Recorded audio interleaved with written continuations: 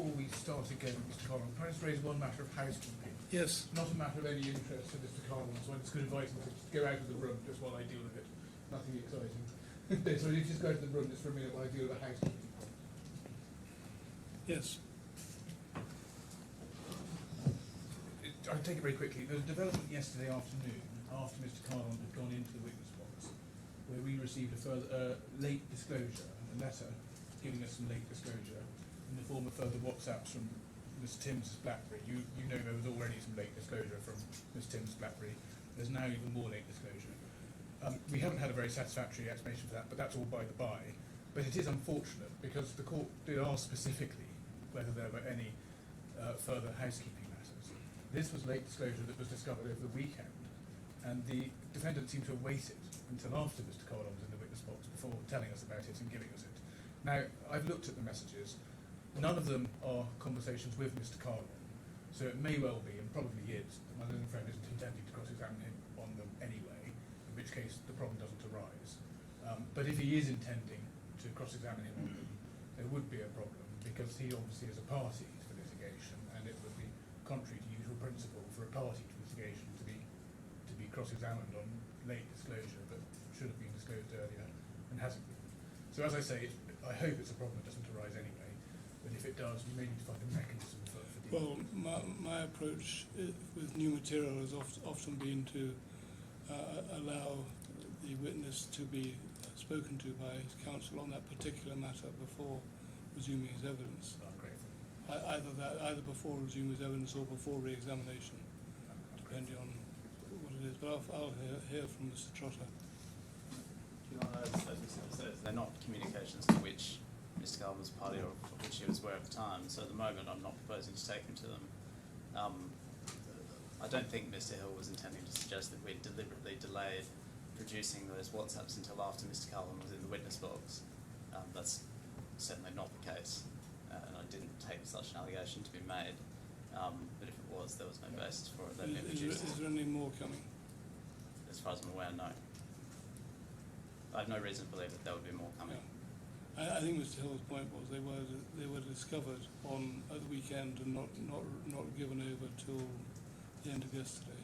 Well, the letter that goes with them explains that they were discovered on Saturday afternoon, I think, and produced on.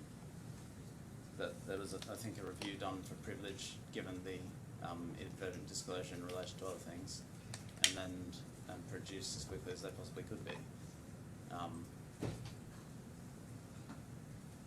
But as Mr. Hill says, nothing turns on it because we're not proposing to put it to Mr. Kahlon. Anyway, if it becomes necessary, if in fact you did refer to them with this witness, I would allow Mr. Hill the opportunity of talking to the witness about them before re-examination. Yes, I couldn't resist that, Your Honour. Came to our attention Sunday afternoon. Sunday afternoon, I'm told, it came to our attention. Right. So, Mr. Hill, do you want to say anything else? Or? Right, shall we resume the witness then?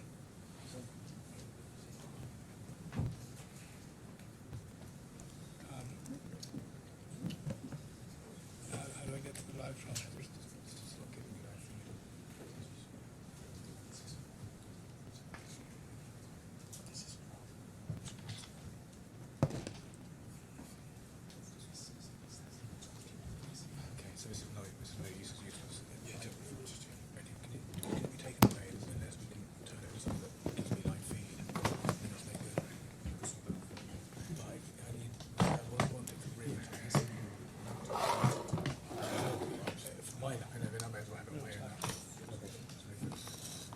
Good morning, Mr. Kahlon. Good morning, sir. If you remember, you're still on oath to tell the truth. Yes. Thank you. Yes, Mr. Trotter. Mr. Kahlon, have you discussed your evidence with anyone overnight? Of course not. Now, yesterday we finished up where you had just met with Mr. Gupta in Mayfair in September of 2018. Do you remember that? Yes. Now, you flew to Dubai again to meet Mr. Gupta in October 2018. Do you remember that? Yes. Do you remember what date you did that on? He requested me on 29th or 30th of October, so I went there on 29th. You remember that from your own memory as well, do you? I fully remember because I went there I was waiting for him for whole day for a call to tell me where to come, but he didn't respond me. And you say in the end you spoke to him on WhatsApp, is that correct? He said, I'm very busy, I'm traveling, I couldn't come by, so let's talk over the phone. And do you remember what number you used to speak to him with? Ukrainian number, And how do you remember that? because that WhatsApp I switched on with a VPN in Dubai. And you had various other numbers at the time, at least a Canadian number, an Indian number, and a Kazakh number. I had Kazakh number and Canadian number, but two numbers were working, Ukrainian number and Kazakh number. But you're sure that it was a Ukrainian number that you used to call him on? Yes, because Ukrainian number, there was VPN. Now, you say in your witness statement that he specifically said on this call as well that EBITDA should be the primary measure for assessing the turnaround of the businesses. Yes, he started the call. He said that whatever discussion happened with Jay, that was very fruitful. And he said that if we make minimum 200 million euros EBITDA in the first year, then these two units, Port Talbot, Tata in the UK, and US Steel Košice, for sure we're going to get. And you can remember you say all of those figures, 200 million euros, the specific reference to EBITDA and so on, Because in a conversation 6 years ago today. of course, I have been in the C-suite for so long. Remembering number is one of my forte. And when I told him that it's negative EBITDA in European plants of ArcelorMittal, which you are going to take over, how fast we can turn them around, it depends on the total due diligence, total processes we have to see, procedures we have to see, at what level production is we have to see. I explained him everything over the call. And then he said, do whatever you want, but I need $200 million. I am going to promise to Lex Greensill to fund me for these two units, US Steel Košice and Port Talbot, and Lex can only do if we show him some positive managerial EBITDA. This was the call.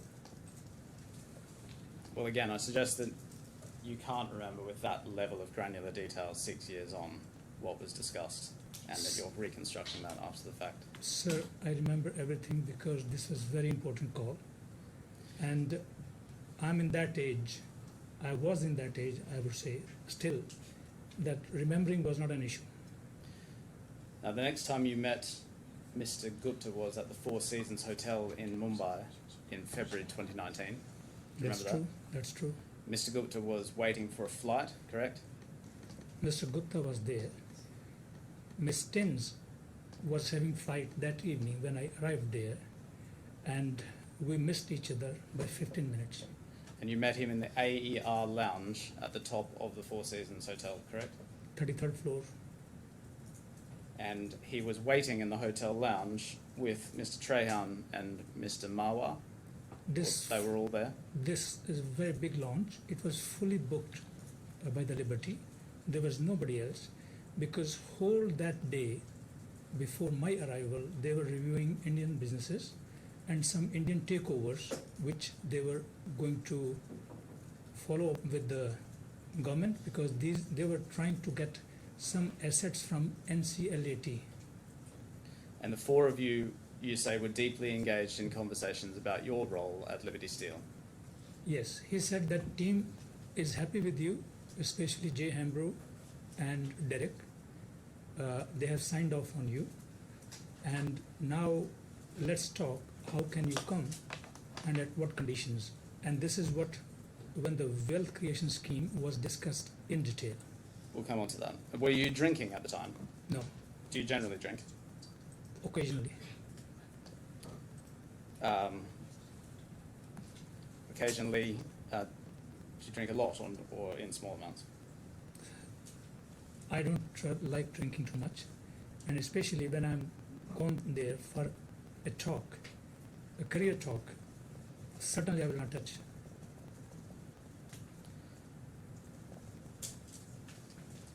Do you accept that Mr. Gupta left for a flight at about 2:30 in the morning? At 3, 3 a.m. in the morning? yes, You remember that Yes. time specifically as well? yes. because he told us that at around 4 o'clock, Singapore Airlines flight is leaving, so he has to catch that. And then presumably when he left at 3 in the morning, you went to bed, did you? All of us simply went to bed because we were exhausted, we were tired, and then simply from that lounge, I went to my room. And then he came back sometime later, an hour or so later, correct? Around 4:15, I got a call from Mr. Marwa that can you come back to the lounge again?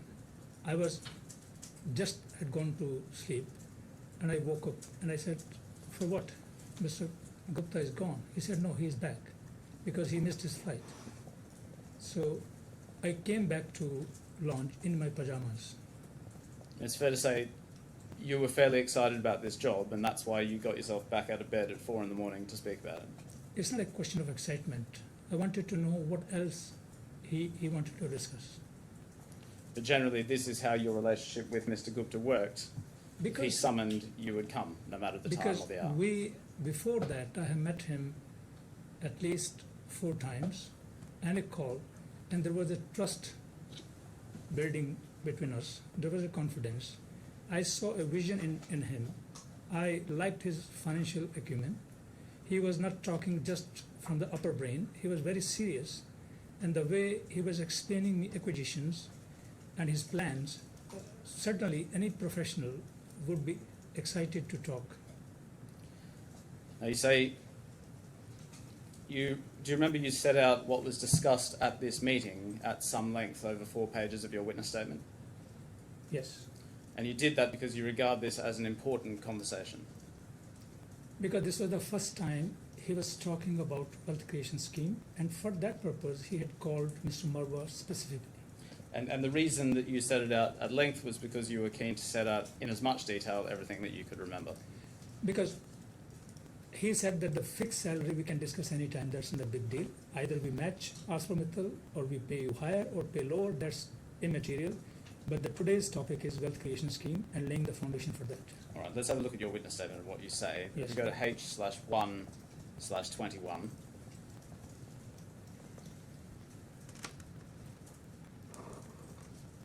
If we just zoom in on paragraph 103.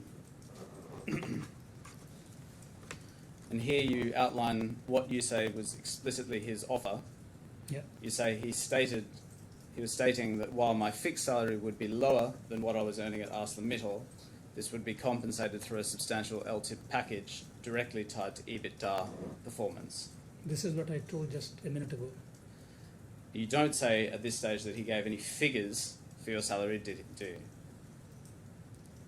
At that time, in that meeting on the wealth creation scheme, we revolved around $30 million. But how to do it? Because Mr.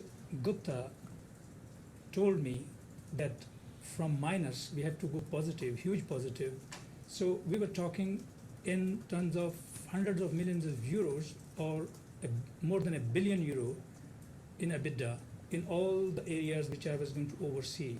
So in that context, $30 million as a wealth creation scheme where I was going to create a big value was reasonable. Specifically, in this passage, you say he outlined his offer, and you say what that was. You don't mention in that paragraph any numbers, do you? Yeah, because that was discussed, that foundation was laid. Following that, on meeting on June... No, I'm interested in just in this meeting for the moment. Yeah. At this meeting, the $30 million figure was not discussed, was it? $30 million was a number that he coined, not me. Because I could... I'm sorry, Mr. Kahlon. At this meeting, Yes. was the $30 million figure discussed or not? Yes, it was discussed specifically. And why then is that not mentioned in your witness statement when you discuss this meeting? It's mentioned in my binding offer everywhere. Why I have to mention in every line that 30 million? We look at the next paragraph. Yes. You say, Mr. Gupta was unequivocal. I was confident in my ability to turn the business around, and he would require 100% turnaround. In other words, 100% growth in EBITDA. So you say the 100% growth metric was agreed at this meeting? Yes. When I asked him that your businesses are loss making, which you are going to take over, as well as Australia, which you are already operating. So it's an uphill task. So it is not going to be so easy. We need planning, we need due diligence. I need to go into every finer detail. All right. So At the moment, I'm just interested in exactly what it is that was agreed. So if we just go over the page to paragraph 108, listen, you see at the top of that page, you say you proposed full vesting, 100% payout, triggered at 100% EBITDA growth, and pro rata vesting mechanism to be applied for the performance between 50% and 100% EBITDA. You see that? yes, And you say he agreed to this. yes, because when I gave him, And you And say, sorry. can I say a line, please? When I gave him an idea that all your businesses are negative, and they're negative because of what? I need to do a due diligence, and I don't know, 100% could be feasible, quite feasible could be, but if it is less, then what should I do? So I come and spend 3 years, 4 years, and then if these plants are completely dead, then what is the option? So this 50 to 100% pro rata came from there. Yeah. So you say that your LTIP would be triggered at 100% payout if you made 100% growth, and if the growth was between 50% and 100%, you would get a pro rata payout. That was your proposal, which you say he agreed. Correct? Yes, I told him that what if this goal of 100% growth, because awakening a dead steel plant where it's a negative EBITDA is near to impossible. It's a very tough job. You know, you have to work 16 to 18 hours a day. You have to go through the cost. You have to go everything, and confidence could be there that could be turned around, but it may not reach 100%. So that's why I was a bit concerned. Then the idea came because Mr. Marwa was there, Mr. Trehan was there. Mr. Marwa said that in industry normally there is a pro rata also. So we jumped on the pro rata from that sentence. And can I just understand exactly how you understood this to work? So if I take an example, Yeah. suppose that the EBITDA at the beginning is 100 million, for example. Then at the end of year one, it grows to 110.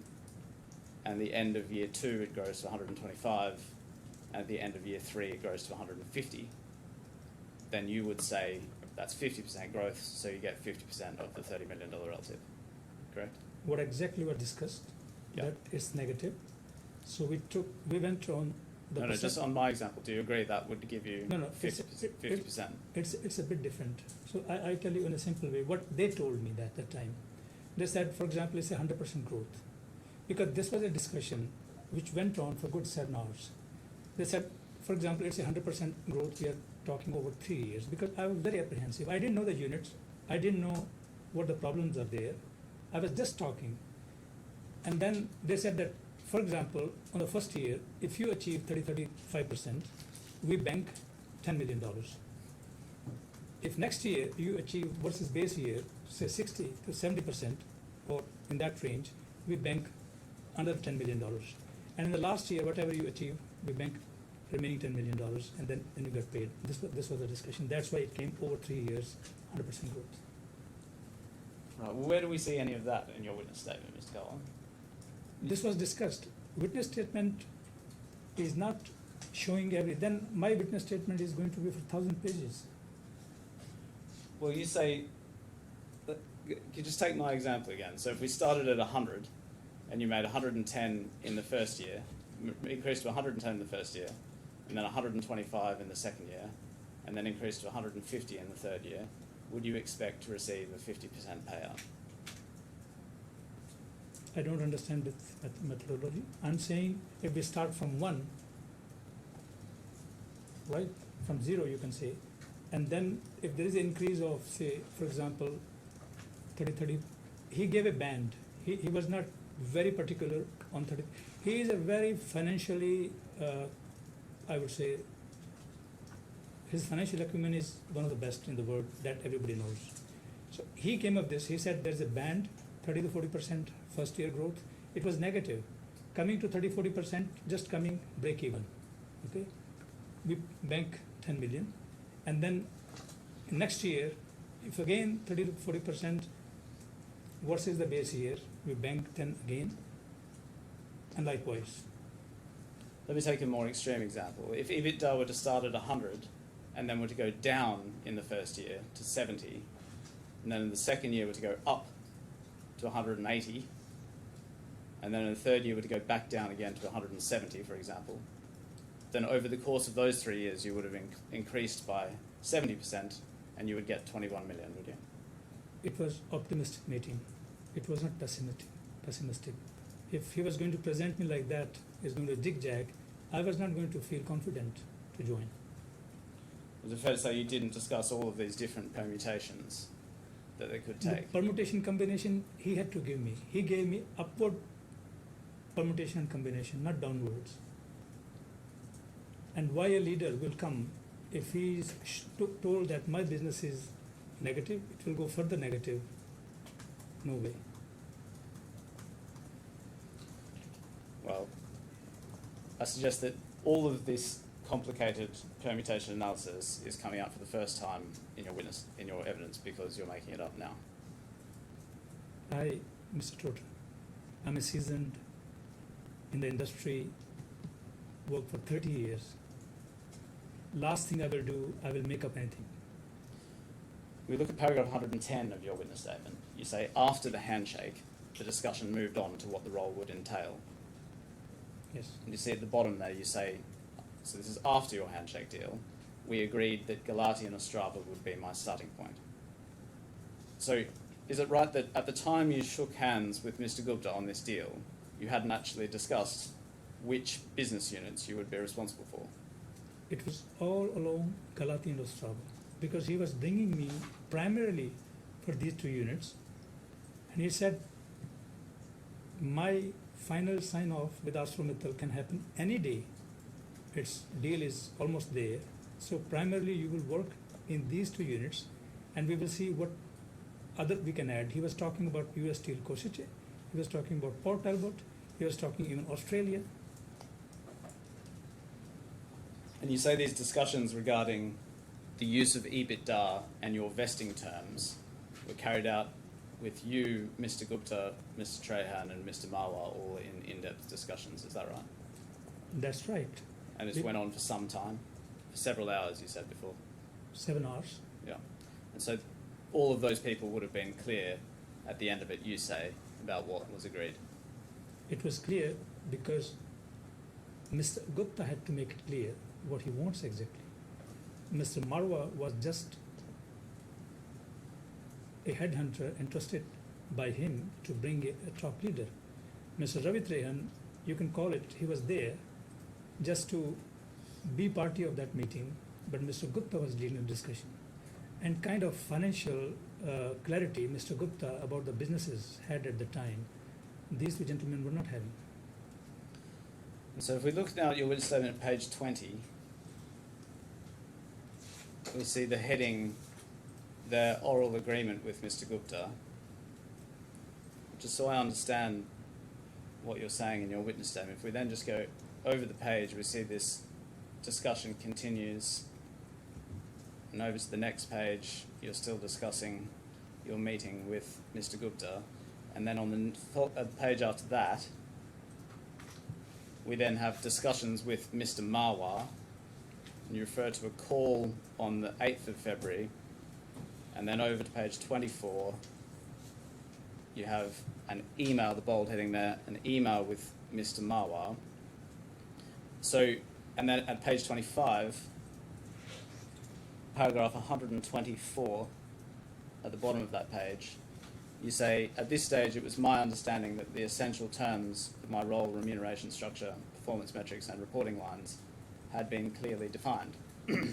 Now, there were no other meetings or discussions with Mr. Gupta between the Mumbai meeting at the Four Seasons and these emails with Mr. Marwar, were there?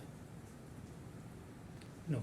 So when you say it was my understanding that these terms had been agreed, what you're saying there is you understood that they were agreed in Mumbai in February 2019, correct?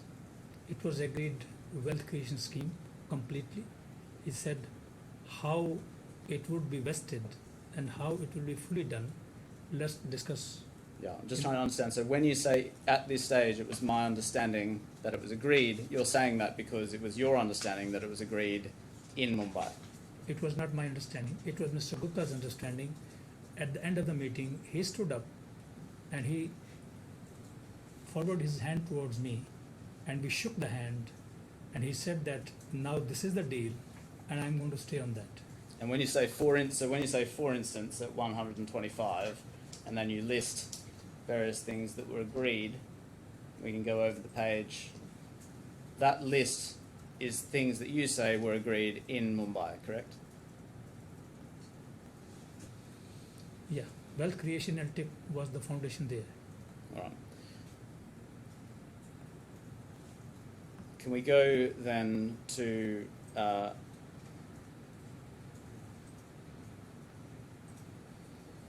page 23 of your witness statement, paragraph 119. You say you had another call with Mr. Marwar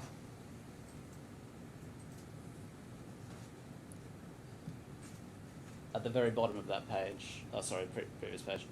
To advance the discussions, I had a WhatsApp call with Mr. Marwar on about the 8th February 2019. You say it was from your Ukrainian number. Again, you don't reference a document there. Did you remember that date specifically from your own memory at the time you made this statement? It was on 8th of February. If we go over the page again, top of the next page, you discuss this phone call going down to the next heading, and at the top of that page,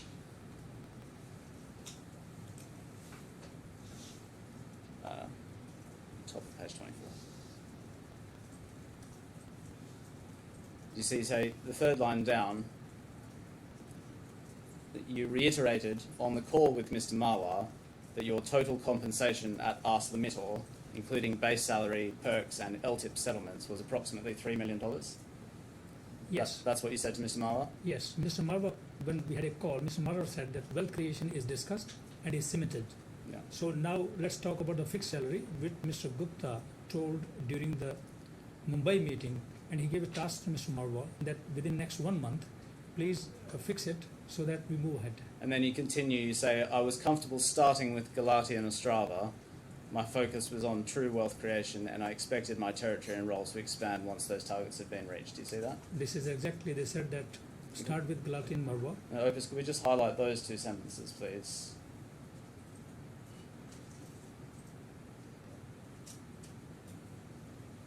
Starting from the third line down to the fifth line, that my total compensation.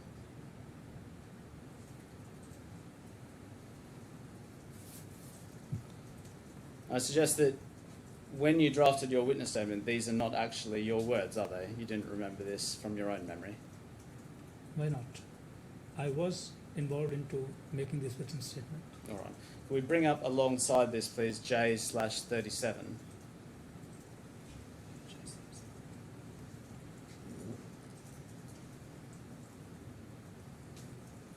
So this is an email from Mr. Marwar to Mr. Gupta on the 8th of February 2019. Do you see that?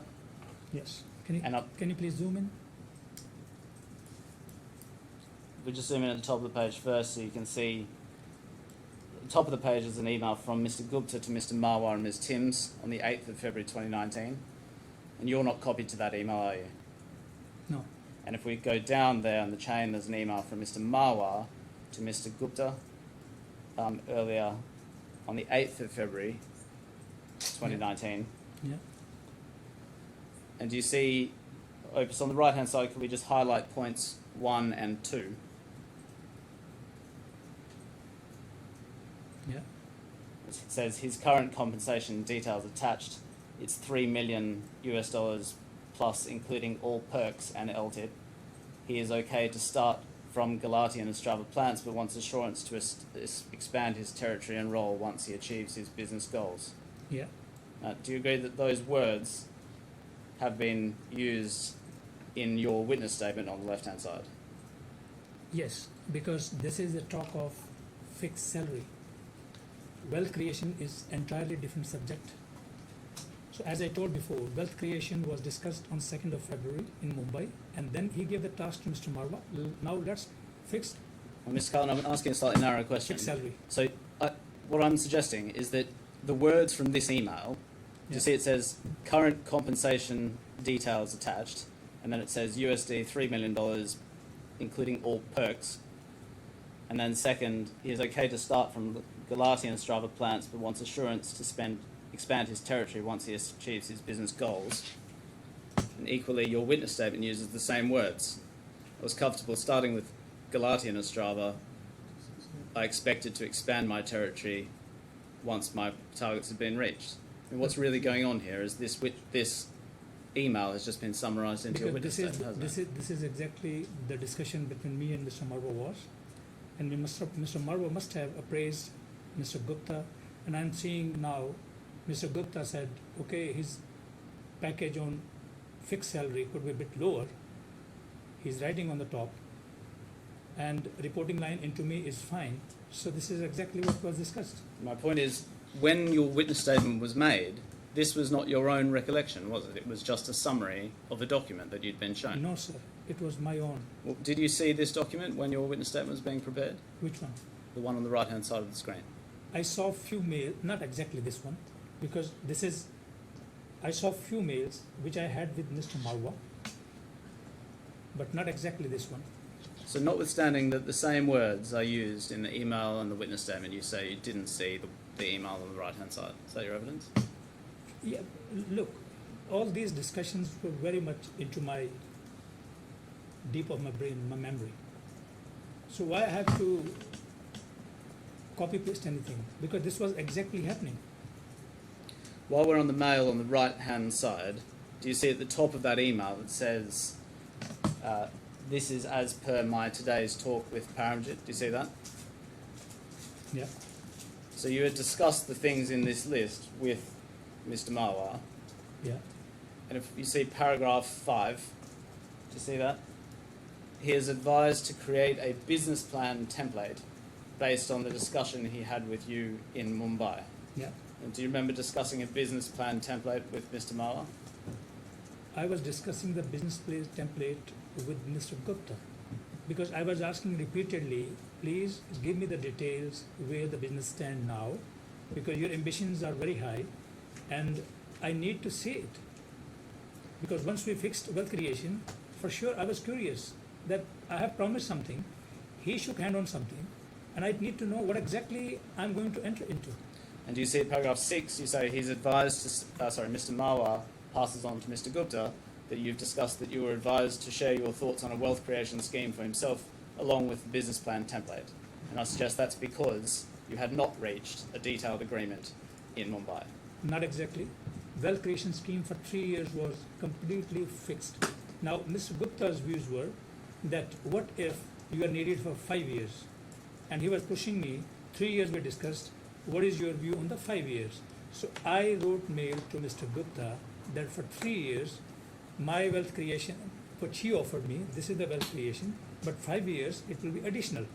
Because when you do a turnaround, you're completely burnt. Burnt means sometimes it is a health issue for you.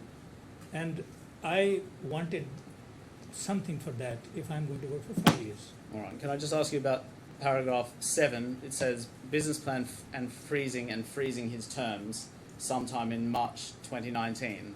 And I suggest that indicates that actually you weren't deciding, you hadn't yet locked in your terms in Mumbai in a couple of months earlier.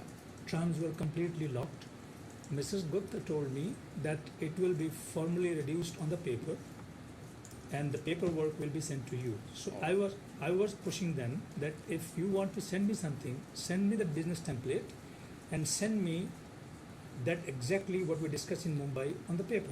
And Mr. Marwa doesn't here mention EBITDA at all, does he, in his email? Mr. Marwa is a headhunter. Mr. Marwa doesn't know anything much about EBITDA. EBITDA I discussed with Mr. Gupta. Business plans were of Mr. Gupta. You say the four of you were in detailed discussions. He must have heard the words EBITDA being discussed at some length. He must have heard, but if he's not a businessman, if he's not a professional, of course he may not mention it. Well, I suggest the reason that he's suggesting that you create a business plan is because the details of the vesting were not discussed in Mumbai, were they? Sir, it was discussed because Miss Timms was not there, who was supposed to take all the notes into her diary, and she had the habit to put everything into diary so that later it can be reduced on the paper. So Mr. Marwa was supposed to take everything. Mr. Marwa on 8th of February spoke to me, and then he said, whatever we discussed with Mr. Gupta, let's put on the piece of paper. I asked Mr. Marwa, 3 years or 5 years? He said, no, give 3 years plus 2 years also, because Mr. Gupta would like to see everything, what we discussed. At the bottom of that email it says, resigning from AM, he will play the North America story with Liberty. Can you explain to us what the North America story was? Because Mr. Gupta was not taking any chance that he will make Mr. Mittal angry about that he is poaching one of his top executives. And Mr. Gupta suggested that if you move back to North America, I mean Canada, and stay few months, maybe 2 to 3 months, as a cooling off, and then I will say that he hired me from the open market, not from ArcelorMittal. Can we go to J/68? This is an email from you to Mr. Marwa on the 21st of February 2019. Do you see that? Exactly. And then that email is forwarded to, at the top of the page, Mr. Gupta on the 22nd of February 2019. Do you see that? Yes. And if we go over the page to the next page, do you see that bold heading C that says wealth creation? Yeah. And this is you setting out your wealth creation scheme, isn't it? No. This is exactly what we discussed on 2nd of February. And because Mr. Marwa was supposed to take the notes, on 8th of February during the call, Mr. Marwa said that Mr. Gupta is very curious to know everything what we discussed. And he said that because this is your career-changing discussion, so you put a mail to me, I will send Mr. Gupta that this is what we discussed. So do you say that what you've set out here is what you discussed with Mr. Gupta in Mumbai? Yeah, that's exactly. So, And at the end of that, at the very end, you say in the bold at the bottom, this way the total wealth creation over the next 5 years will be 71.6 million. yes, in the fixed component I gave him 11.6, and LTIP or wealth creation will be 60, because he specifically asked me to send for 5 years, not for 3 years. And that's what you say you discussed with Mr. Gupta in Mumbai. Mr. Gupta was insisting. He said that for 3 years you will do the turnaround. What if I need you into my board?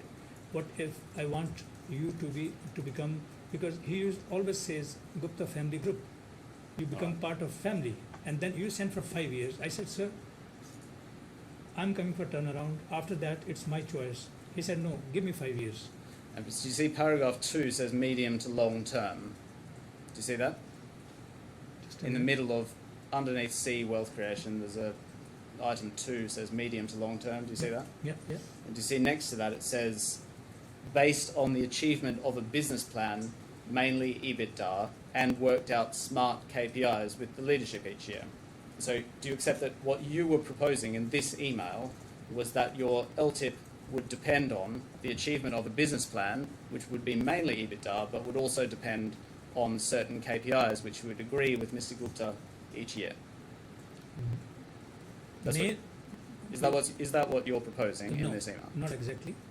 The main was EBITDA, and the smart KPIs means people, processes, practices, how to turn them around, and then 3 C's, cost, customers, and cash. And you're proposing here that your LTIP would be based on the achievement of those KPIs as well as the business plan, correct? To achieve EBITDA, these KPIs are needed. And those KPIs are not my target. Those KPIs I have to develop myself. I need to bring a right team. I need to create the right processes. I need to also have the right practices.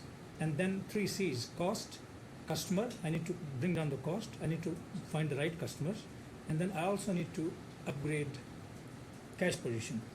And if you had agreed in Mumbai Yeah. a 100% growth target, why is that not set out in your wealth creation plan in this email? If I knew that we are going to have this discussion today, I was going to do that. Well, you say you had a handshake agreement with Mr. Gupta in Mumbai, which you regarded as important, that you would have an EBITDA-based wealth creation scheme. So why, in this email, are you saying it's going to be a business plan, but mainly EBITDA and some other things as well? I was meeting a businessman, a tycoon. I was raised by Mr. Mittal as one of his trusted. And trust is the main thing between professionals and a businessman. If I shake hand with Mr. Gupta, even I don't need this paper. The words would be enough. If you shake hands with Mr. Gupta and your agreement depends on trust, isn't it all the more important that the proposal you send afterwards is the same thing that you agreed with him? Because he asked me to send this. It was supposed to be done by Ms. Timms and Mr. Marwa. And sorry to say, Mr. Marwa was tipsy, Mr. Trehan was tipsy, Mr. Gupta was not that much because he had to catch the flight.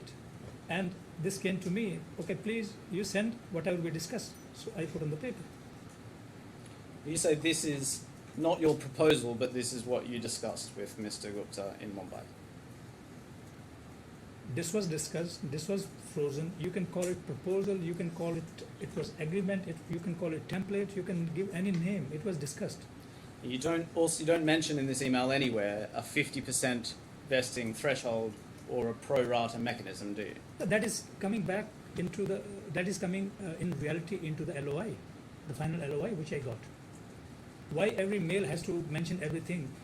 You know, when you're talking to a business tycoon, if you start grinding or sharpening the sword too much, you start irking the people. You start making them very unhappy and very doubtful of you that you want everything beforehand. But there is something trust also, you know.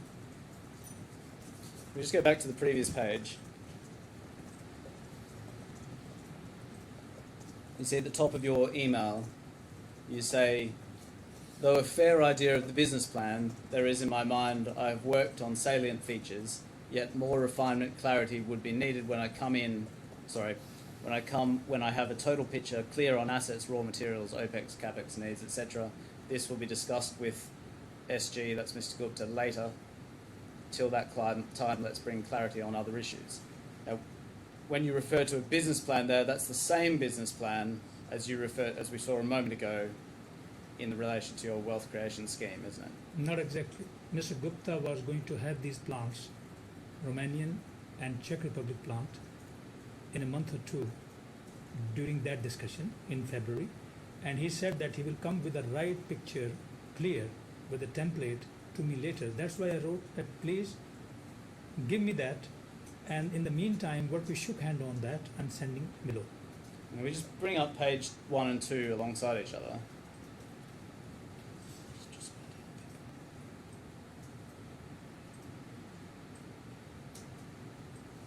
So what I'm suggesting is, just so to be totally clear, on the left-hand side of the page where you say, though a fair idea of the business plan there is in my mind, do you see that? Can we highlight that, please, Opus, the first line of the email on the left-hand side? And then on the right-hand side, you see medium to long term. It says, based on the achievement of a business plan. Could we highlight that as well, please? This business plan into my mind of turnaround, how I'm going to turn around. That is my way. I'm going to work on the cost, I'm going to work on the footprint, I'm going to work on many other issues. I'm suggesting that what you're proposing is that the achievement of your LTIP is going to be dependent on the achievement of that business plan. That's what you're saying, isn't it, in this email? Exactly. Mr. Gupta has to give me the baseline EBITDA.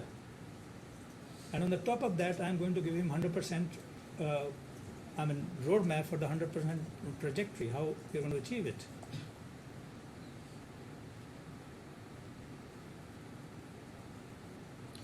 All right, if we go back into your proposal then, page 2, let's just keep this up as it is actually. Do you see under medium to long term, so the same space we're looking at the moment, you suggest LTIP figures for the first 3 years and then also for the next 2 years. Do you see that? Yeah. And it's a total of 60 million. Yes. Yeah. You don't mention anywhere here a minimum term that you'd agreed with Mr. Gupta of 3 years, do you? This is 3+2. He specifically asked me 3+2. You don't mention anywhere here that you will be guaranteed to be employed for at least 3 years, do you? Sir, I'm not lawyer. I will not write everything in that way that later I will use it. For me, the trust is the most important thing. He asked me 5 years, I wrote 5 years. Period. For me, that's end, because we shook hands. Or was it was an important part of the deal to you that you remained employed for 3 years? That's what you said earlier. Because I told you, the burning out of a professional in the metals and mining industry is exponential. Right. Well, I suggest the reason that none of these things have been included in your wealth creation plan is because none of them were discussed in Mumbai. You can think standing here today, but it was discussed specifically. That's why this mail is. Otherwise, this mail was not going to be at all. The next meeting you had with Mr. Gupta was in London in June 2019. Do you remember that? Yes, 14th of June.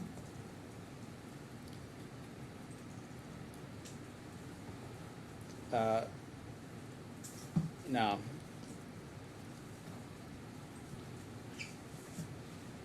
if we go to your witness statement, it's page 27.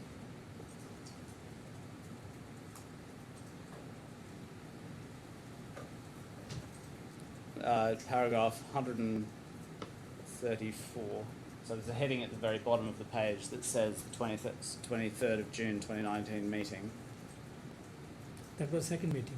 First was 14 June, second was 23rd June, because Mr. Gupta had taken over businesses from ArcelorMittal in Romania and in Czech Republic. They were part of his business now, and he wanted to finish this talk, freeze everything, and that's why these two meetings happened within a week time. Yeah, so we can just focus on the 23rd of June meeting. Yes. So you say at paragraph 135, if we just go over the page, so 134 you say Mr. Gupta proposed a base salary of $500,000 per annum. Do you see that? In the third line from the bottom, there we are. And then in paragraph 135, you say you pushed back top couple of lines because I was giving up a fixed net salary of approximately $2.4 million. Yeah. I suggest it's not right that your fixed net salary at ArcelorMittal was $2.4 million, is it? Sir, at ArcelorMittal I was getting $1 million or $1. That is immaterial. We shook the hand with Mr. Gupta on a salary which he agreed, on the wealth creation which he agreed. He knew that this person, how much he's going to toil to turn the business around. Can I, just to make, we've seen this before, but just bring up alongside this J/16.19.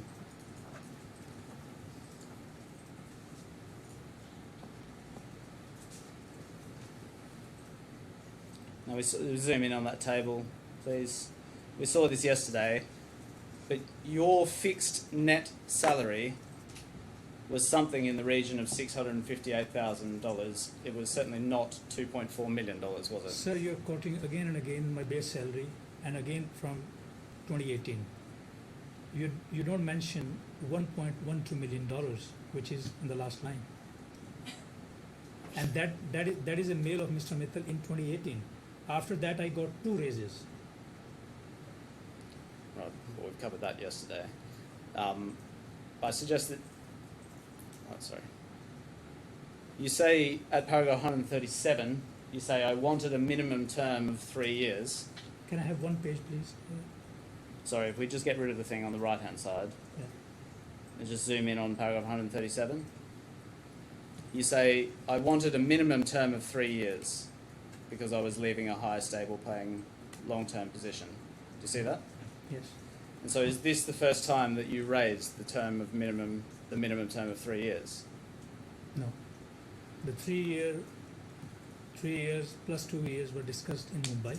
So if the minimum term of 3 years had already been agreed in Mumbai, why were you raising it again in London? Because in London, Mr. Gupta came up with a very detailed discussion. He said, now I have the business documents of Galati and Ostrava because he had taken over these units. And he said that I can tell you that this is not going to be easy task. Can I just bring up alongside this page 26 of your witness statement? if we just zoom in there on paragraph 125.3,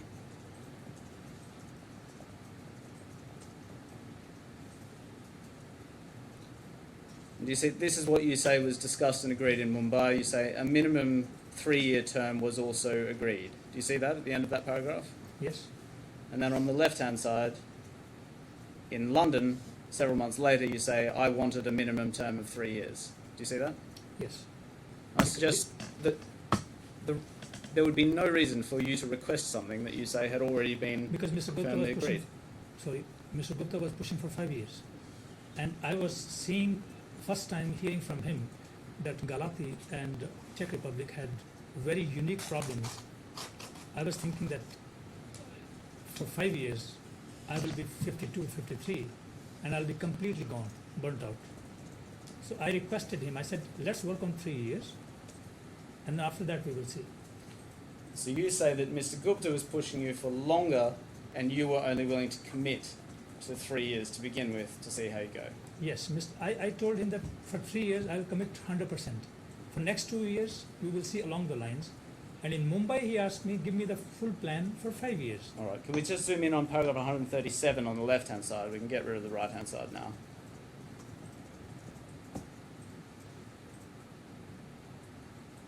So you said you were only willing to commit for 3 years, but then if we look at paragraph 137, second line down, you say you needed certainty that this was not a short-term engagement. So in other words, you wanted to make sure that you had at least that time. You were worried about Mr. Gupta giving you less than 3 years rather than more. Not at all, not at all. Why he will hire me for less than 3 years? It was discussed 3 years. It's written in the witness statement that we froze on 3 years fixed term. Well, were you worried about Mr. Gupta requiring you to stay longer than 3 years or shorter than 3 years? I was not worried. Mr. Gupta was worried that it could be a flight of a senior executive after 3 years. Maybe I need him for 5 years. If we bring up J/67.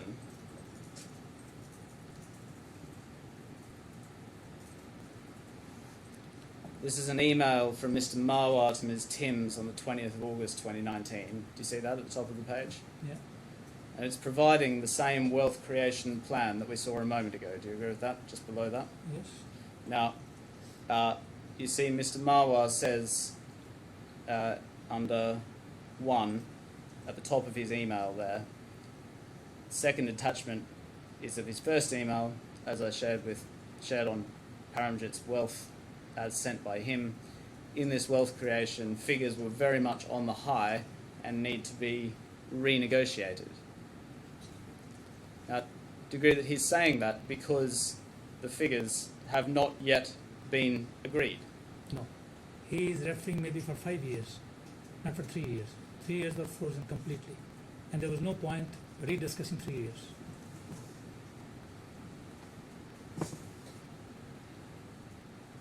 Now, at this point, in August 2019, you had not yet had any response to the wealth creation plan you sent in February 2019, have you?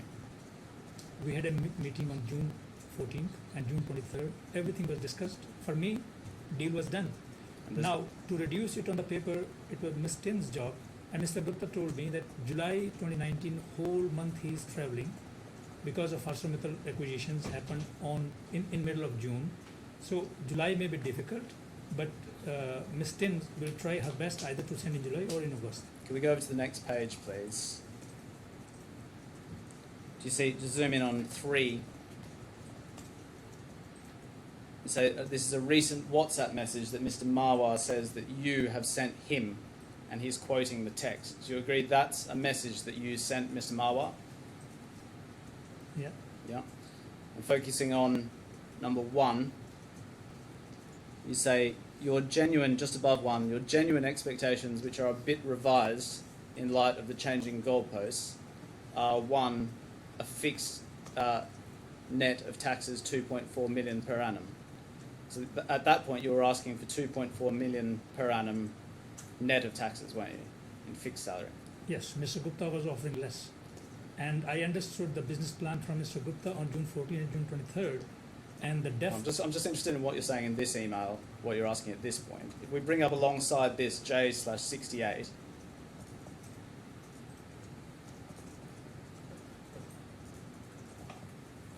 we go over to page 2.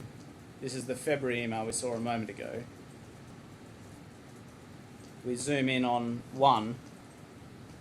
So in February, you were saying currently you see under 1 fixed portion, currently my net taxes including income is USD 1.35 million, excluding long-term incentive plan. And then you say would expect at least USD 1.9 million. Yeah. Do you see that? Yes. So in February you're asking for 1.9 million. In August you're asking for 2.4 million fixed, correct?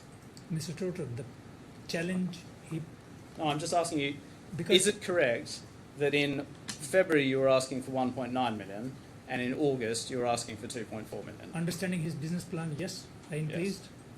So you were asking for $500,000 more than you were asking for in February, correct? Definitely. Yeah. Now, if we can bring up on the right-hand side H/1/28.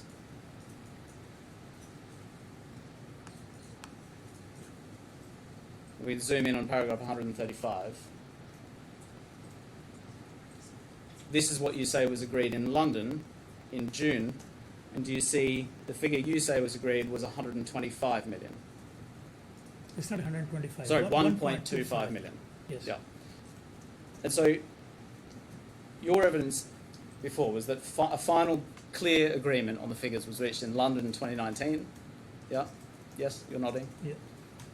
And now you're asking for 2.4 million in a WhatsApp Yes. to Mr. Marwa. 1.9 to 2.4, yes, because after understanding the total business plan and challenges, So in fact, after the agreement you say was reached, you are asking for a great deal more. absolutely. Because I have, as I told, I had to weigh the challenges. How much time it's going to consume, how much time I'm going to spend without my family. Right. And So, Mr. Gupta agreed with that. so if we He- just he- go back he- to J/67.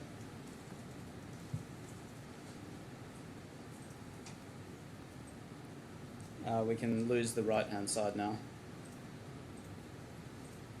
We just go over to page 2. So we're back in the WhatsApp now. So 2, wealth creation per annum, as we discussed before, so that's the same proposal, and then yearly bonus, followed by 4, sign-on bonus, some can be agreed as I will lose yearly stocks and LTIP. And ultimately the sign-on bonus that was agreed was $500,000. Do you agree with that? Yes, And that's because your asked limit or stock options, as we discussed yesterday, were worth about $500,000, weren't they? yearly stock and part of LTIPs.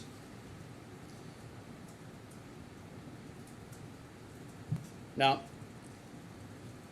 you communicated with Mr. Marwa by WhatsApp, Yeah, and in these proceedings, are you aware that you were required to produce all WhatsApps, all communications between yourself and Mr. Marwa between May 2018 and September 2019? so this was from a Ukrainian number, and it was the property of Paramjit, which was surrendered once I resigned. And so you say all of your communications with Mr. Marwa are not available. Because the phone was given back as per company policy. And you would have communicated with Mr. Marwa, not just this WhatsApp, but various WhatsApps about the terms that you expected. Just Ukrainian.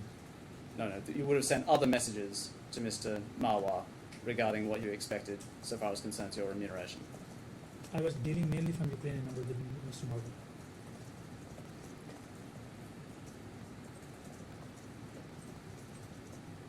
Right, we bring up J. How are we going for time?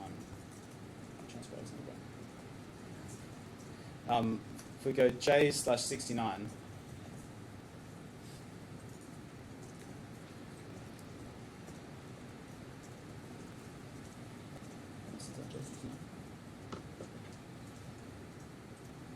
There we are. J69. So the next offer that came was from Ms. Timms on the 23rd of February 2019. Do you remember this? Yes. And this is the first offer you've received in writing since your February 2019 proposal. Do you agree with that? Exactly. Now, if we look in your witness statement, we go back to H/1/30.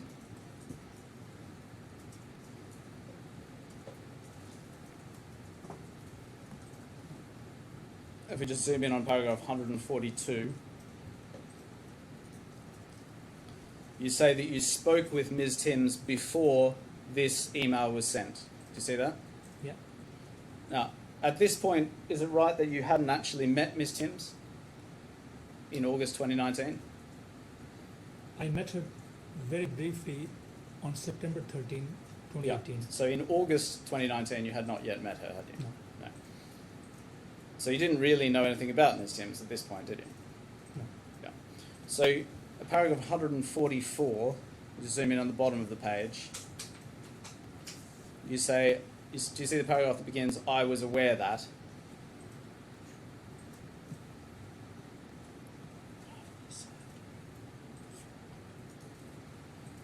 you see that paragraph? Yeah. And when you say I was aware, you mean I was aware at the time of this phone call and email in August 2019? Yeah. Yeah. And are these matters that you took from your own knowledge about Ms. Timms? Of course, if I'm going to join a company, I will do my research on the person, HR person or whatever, even chief investment officer, their CFO, who are they? And so this is, when you made your witness statement, Yeah. this is information, your own words, based on your own knowledge as you remember it in August 2019. Yes. Because Mr. Gupta, when he told that Denise Timms, immediately I start looking who is Ms. Timms. Right, we could bring up alongside this J/401.1.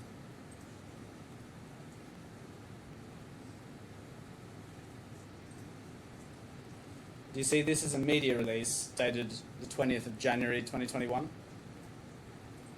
Yeah. So this document didn't exist at the time that you are describing in your witness statement in Can I 23rd have a of single, August. single page, please? I'd like to just keep the two alongside if we can. So just a minute. Yeah. If we go over the page,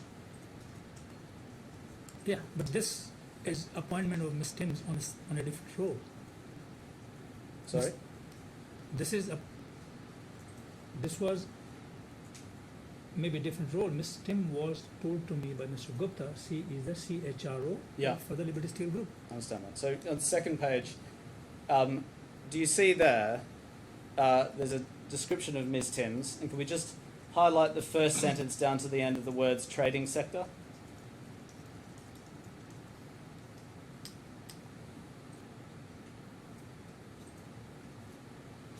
All the way from the top, from Denise Timms through down through trading sector.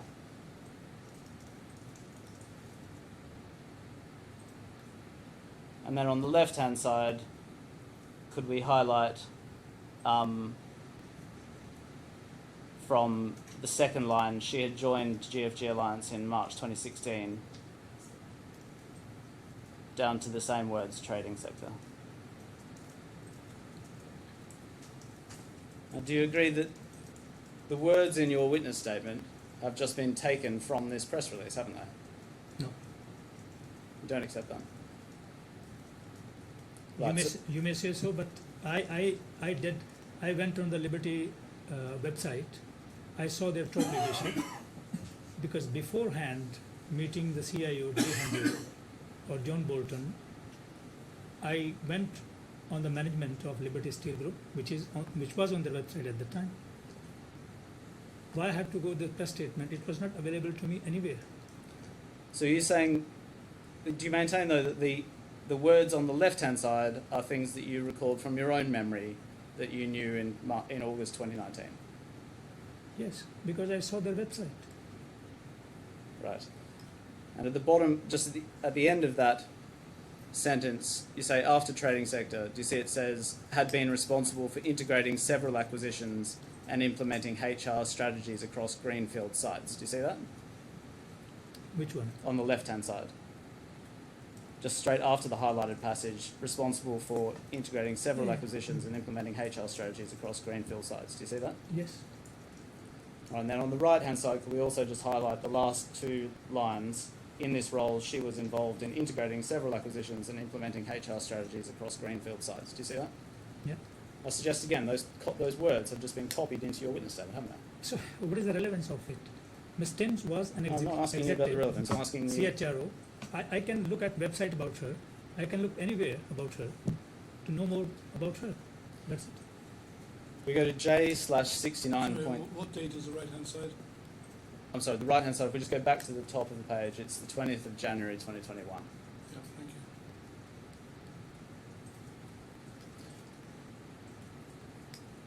Right. If we go to J/69.2.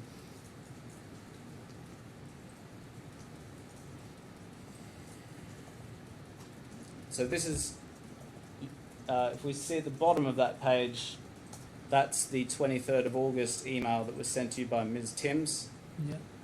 with a summary of the offer. We saw that before. And if we just go up to the top of the page, we see your response that comes about 3.5 hours later. Yeah. I'm sorry, it comes the next day, 23rd of August. No, sorry, it is the same day. Yeah, 3.5 hours later. You say, had put mind and thoughts through the offer. Do you see that? Yeah. And I suggest you say that because you mean to say you had considered the offer. That's what you meant? I didn't want to reply straight away. No, I just want to understand what you meant. When you say had put mind and thoughts through the offer, what you mean by that is I have considered your offer. No. I saw your offer, what you sent me, but these are my conditions which were largely agreed. And you say it was not in line with my expectations and challenges in the pipeline. Do you see that? Yes. If we just get up alongside that, H/1/32.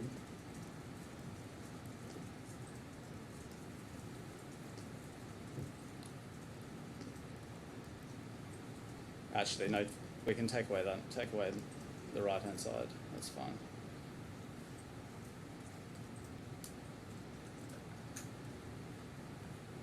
Right, so, sorry, let's try again. H/1/28, can we bring that up next to this document, please?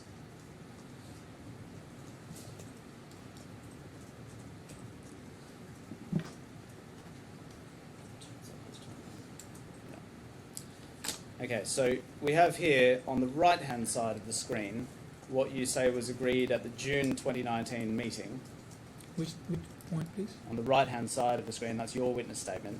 That's Yeah. what you say was agreed in June 2019. Yeah. What paragraph? Which point? This is, I'm going to start at paragraph 134 and work my way down. Yeah. Just when we're reading a transcript cold later, it's useful to know Yes, what you're referring to. yes, of course. And we'll do it bit by bit. So, and on the left-hand side is the terms that you're proposing on the 23rd of August 2019, so Yeah. about a month, 2 months later. So we start on the left-hand side. Do you see, you say paragraph 1, base, that's your base salary, Yeah. USD 1.2 million per annum. Yeah. Do you see that? Yes.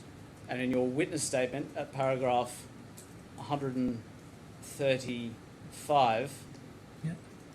you say that you agreed a total fixed guaranteed compensation of 1.25 million.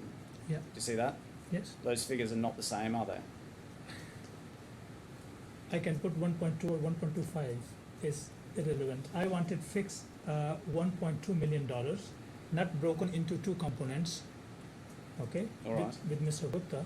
And then if we look at number 2 in your email on the left-hand side, Yeah. you see it says STIP USD 1.2 million per annum, and then in parentheses it says 60% of it, i.e. 720k minimum assured. You see that? Yes. And then on the right-hand side, it's what you say was agreed with Mr. Gupta in June at paragraph 138, it's over the page.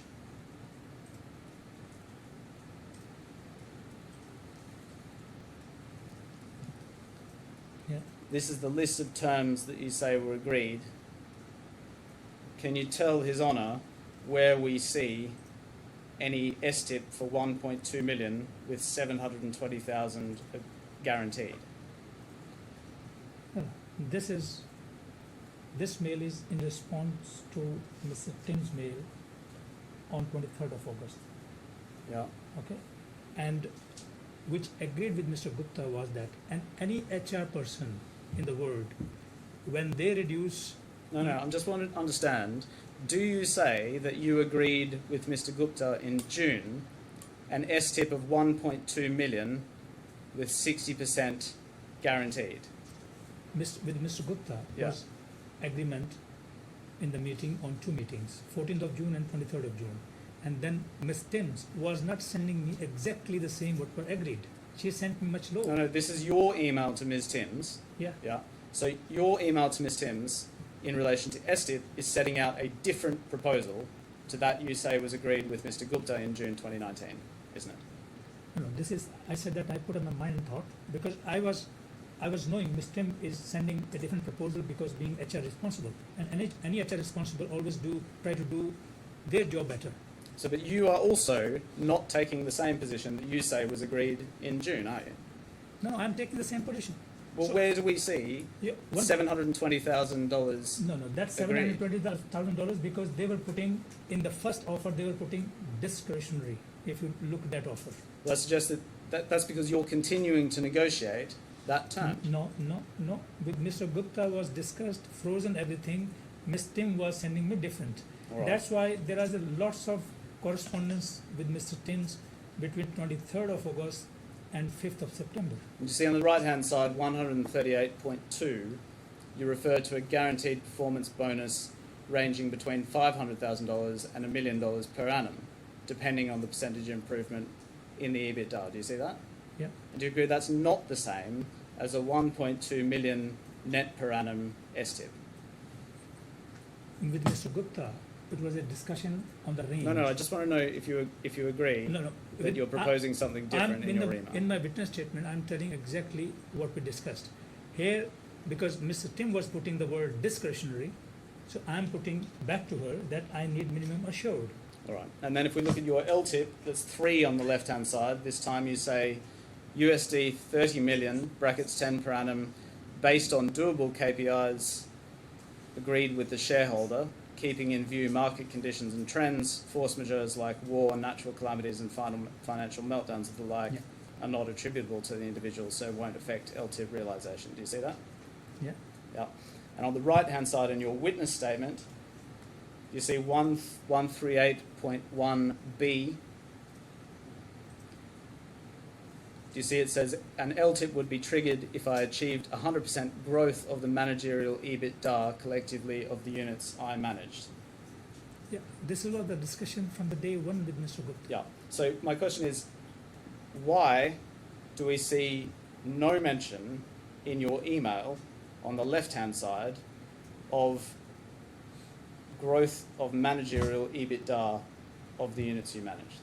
So I responded to Ms. Timms on her email of 23rd of August, which was mentioning discretionary and different base salary. Yeah, and you responded to her with a proposal that was fundamentally different to what you say you agreed with Mr. Gupta in Mumbai. Where is different? $30 million is the same, is in the mail. $500,000 sign-on is the same. USD $1.2 million as a base is the same. And I'm just asking STIP, because STIP she was putting discretionary. I was said that STIP should be $1.2 million, total making $2.4 million. And if you cannot give me 100% as fixed assured, at least give me 60% assured.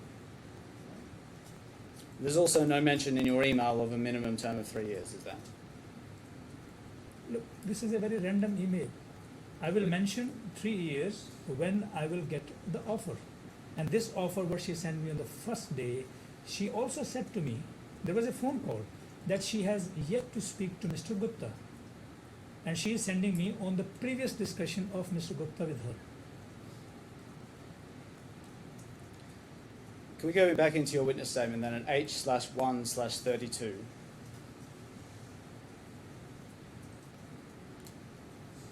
We just bring up that as a single page now. If we just zoom in on paragraph 149, and here you're describing what you did when you send the email we'd just seen. And you see at the start of the paragraph, you say, second line down, I was not reopening negotiations. And then at the end of the paragraph, you say, I wanted my email to send a message to Mr. Gupta that I was not going to deviate from the terms which had already been agreed with him. Do you see that? That's true. Well, I suggest that's not true, because the proposal that you were sending was very different in various respects from what you say was agreed. No, sir. It was not different at all. It was the same proposal. I counted. Base is same, sign-on is same, LTIP, the most important, which is wealth creation, is the same. Only the issue was STIP. Ms. Tim's on phone call with me said that STIP policy in Liberty is a bit different. It's a discretionary. I said, no, my discussion with Mr. Gupta is not on discretionary. So if you want to keep your words, but then my demand is that you make 60% as fixed. So that was a separate discussion, but the main discussion with Mr. Gupta stayed the same. We go over to page 34 of your witness statement, paragraph 157. You say that you had a phone call with Ms. Timms on the 29th of August 2019. Did you see that? Yes. And that call was nearly 5 years before you made your witness statement. Do you agree with that? Yeah. Yeah. So when you made this call, I suggest again, you can't. When you made this witness statement, you can't really remember what was discussed on that call, can you? No, sir. Then, if you say at paragraph 157, Ms. Timms was attempting to vary the agreement. Do you see that? As I explained, And you say I stood firm. Do you see that in the witness statement? yes, any HR professional try to do their job best. They try to deviate from the things which are agreed with the main person. Yeah. Well, I'm suggesting to you that what you were doing was not holding firm. You were continuing to negotiate. It was your not deal. negotiation. If it was a question of negotiation, nothing agreed. I could have agreed. Any letter came to me on 23rd or 29th, I could have simply said, okay, I'm fine. But why I went till the end, till September 5th?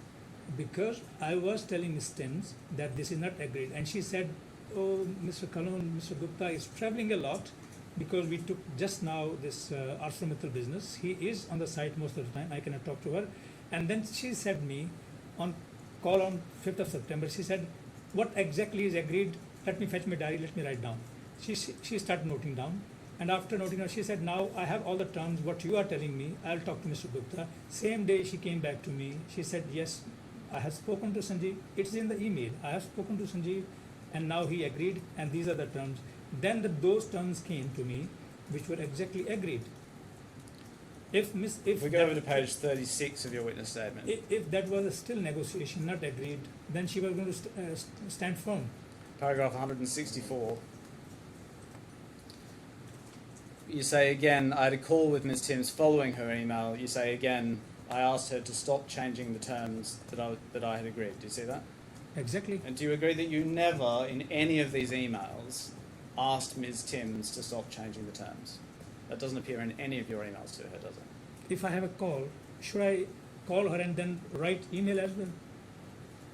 Because at that level, she was a very senior person. I was also having lots of experience. More important is that what you convey. She understood. She said, fine, I will catch hold Sanjeev and then we'll fix it. You then received what has been come to be known as the first 5th of September letter. We bring that up. It's at J/82.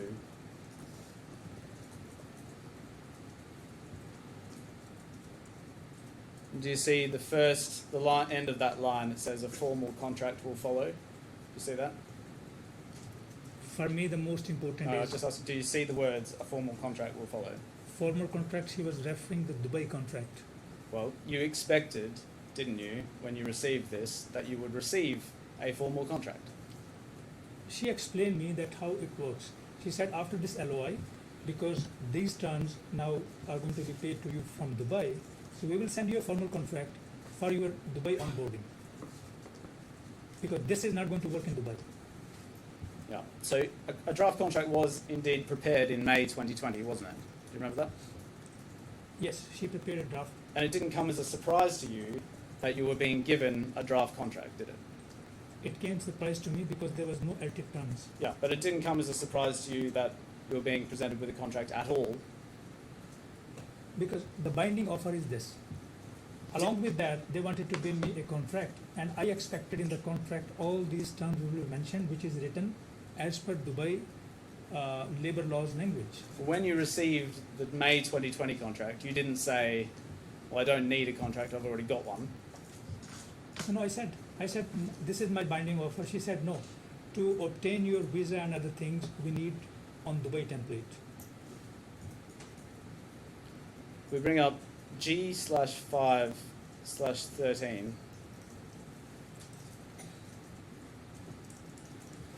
This is your first witness statement in these proceedings. And if we zoom in on paragraph 40, this concerns the conversation you say you had in July 2021 with Mr. Gupta. We're going to come back to that later. But at the moment, I'm just interested in what you say in this paragraph 4 lines down. You say, this meeting I asked him what would happen about my employment terms given my move to the DIFC and whether I would get a DFC employment contract. This was because under my employment terms, a formal contract was to follow. You see that?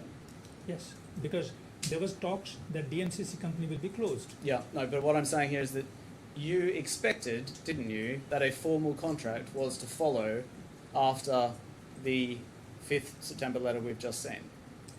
Because when she said that she will send the contract, and contract was sent without LTIPs, I refused to sign that in May 2020. Then I asked Mr. Gupta, once we are changing from DNCC to DFC, at least now we should make the contract right. We bring up Mr. Gupta's witness statement at H/7/3.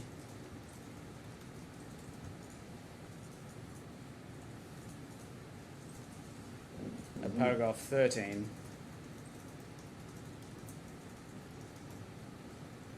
Do you see in the second sentence of paragraph 13, Mr. Gupta says that as you're being hired by the company to create value for steelmaking operations, we planned that Mr. Kahlon might be eligible for an LTIP once we were able to agree what that wealth creation would mean precisely in practice and about what his role would be in that process.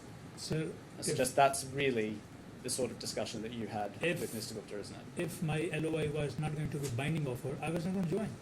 Well, I was certainly not going to move from my ArcelorMittal position at all. I was very senior, vice president, and there was no point for me to move if this has to be proposed to me later. No way. I suggest that the reason you were proposing a business plan and smart KPIs and doable KPIs with the shareholder in your various offers was precisely because the details of exactly how your LTIP was to work were to be worked out once you knew what your role would involve. Not exactly. Wealth creation was frozen on 2nd of February 2019 and subsequently on 14th of June 2019, 23rd of June, which was formalized in the LOI with a binding offer. It's written binding offer. For me, it's a sacrosanct. And after that, if Mr. Gupta says that still to be negotiated further later once I have joined, it's not truth. Right. Then this act of Mr. Gupta is not right. You left ArcelorMittal at the end of 2019, correct? On December 31st, 2019. And you told ArcelorMittal that the reasons you were leaving were for family reasons. Do you remember that? Absolutely, Mr. Gupta told me to say so. Mr. Gupta told you to say that, did he? Yeah, because Mr. Gupta didn't want to have any kind of situation with ArcelorMittal that their senior executive is being poached. Can I just bring up J/87.1? Are we moving to a slightly different topic? Yes, if it's, In which case, should we take a break now? yes. Have a 10-minute break? Hello, guys.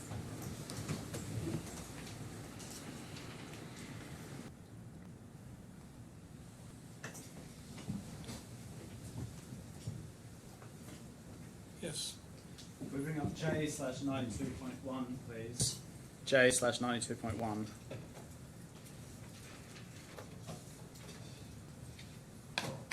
This is an email from you to Mr. Mittal dated the 11th of November 2019. Do you see that?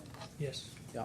And in the first 3 lines of that email, you say, since our talks in London and your suggestion to stay back, have thought extensively and spoken to the whole family 4 times at length, taking into account all pros and cons, family, personal, and to realise the goals of earthen life at this juncture, final decision is to move on. Do you agree? You're saying to Mr. Mittal that the reason for your moving on are family and personal reasons and to realise the goals of earthen life. That's what you're saying to him, isn't it? Mr. Gupta told me to do so. And what did you mean by the goals of earthen life? That I have done my stint at ArcelorMittal.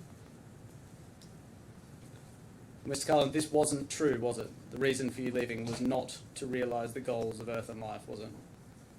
For me, the reason to leave ArcelorMittal was to join Liberty Steel Group. Mr. Gupta told that he doesn't want to pick any kind of situation with ArcelorMittal, so it needs to be very carefully crafted. He spoke to his legal advisor, Simon Master, and Simon Master told him to leave ArcelorMittal to create a view that you are going to leave but not going to join anywhere. Otherwise, I was going to tell Mr. Mittal that I'm going to join this company. Do you agree that you lied to Mr. Mittal about the reasons for leaving? It's not a question of lying, it's a question of what Mr. Gupta might Do you agree, yes or no, that you lied to Mr. Mittal? No, it's not a lie. It's just any professional, he doesn't want to sometimes reveal that where he is going. Mr. Mittal was going to stop me completely.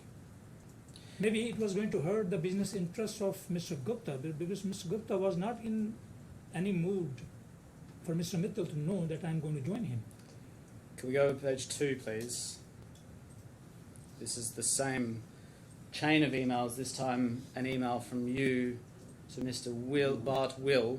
He's the head of HR at ArcelorMittal, correct? Bart Willie. Bart Willie, I'm so sorry. Yeah. And do you see you're proposing the terms on which you're going to leave ArcelorMittal? Yeah. And do you see, you say that we're now on the 8th of October 2019, so a little bit earlier than the email we saw before.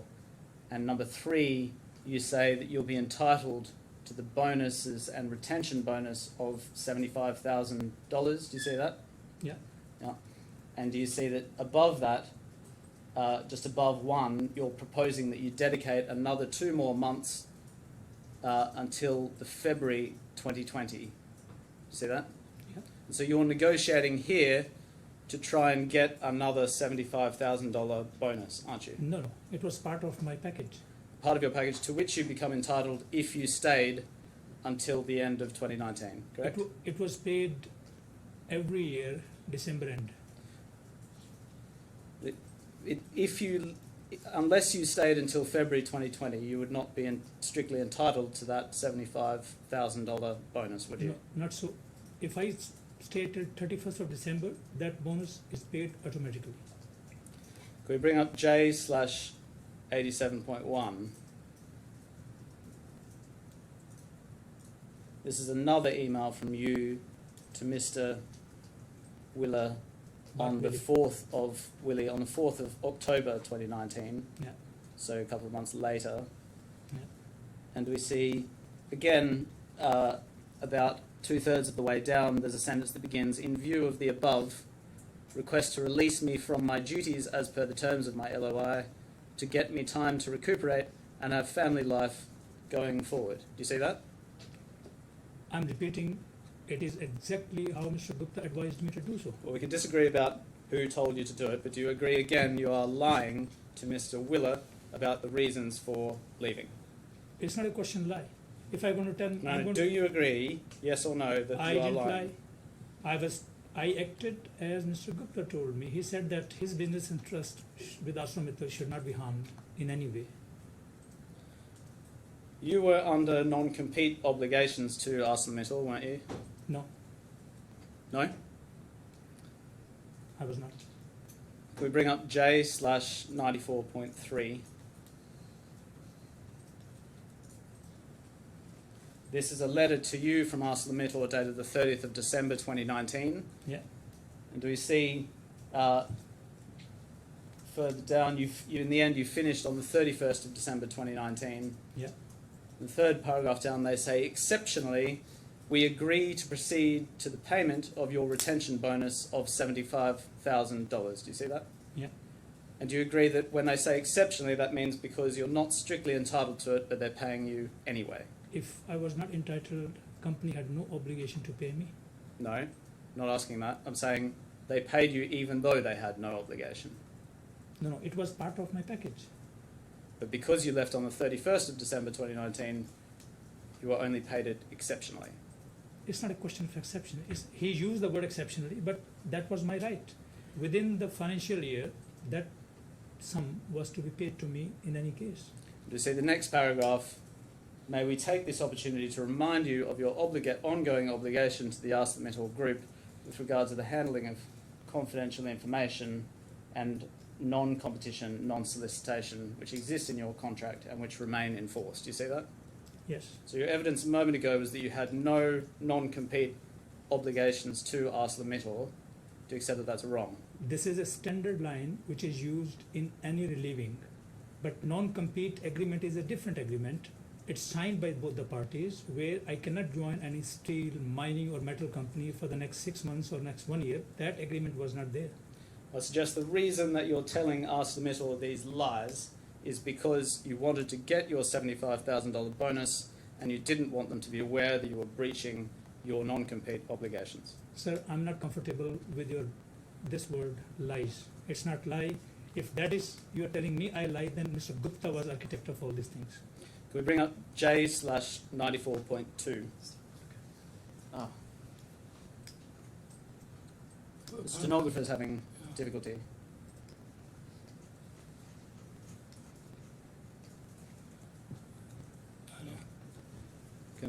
Can the stenographer hear us?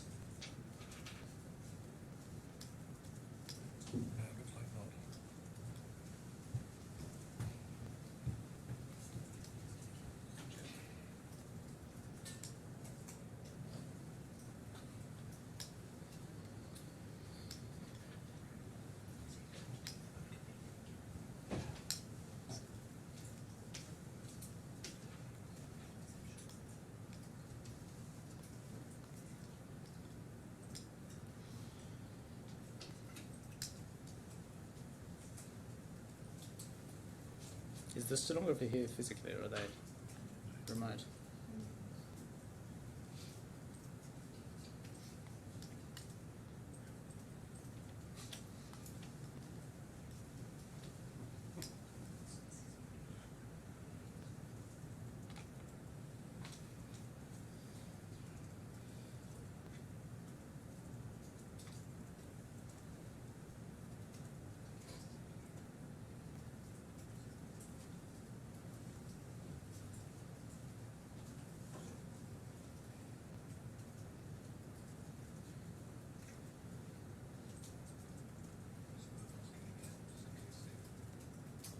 Oh, well, yeah, once we have a transcript.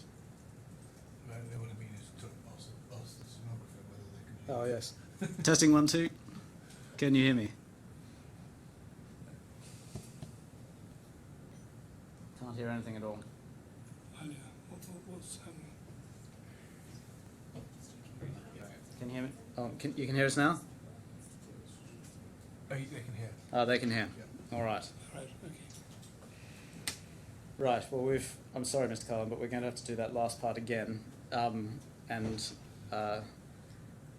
doubt I'll ask the same questions and you'll give the same answers. Do you see in the letter it says, may we take this opportunity to remind you of... on the EPE, we need the reference again, which is J/94.3.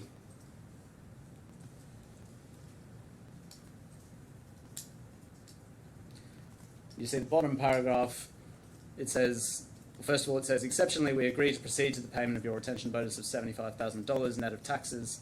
This will be done in the next payroll run. Then it says, may we take this opportunity to remind you of your ongoing obligation to ArcelorMittal with regard to the handling of confirmation and non-competition, non-solicitation. So I suggest that you did have obligations of non-competition and non-solicitation, and that the reason that you were lying to ArcelorMittal about the reasons for leaving was because you wanted to get your $75,000 bonus and did not want them to be aware that you were breaching those obligations. If I was not going to leave, I was going to get. If I was going to leave, I was going to same because that was part of my package, number one. Number two, this sentence or this word, particularly lie, then I think better to ask Mr. Gupta that why he told me to not let ArcelorMittal know anything that I am going to join Liberty Steel. Right, can we have J/94.2, please? This is a LinkedIn message from Mr. Marwa to you on the 24th of December 2019. Do you remember receiving this message? Yes. Yeah. Let's see what he says here at the top. He says, it's been almost 10 years since I'm trying to earn some money on your head. It's always proved to be slippery. You always gave me the impression of being wed to ArcelorMittal. Recently, I had heard from certain quarters that you'd put in your papers and concluding your association with ArcelorMittal very soon. I'm sure that you may have alternative plans or an assignment in mind. Even if you have, this is my suggestion to give me a patient hearing. Now, it's untrue that you had given him the impression of being wed to ArcelorMittal, isn't it? Because he knew by now you'd already agreed in principle to move to Liberty Steel. Your Honor, I want this particular message to be taken into record. We're going to go through a number of messages. At the moment, I just want to... I just want to, please, give me 1 second, because this is very important for the case. Later you will see in the mail trail of Mr. Gupta with Ms. Timms and Mr. Marwa. Yes. We'll come to that, but at the moment... 1 second, please. Let him finish. Yeah, where Mr. Gupta suggests to Mr. Marwa, dear Mr. Marwa, please create a fake paper trail, and he told Ms. Timms also that let the world know that Mr. Kahlon left ArcelorMittal and he has not joined. So they created fake paper trail in December and in January. That is there in the bundle. So you agree that this email, this message, is part of that false paper trail? That false paper trail, I was not comfortable with it. Okay. Can we get... I called Mr. Marwa and I really was telling him that Mr. Marwa, this is not professional. And it hurt me a lot. Can we have J/96.2, please?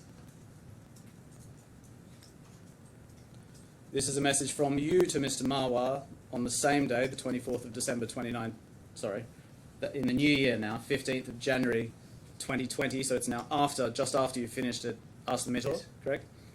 And you say, although I had not planned to join any organisation for at least 3 months, after spending 2 weeks at home, I strongly feel that I may be looking for suitable opportunities to make me financially secure. Let's talk over the phone if you have proposals. I want to make clear from the beginning that my top priority will be joining a mining and metals conglomerate. And this message is also part of that false paper trail, isn't it? Yes, sir. Yeah. Now listen to me. After New Year holidays, Mr. Gupta called me and he said that please come to Australia. And then I told Mr. Gupta, Marwa is sending me some messages on the LinkedIn and on my email, which I'm not comfortable. He said, he used to call me Param. He said, Param, please, for God's sake, say as I tell you. You are now going to join us. I don't want ArcelorMittal to get wind of it. And you reply him that you are unemployed. So this is again Mr. Gupta. He called me around 11th of January. And I tell you why 11th of January, because 10th of January, I was with my family on the holiday and I returned and there were few calls he made me on the WhatsApp. And then after that, I called him and he said, come to Australia, we will discuss, but you reply to Marwa because that is a part of secret project. We have J/96.3. This is a message where Mr. Marwa asks for your phone number so he can store it in your address book. This is part of that false paper trail as well, isn't it? Absolutely. And then if we go J/96.4, you duly provide your Indian mobile number. That's also part of the false paper trail, correct? I was abiding by, as my employer at that time told me, that's it. Nothing more. And my employer was Mr. Gupta. And if we go to J/115,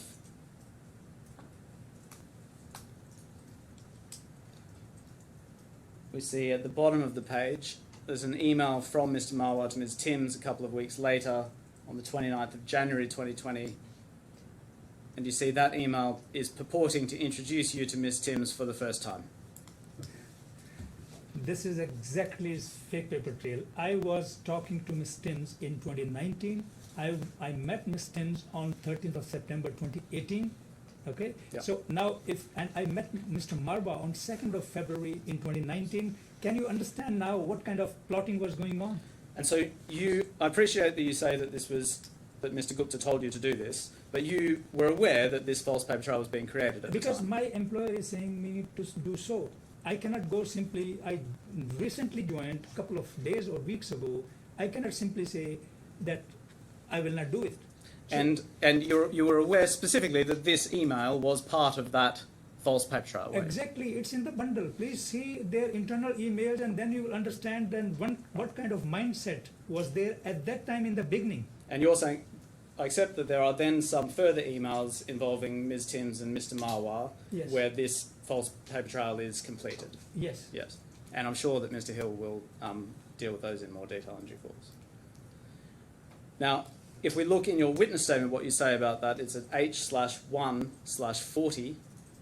We bring up that alongside this.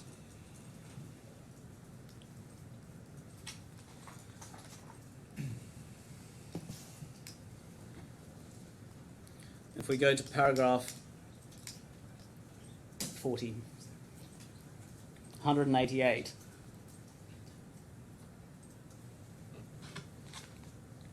And do you see there, you say, having seen the documents produced, it appears that Ms. Timms and Mr. Marwar deliberately created a misleading Sir, is paper it trail. 198 or 189? 188. It's not 198. 188. Okay. Do you see that? Yeah. And then you continue, in that context, I was copied into an email on the 29th of January 2020 with an ongoing email chain. Yeah. This email was not addressed to me. It was sent to Ms. Timms and I was in copy. I do not recall seeing the email chain at the time. And then the next paragraph down, I had no reason to suspect that the email contained anything inaccurate or misleading.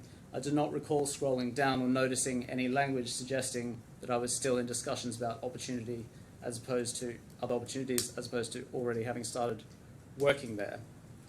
Now, just pausing there, you say that you had no reason to suspect that the email contained anything inaccurate or misleading. That is untrue, isn't it, Mr. Kahlon?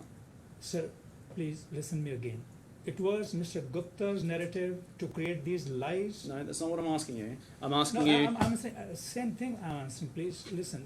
It was his pretext to create lies, and I'm writing in my witness statement that I was having so much of trust into that gentleman at the time.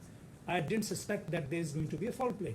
I said this is just a situation being created for the world, that a top executive left ArcelorMittal and didn't join straight to Liberty. That's it. That's just when you said in your witness statement at 188 and 189 that you had no reason to suspect that this false paper trail was being created. That was a deliberate lie. No, sir. Paper trail between them, I had no idea what is going on between Mr. Gupta, Ms. Timms, and Mr. Marwar. How can I know their paper trail? Now, I can know only which I am replying to Marwar as per the instruction of Mr. Gupta. in your witness statement, you do not refer to the LinkedIn messages that you exchanged with Mr. Marwar, do you? So again, if I knew that this is going to go into that detail, I was going to record everything here. I just recorded to what extent it looks like it must be known. I suggest that the reason that you didn't include your LinkedIn messages is because you knew it would show your involvement in this scheme. No. It is instruction to me by my employer at the time that he doesn't want any business harm to him just because of my joining. That's why he called bench period, dust settling period. So he wanted me to let world know that I joined him in March, April, but at the same time I was working for him from January onwards. Okay. Can we bring up again J/96.2?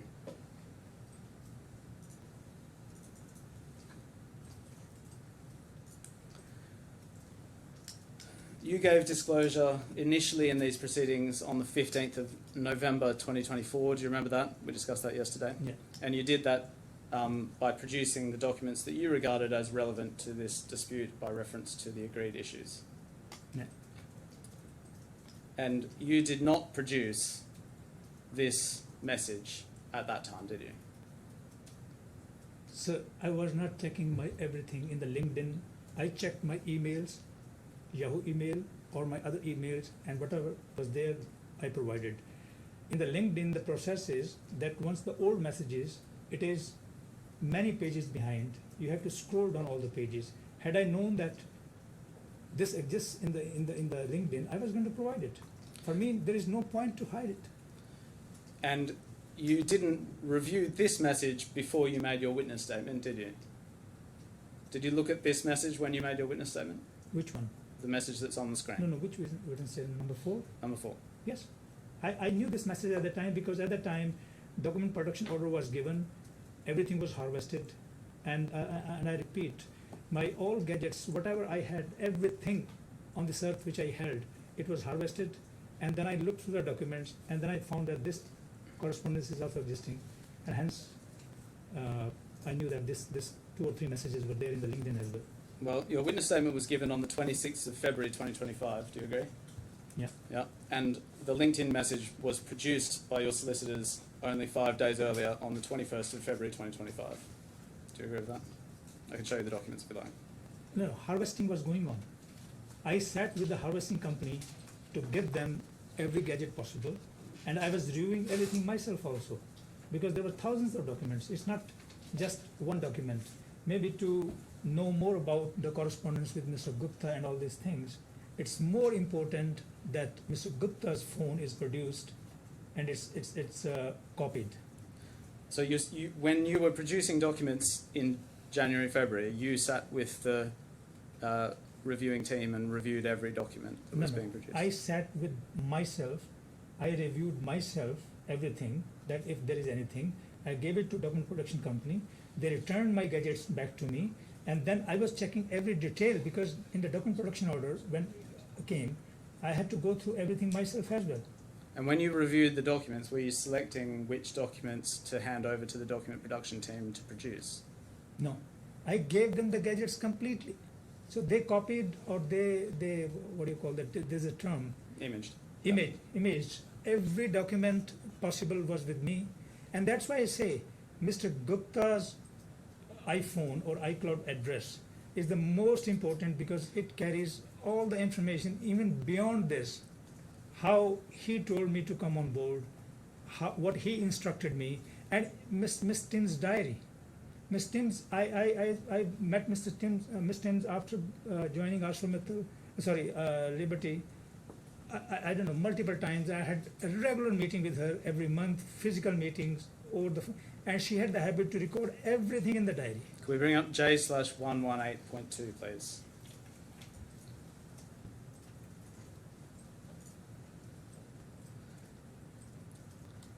You see halfway down the page, there's an email from a recruiting firm called Positive Moves regarding a position at Adani Ports in February 2020. Do you see that? Yes. Yeah. And at the top of the page, you respond, "Here you go," and you attach a copy of your CV. Yes. See that?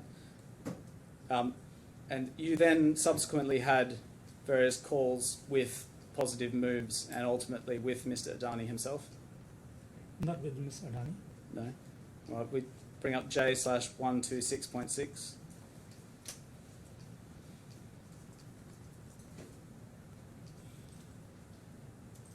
This sets out, "Dear Paramjit, in March 2020, 17th of March 2020, an email from Positive Moves to you. Yeah. Hope you're doing well. Ahead of our meeting, I'd like to share the meeting panel," and there's 3 people there, one of whom is Mr. Adani, the CEO. Mr. Karana is the son of Mr. Adani. Okay, a different Mr. Adani. Yes.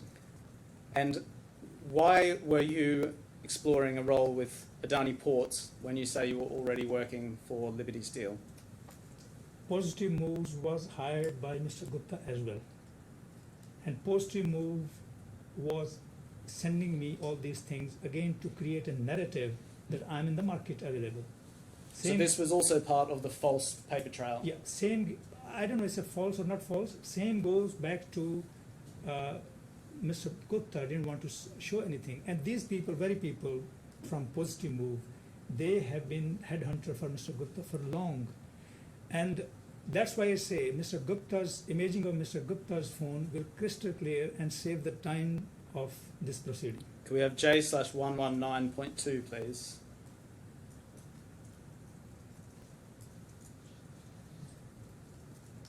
You see, this is an email from you to Positive Moves on the 27th of February 2020, Yeah, my reply is same. and you're setting out various quite granular details of your experience relevant to the opportunity that you're exploring. This is also part of the false paper trail, is it? Sir, exactly, I'm saying the same thing, that I have done this to give it to Positive Moves, as I told before. Yeah, and you did it with the intention of creating a misleading set of documents that would suggest that you hadn't yet found your role at Liberty Steel. I will say, please image Mr. Gupta's phone, especially his iCloud address, and you will get every detail, what exactly and what more than this he was telling me to do, which I was, as a professional, 12 years in ArcelorMittal, trained by them with the business code of conduct. I was really uncomfortable, and I regret that I have done it, but you look at Mr. Gupta's phone, you will find every detail of that, even more than this. Can we have, so your appointment at Liberty Steel was publicly announced on the 13th of May 2020, do you remember that? Yes, but I was working with Mr. Gupta from mid of January. And during May 2020, Ms. Timms was putting in place things for your arrival, such as arranging your back pay from January 2020 onwards. Yes, they wanted first me to come in March, but because of sudden death of Mr. Neil Barrell, who was the COO in GFG Alliance, on 10th of March in a London hotel, everything went very crazy after a few weeks, for a few weeks, and then they planned in April, and there was no flight because COVID restrictions were in place. And when I traveled end of April or beginning of May, I came in a double flight, and that flight was having 4 people only. Could we have H/1/48, please?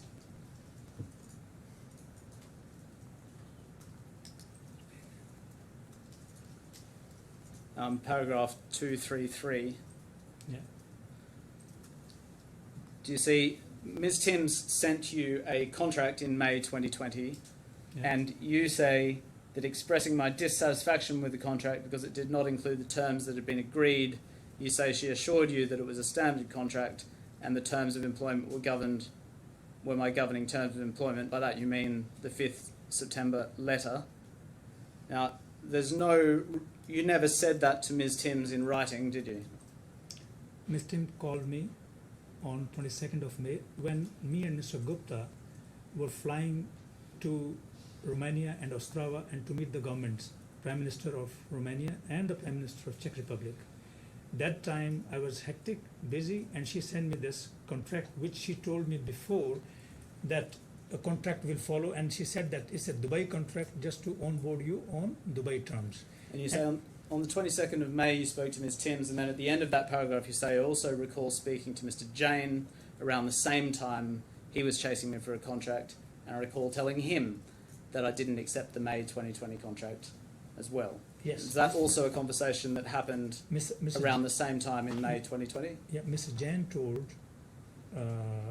Mr. Jain was told by Ms. Timms to follow up with me so that I can be onboarded in Dubai, and Mr. Jain wanted a contract. And did that conversation take place? Did Mr. Jain call you? Did you call him?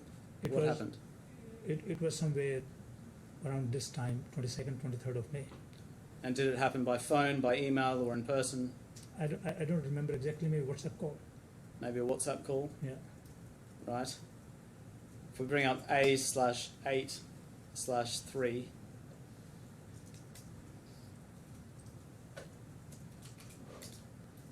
We zoom in the bottom of the page there. This is your response to a request for further information. And the question is, on what date did you communicate the rejection? Was it communicated orally or in writing?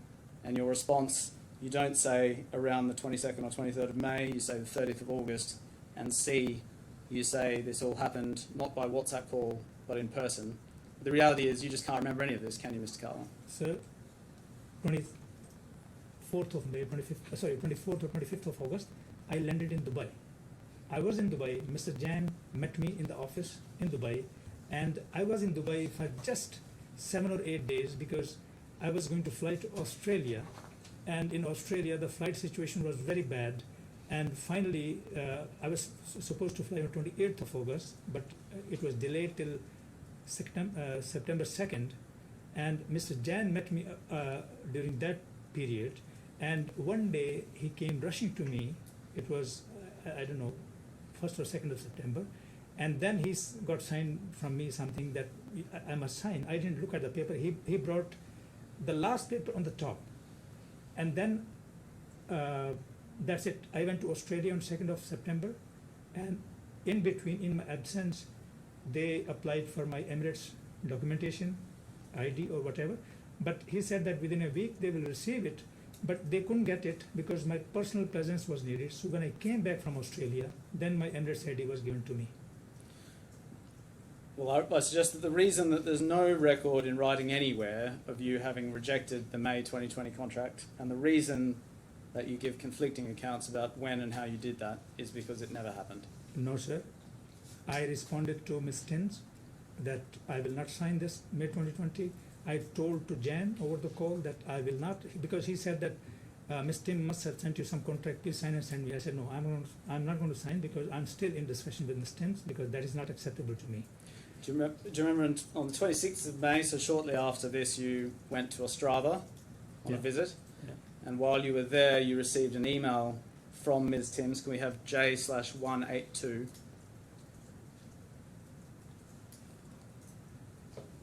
I need to zoom out a little bit, please.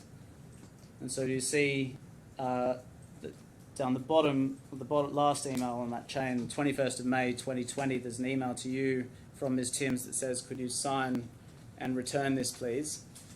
Do you see that? Yes. And it's to and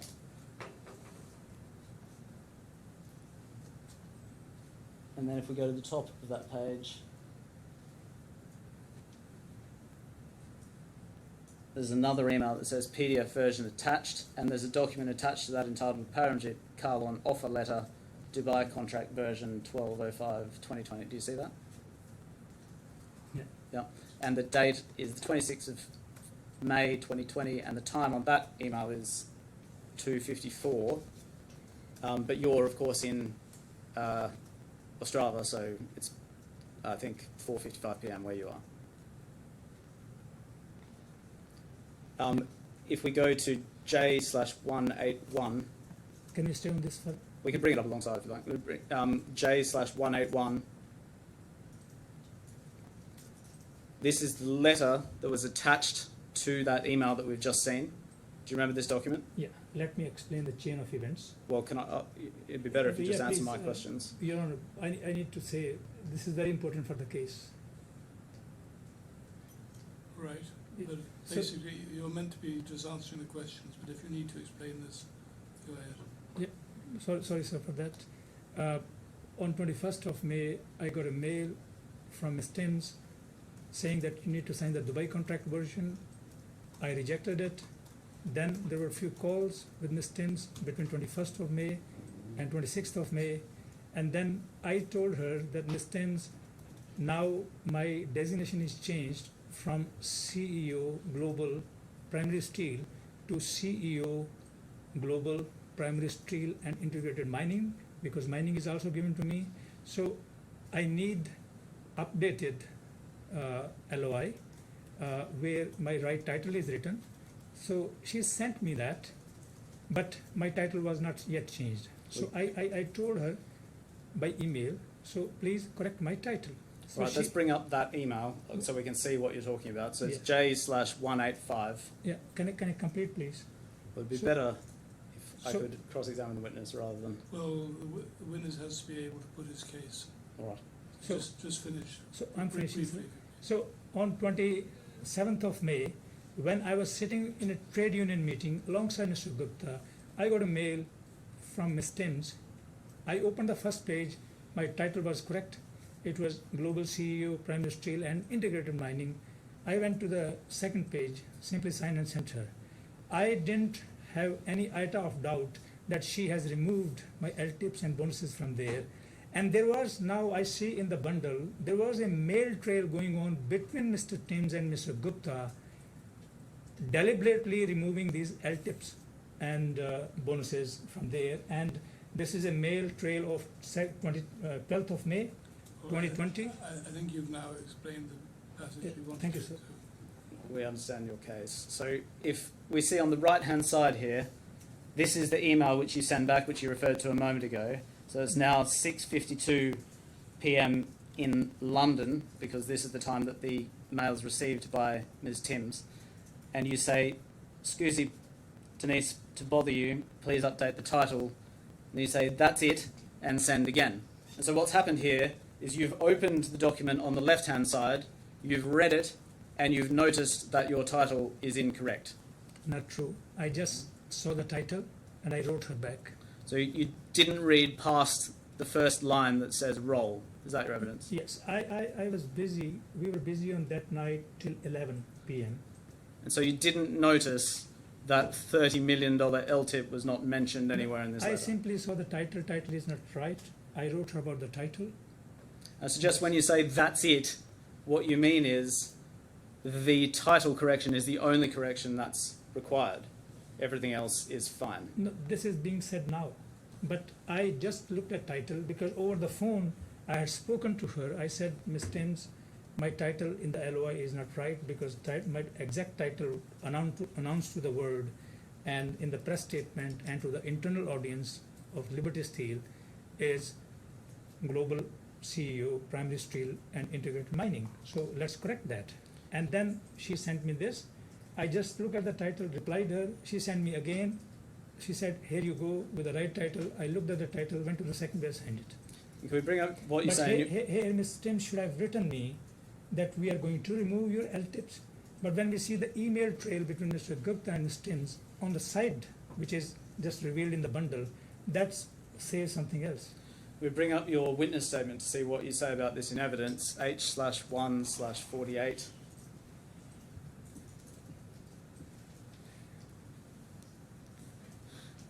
And I'm interested in the bottom of the page now.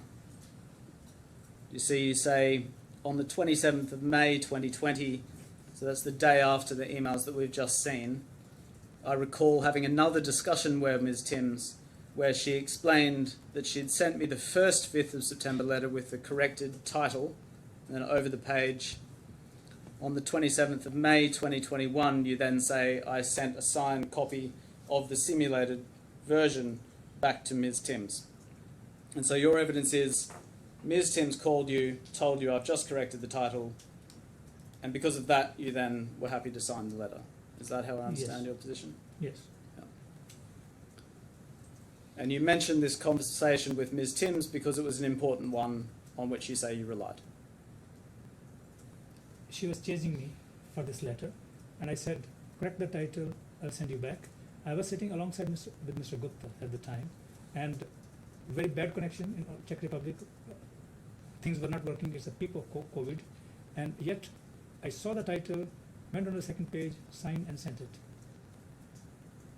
And so you say the reason that you signed and returned the letter was because Ms. Timms had assured you that it was just the first 5th September letter with your corrected title. Because with the corrected title, date is same, September 5th, 2019. Yeah, but just specifically, the reason that you signed it was, you say, because Ms. Timms gave you that assurance on that call. Yeah, now I feel it was deceiving. No, but that is the reason that you signed it, you say. Yeah, because she said that it's the same. Don't worry, everything is same. All right. So the document you refer to in your witness statement, if we just go back a page for that call, bottom of the page, we just zoom in, we see it's J186. Could we please bring up J/186?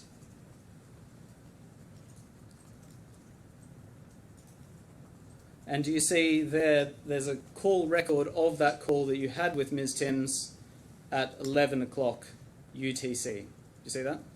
Yeah. And you were, of course, in Strava, which was, it being summer, 2 hours ahead of UTC, so it was 1 p.m. your time that you spoke to Ms. Timms. Yeah. Yeah. Now, if we bring up alongside that J/183.1,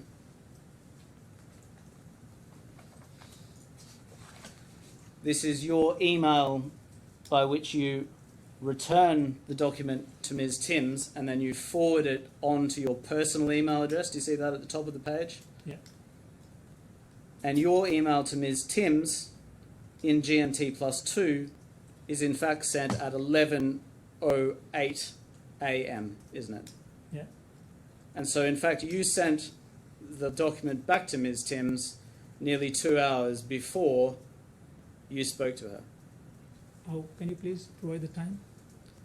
So the call with Ms. Timms happened at 11 a.m. UTC, Yeah. which is 1 p.m. GMT plus 2, Yeah. and your email was sent at 11:08 a.m. GMT plus 2, which is 9:08 a.m. This call, which Mr. Chopra, this call you are referring, this is after sending the letter. Yes. Yes. After the call this call happened. There could be another call. This call happened after that because I told her. I said, "Did you get it?" Well, you don't refer to any other call in your witness statement, do you? No, please. There were so many calls happening. She was calling me. She was calling Mr. Gupta at the time, and whatever I had to do, the way she was asking me, I simply responded.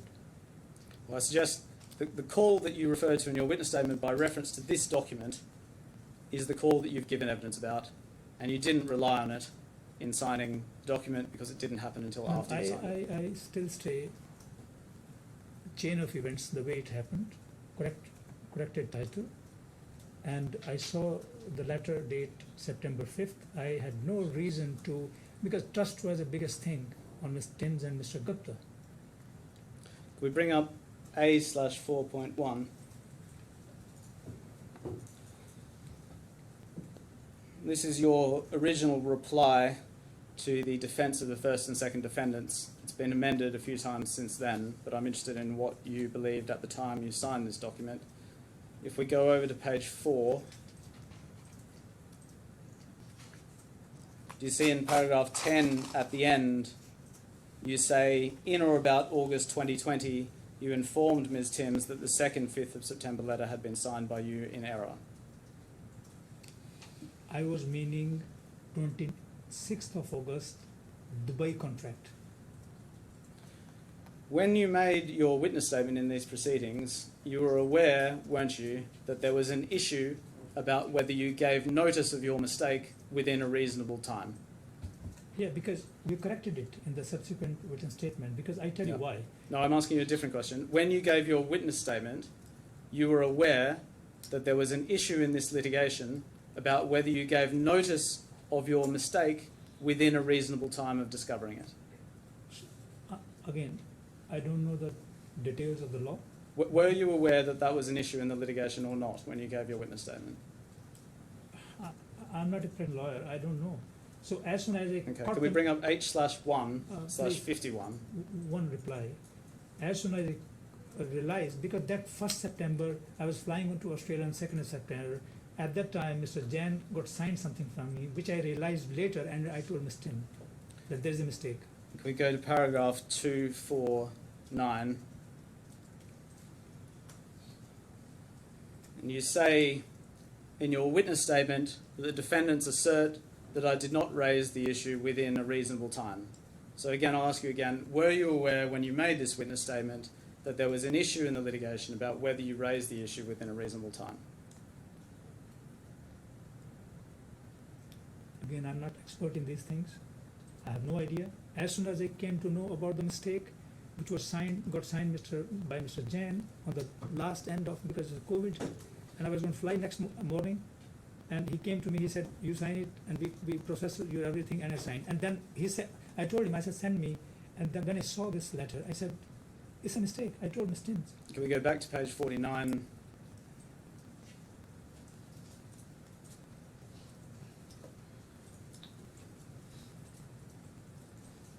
You see at the top of the page there where we were before, Yeah. you say in your witness statement now something different to what we saw in the reply before. You say, I sent it to my private email account as I thought it was the 5th September letter.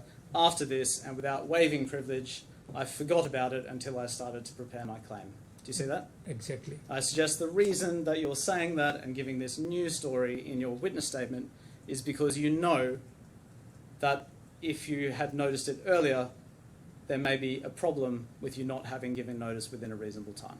No, sir. As soon as I signed this corrected title, I sent it to my private email because now I have the right title LOI, and I believe that. But when I was preparing the claim in the end of May, and so I brought all the papers to my law firm, and they said that Yeah, just so Mr. Kahlon knows that he shouldn't be discussing privileged communication. Oh yes, of course. I don't want to know anything that you've been discussing with your lawyers. Now, if we could bring up J/267.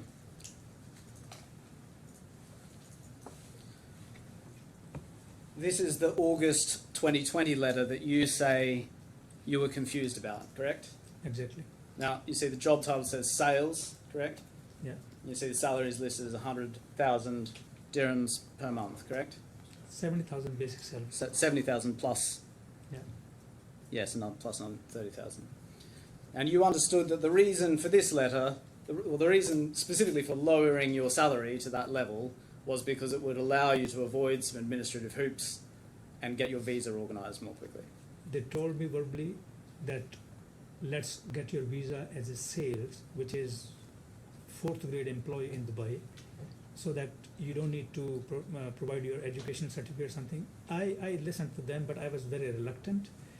So I kept waiting. This is signed, date is 28th of August, but it was signed on 1st of September. Yeah. And so, and on the same day as the DMCC contract, also Yes. signed on the 1st of September. So as soon as they uploaded on the portal, and the portal came a mail to me, DocuSign. I Yep. called Mr. Jan into my cabin, and I asked, what is this DocuSign? He said, it's just formality. You just sign there because this is to process your Emirates ID. And you Again, I was not being told in detail that you are sale a 4th grade employee and CEO.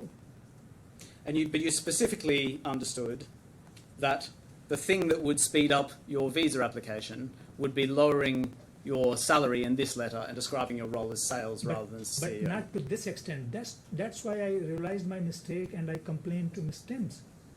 I said, what is this? If tomorrow I have to provide any letter to a local bank or authority to buy any house here, can I go with this? I asked this question.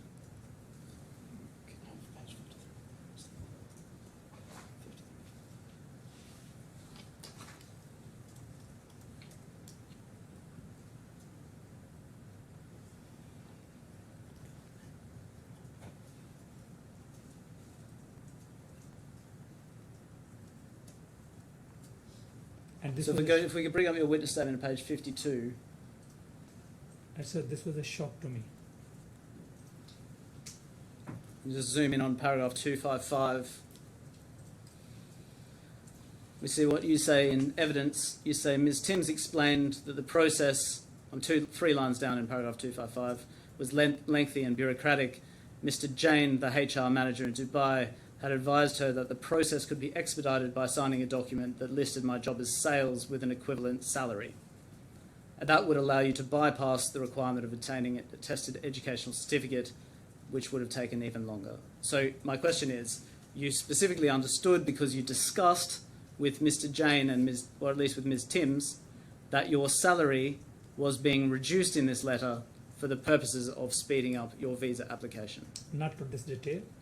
I arrived in Dubai on 23rd of August. I was in the office on 24th of August. From 24th of August till September 1st, they were convincing me that this is the right way.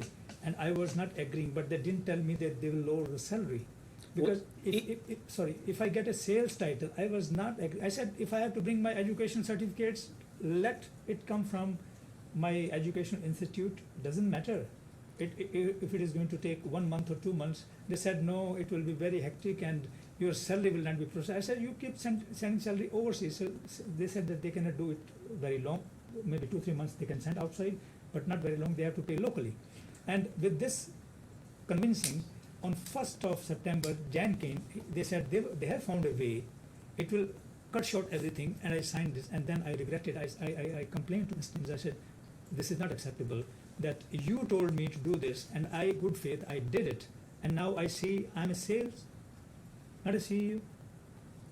Well, Mr. Kahlon, you say they told you they found a way, Yeah. and in your witness statement, you say that in a discussion with Ms. Timms, she explained that the HR manager in Dubai had advised her that that process could be expedited by signing a document that listed your job as sales with an equivalent salary. So I suggest to you that Ms. Exactly. Timms explained those things to you at that time, didn't she? Exactly the same I'm telling.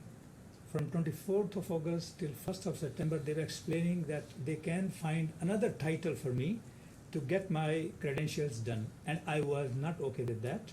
On 1st of September, just 1 day before, Mr. Jan came, and before Mr. Timms was also talking to me, Mr. Jan came, he said, no, there is another way.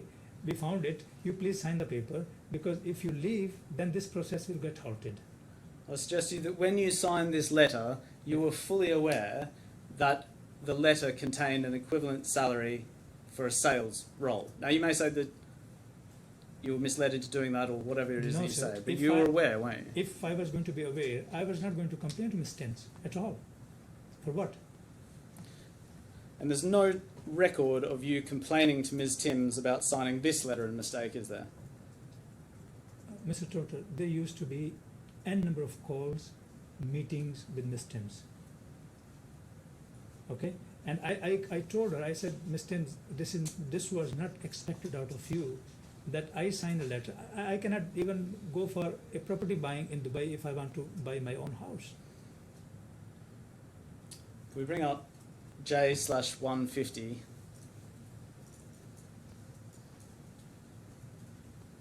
/4. Now this is a WhatsApp chain between you and Mr. Gupta on the 4th of June 2020. And do you see at 1451 on page? Yeah. Yes. 1348. All right. Yes. You say at paragraph 2 Can you highlight, please? in that long text, say today in finance review. Can we highlight paragraph 2? That whole paragraph, please. You say, so this is, just to put this in context, we're 4th of June 2020. So by now you've had charge of the business units for about a month or so, For Australia, maybe a week. maybe a week. And whereas the Ostrava and Galati you'd were in charge of from about May. Yeah. Yeah. A month. And so you'd started to get a feel for what's going on in those businesses by then? Yeah. Yeah. And you're giving an update to Mr. Gupta about, you say in paragraph 1, lengthy interactions and business reviews with those teams. Yeah. You say that in the finance review today, you say we feel that we need to move away from traditional reporting like ticking the box to set the bars high, mainly for EBITDA, FCF, that's free cash flow, Yeah. CapEx, capital expenditure, and OWCR, operating working capital requirements. Yeah. And what did you mean by traditional reporting? Because there was a very short report was being sent. Okay, first thing, like yesterday was being discussed, first thing I did, I set the budgets for all these units. It was told that I didn't do any budget. There is a whole mail trail of budgeting Ostrava, of budgeting Romania, and budgeting Australia. So after setting the budget, I said now we need to start a different reporting system where we review all the main parameters into their detail. So this is in line with that, because I fixed Romania and Czech Republic, I wanted to improve the financial reporting of Australia too. And you're proposing to move away from simple traditional reporting, sort of box ticking exercise. Yeah, because that will not help to turn around, because you see nothing in there. Yeah. And you want to move towards various other measures, EBITDA, free cash flow, and so on, which are broadly indicators of financial health Yes, of the companies. If I have to hold teams accountable and to give them what exactly to do, in which way to do, then we need to show them that, look, this action in operations is giving us this revenue and this EBITDA. EBITDA is not only that you make money, EBITDA is that how much revenue you're getting and how much cost you're controlling. So I wanted to them see everything in detail.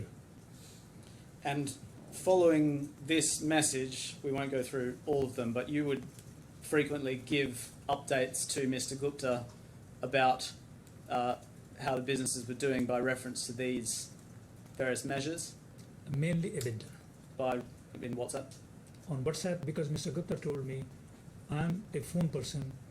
I seldom check my emails. Best is WhatsApp. So just for example, if we go to J/150, that may be this file. If we go over to page 21, you see at the bottom of the page, on the 31st of July 2020, you're giving an update: 1, managerial EBITDA; 2, FCF managerial; 3, gain of 105 million working capital; 4, legal operational working capital requirements. So those are the same various measures of financial health that we just saw a moment ago. Yes, exactly. This I was explaining. These are the new budgets I set from a negative to positive. If I say managerial EBITDA, that was my target. So I wanted Mr. Gupta to remember it forever. And I said at euro plus 40 million and swing of 89 million, because it was negative. In the previous year, it was negative 49. So I put the bar very high so the teams should perform that with a positive mindset that they have to make it. Then I say FCF managerial would be around 98 million, a swing of 270 million from $180 million minus loss. So can you understand that what kind of work is upcoming in the next 6 months that we have to do? So I wanted to granulate everything in that deep detail. There is no ambiguity, because I like the discipline, and I don't want later teams to come to tell me that they didn't know that. I wanted them to know OWCR, operating working capital rotation. I want to know what is their inventories. I wanted them to know what is their free cash flow. I wanted to know them what their target is on the variable cost, on the fixed cost, everything. So everything was in the crystal. This document is having crisp reporting to Mr. Gupta. But the detailed document which was given to the team, it has everything for a turnaround. This was the first turnaround budget. Mr. Burgess yesterday was saying that there was no budget. This is the budget. So you said this is the first turnaround budget. Yes. This message that you're sending. Yes. On the 31st of July. Yes. And so is this the time when you've first collated all of these various figures for EBITDA and FCF managerial and so on? Yeah, first I did the doodle with the available reports. When I saw the reports, hardly any information was there. I said how teams can work on a very strong mission if there is nothing is seen. So then I said that this is now we are going to set very differently. As per my experience of 12 years in Arsugatul, I did exactly what turnaround needed. And you see not only the financial numbers, I increased the sales volume, I increased the production volume, everything was increased. So until around July 2020, Yeah. it's fair to say you wouldn't have known until you did this exercise exactly what the current FCF managerial, for instance, was of No. these units. I said. You had to retrieve that information. I was doing the due diligence. These 3 months, May, June and July, if I tell you, I hardly slept 3 hours a day. because I was going through all these things in deeper their detail and asking questions, and lots of the CFOs, they were tired of me because I was all the time awake. And when they provided me, and then I created this budget, where keeping managerial EBITDA at the top. So it was only at this point that you knew, for example, that the FCF managerial over financial year of 19 was negative 180 million. Once you'd done that hard work in collecting all that material. That's how you gained that knowledge. This was the report, there are in the documents, this was the report came from the CFOs, and the CFOs were of the views that there is no chance. I said, we will create a chance to make it positive. They said, it's a dead horse. I said, no, we need to put a life into it. And if I say that we can do it, believe please, we can do it. Only thing is that you guys need to stay positive. And this is how we created in detail. And believe me, to create a budget of a unit of that scale, it need minimum 6 weeks.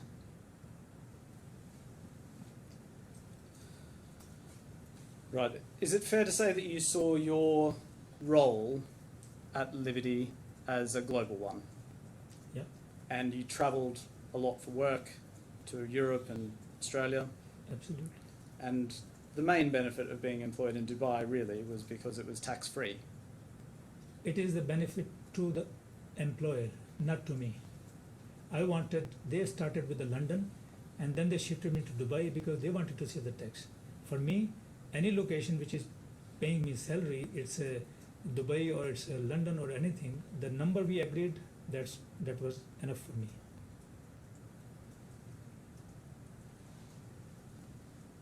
You're saying you didn't care whether you were taxed on your salary or not?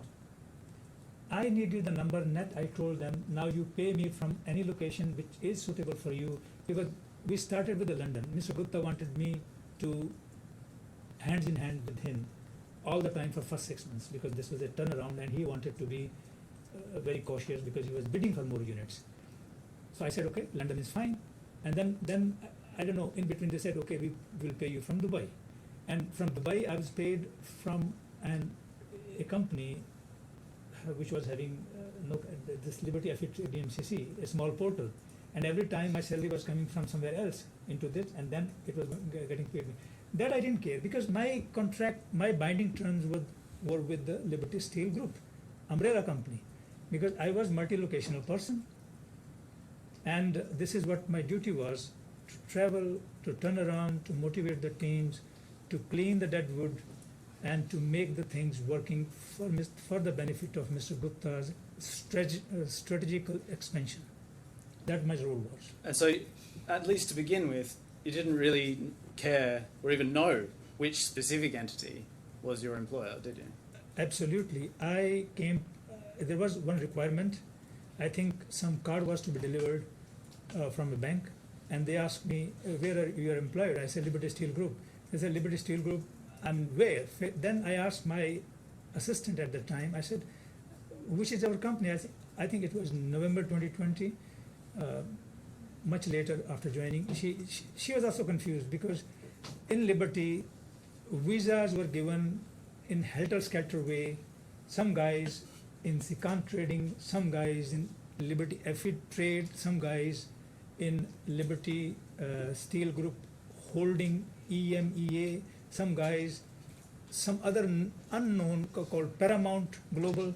So it was a kind of, big confusion for everybody, for every employee. And when I asked Mr. Gupta, I said, what's going on? We are not on a single platform. He said, do you care about all these things? We are paying your salary. You are working for the global company. So don't mind about all these things. So I said, fine. My boss is saying me so.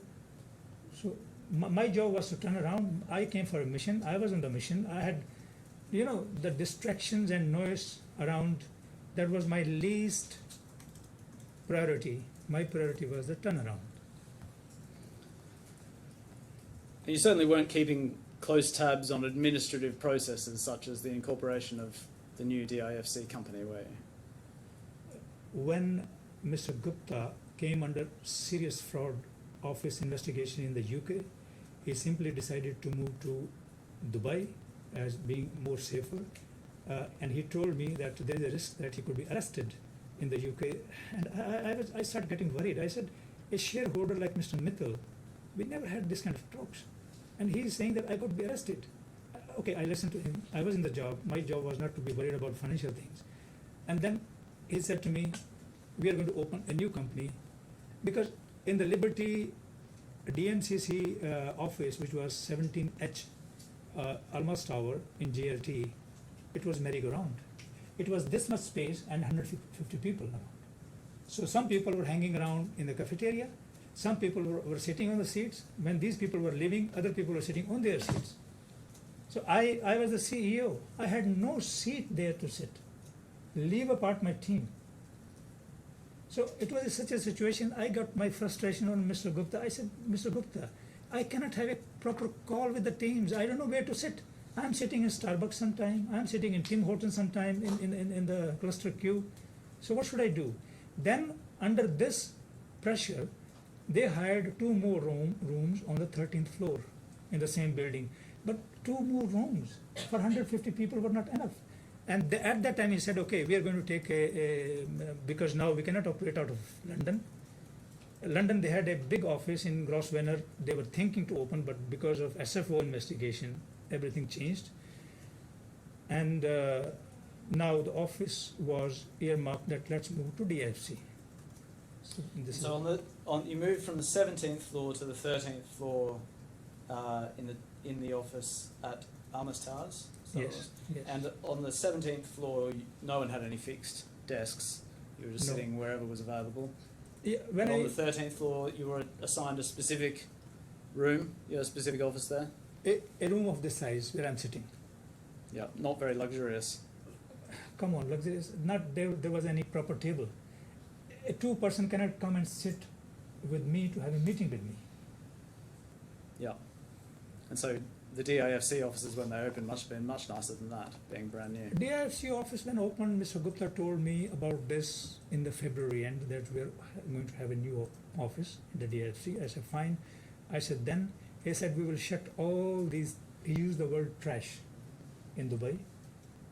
I said, what do you mean? He said, you are complaining that your team, 5-member, 2 have visa from this entity, 2 have visa from this Paramount, so we all will put them into one, and that is DFC. Everybody will be happy because there are other team members also complaining. So we have taken a full floor from Hotel Marriott on a lease in the Central Park Tower offices, and we are going to move there. I said, okay, let's move sooner. He said, no, before that I want to create a proper office, cabins, meeting rooms, and this and that. It took, I think, 3 months, and in July we moved there. So in about July, there was an escalating issue with the unions in Strava and Galati in particular. Do you remember that? Sir, when I came to work, unions were an issue from day one. During COVID, when I went with Mr. Gupta on 26th of May, union were protesting, and they said that they don't want to see Mr. Gupta even. And then I went to meet in the room in the union first. I said, I am Paramjit Kahlon, I am from ArcelorMittal, because this unit was of ArcelorMittal. When they saw me, and they had heard, because in ArcelorMittal, 76,000 people were reporting to me, and I was handling 13 trade unions. Can we bring up a statement that the unions were making at the time, which is at J/489.2? This is an email.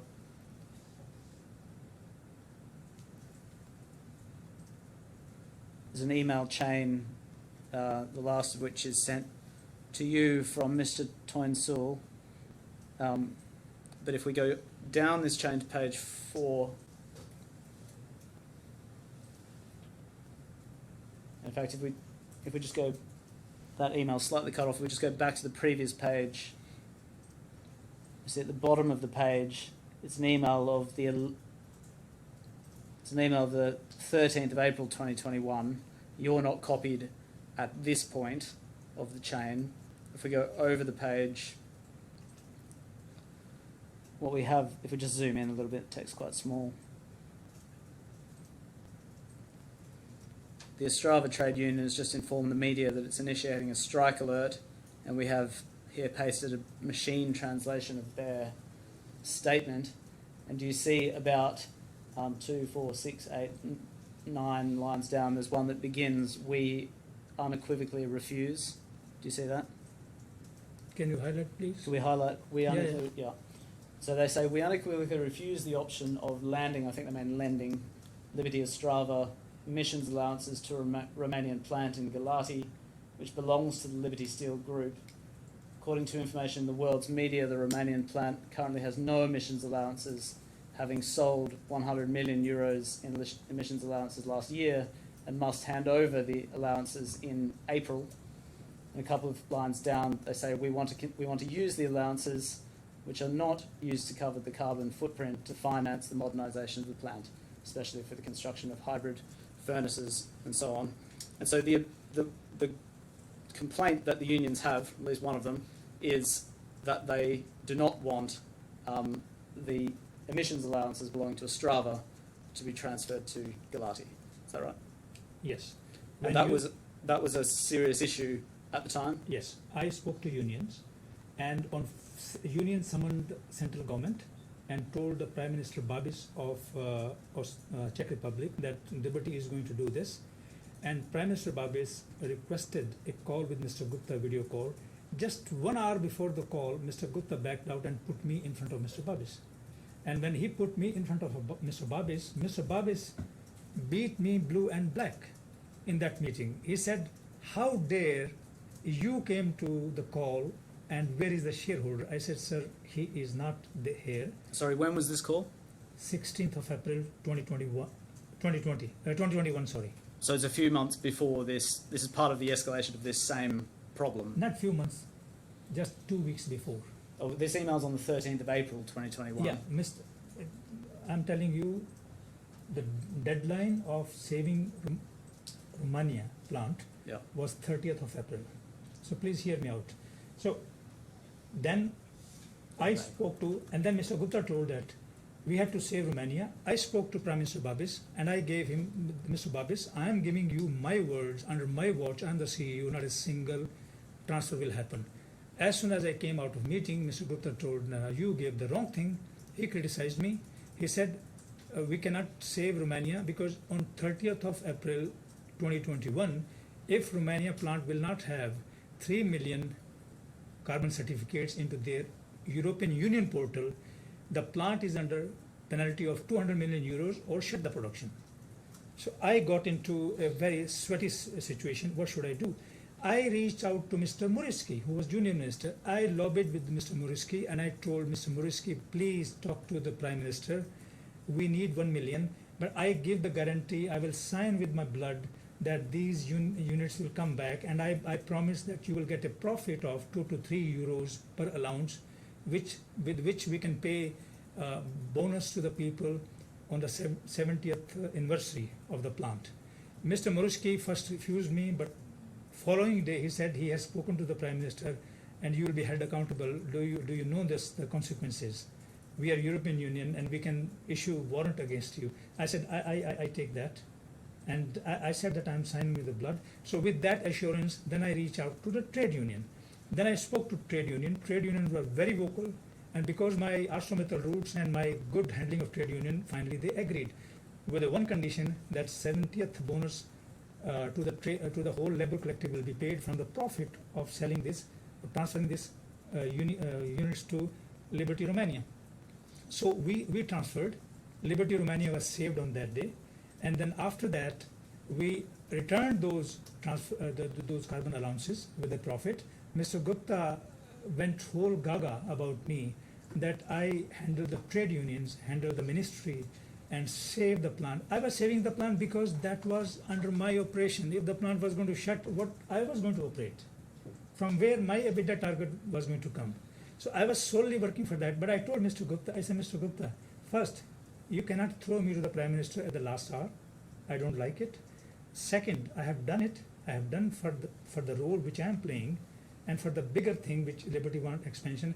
At that time, I hardly doubted Mr. Gupta of anything, because Greensill was had gone bust just 1 month before, and Mr. Gupta was having morning walks with me around his house and was pleading that somehow we have to save the business. I said, steel I will save under what may come, I will save it steel guaranteed.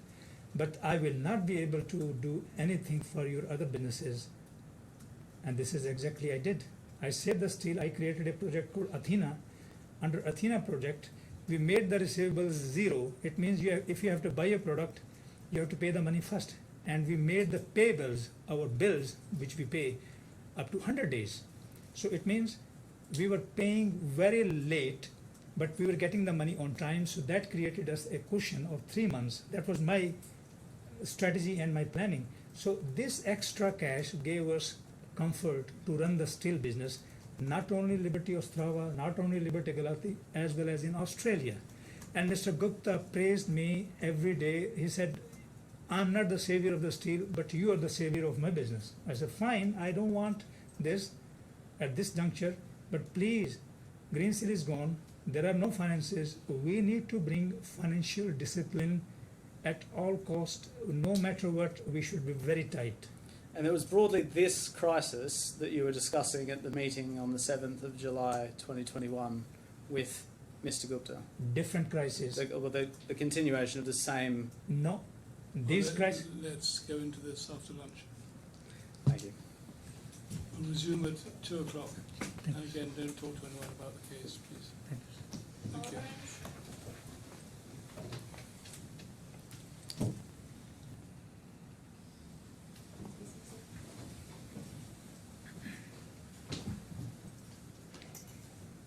Yes, good afternoon. Ms. Kahlon, before we get back to where we're going forward, just a couple of points of detail I should pick up on. If we could bring up these J/237. Oh, I'm so sorry. Could we bring up J/237, please? This is an email chain between you and Ms. Timms in July of 2020. And at the very bottom of that chain, we see an email from Pascal Genist to you, copied to Ms. Femina, on the 15th of July 2020, asking which legal entity is your employer or board contact for the purposes of Schengen visa. And then you forward that email to Ms. Timms asking which entity is your employer. And you did that because at that point you weren't sure which entity was employing you. At that point, as well as later also, I was not very sure which entity it is, because there was a web of different companies, small companies. I don't know, they were doing some business or not. Yeah. And in response, Ms. Timms emailed you and said and told you the employee that the entity that you were employed by. Do you remember reading that email? Yeah. And you remember seeing that it was Liberty FE Trade DMCC? And she wrote me. Yeah. But it wasn't really of any consequence to you at the time, was it? It was just a technical matter for the purposes of getting your visa. Because all along I was told that this is just for payment of your salaries and visa. So you didn't commit that to memory at the time, did you? No, I was not serious about it, because that time I was busy preparing the plan, the business plan, the budgets, everything for all the parameters which was for me. And those operational issues were naturally much more important than the technicalities of which legal entity it was that employed you. I told you, I had a binding offer from the main company, Liberty Steel Group, and the words of Mr. Gupta, to whom I trusted very much. He used to call me a younger brother. Hold on, we're in July 2020. I'm talking about July 2020. You're talking about July 2020? Yes, it was a budget preparation for all these parameters, Liberty Ostrava, Liberty Romania, and Australia. Which budget parameters are you talking about? The budget which you put on the WhatsApp chat before. Yeah. So in July 2020, Yes. you said a moment ago that you had binding offer from the main company, Liberty Steel Group. When do you say that binding offer was received? Binding offer was received on September 5th, 2019. from, and you say that offer was from Liberty Steel Group. Yeah. For me, Liberty Steel Group, Mr. Gupta is a Liberty Steel Group. Before that, they wanted to employ me in London. And then they said, for the salary purpose, we have to put you in Dubai. When you refer to Liberty Steel Group, do you mean Liberty Steel Group Limited, the company incorporated in the DIFC? Yeah, as I explained, there was a web of companies which I even never bothered to know. Which company is where, what is doing, what their business is. Liberty Affiliate Trade, I till today I don't know what exactly they do, or they exist or not exist. So your understanding when you received the 5th of September 2019 letter was that it was a binding offer from Liberty Steel Group Limited, the company incorporated in the DIFC. No, at that time company in DFC was not existing. I'm telling you, that was my understanding with Mr. Gupta, that I'm not bound to any small entity in Dubai because I was for the global. So when you say Liberty Steel Group, do you mean a specific company, a specific corporate entity, or do you mean the web of companies collectively? Look, these technicalities I never went into. For me, Mr. Gupta's words were more than anything else. All right. If we could have J/151 on page 95.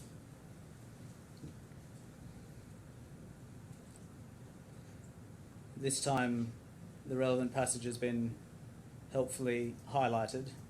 Yeah. Was it you that did that highlighting? I don't remember, maybe. Now, we're now in November 2020, Yeah. so some months after the email that we just saw where Ms. Timms told you the specific entity that employed you. And very late in the evening, you are messaging Ms. Femina, are you awake by chance? What is the name of the Dubai entity where I have employment? And Ms. Femina tells you it's Liberty FE Trade DMCC. And you ask, is it fee or free? So is it fair to say that as at November 2020, you'd forgotten the name that Ms. Timms had sent you? No. All of my reports, they were employed into different entities. VB Garg was in Sikant Trading. Ashok Suntaria was Liberty Steel Holding EMEA. I was in Liberty Affiliate Trade. But we were never told that what these companies are doing. That was a worry all the time. And Mr. Gupta said, don't worry, we are into transition process and everything will be sorted out. So that's why we never remembered in the web of these companies that which company is employing. So when I asked you a moment ago, is it fair to say that as at December 2020, you'd forgotten the name that Ms. Timms had sent you, Liberty DMCC? Is the answer to that yes or no? Yeah, naturally, because n number of entities were there around. It was a big confusion among everybody.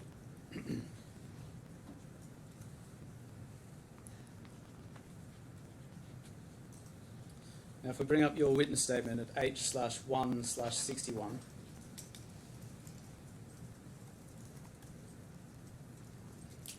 you see if we zoom in on paragraph 303, you say the incorporation process of Liberty DAFC was already underway in early February 2021, and you refer there to 4 documents. And the reason you refer to those 4 documents is because that is the basis for your understanding.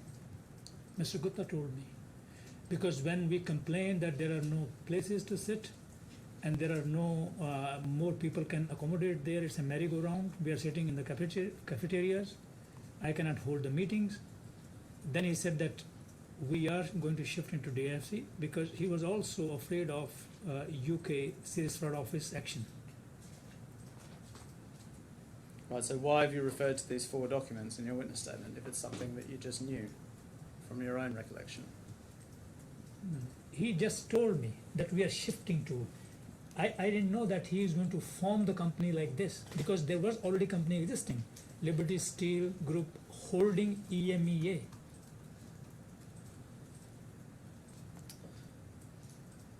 All right. If we back to the 7th of July meeting, Yes. you were, as we canvassed before the break, at that time discussing an escalating issue regarding the unions.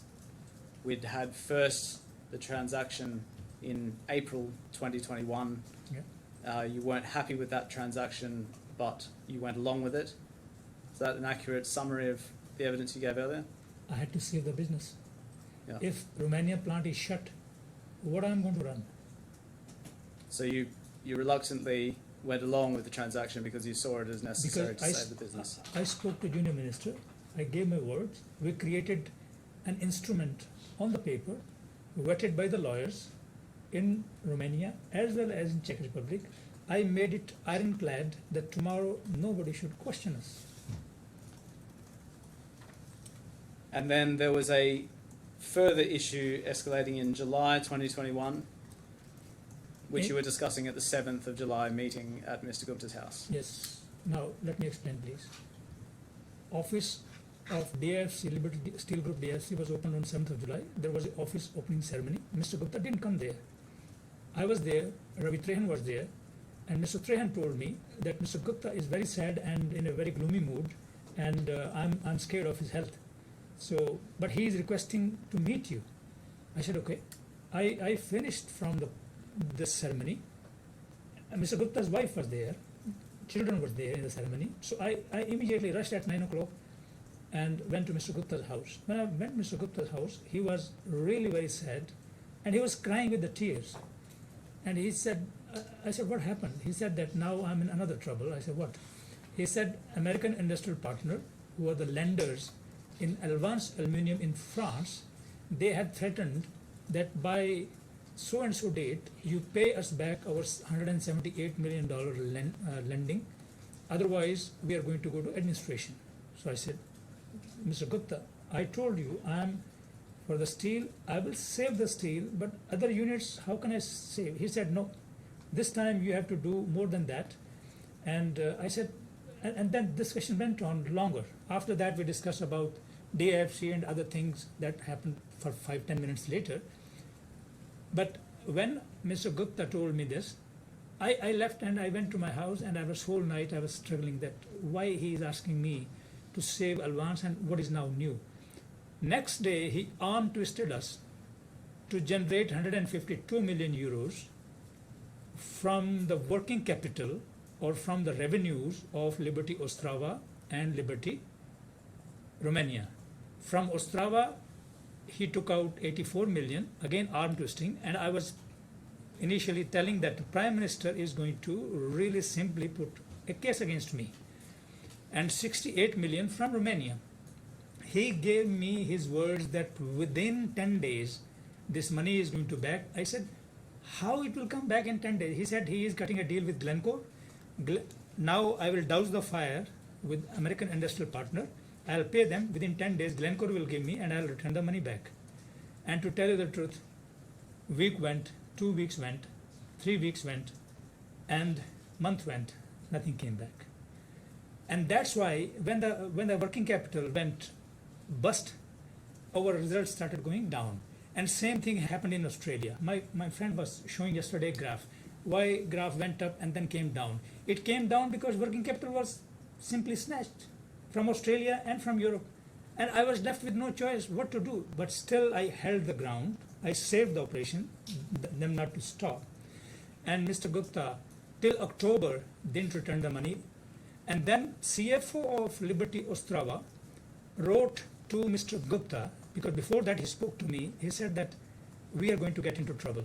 And CFO wrote a mail on 18th October 2021, I'm repeating 18th of October 2021, saying that Liberty Financial Management has taken 309 million euros into different tranches, including this 84 million euros to save this Alvance, which was part of 152. So total from Liberty Ostrava before and after has taken 309, and he cannot work in this environment. He wrote a mail.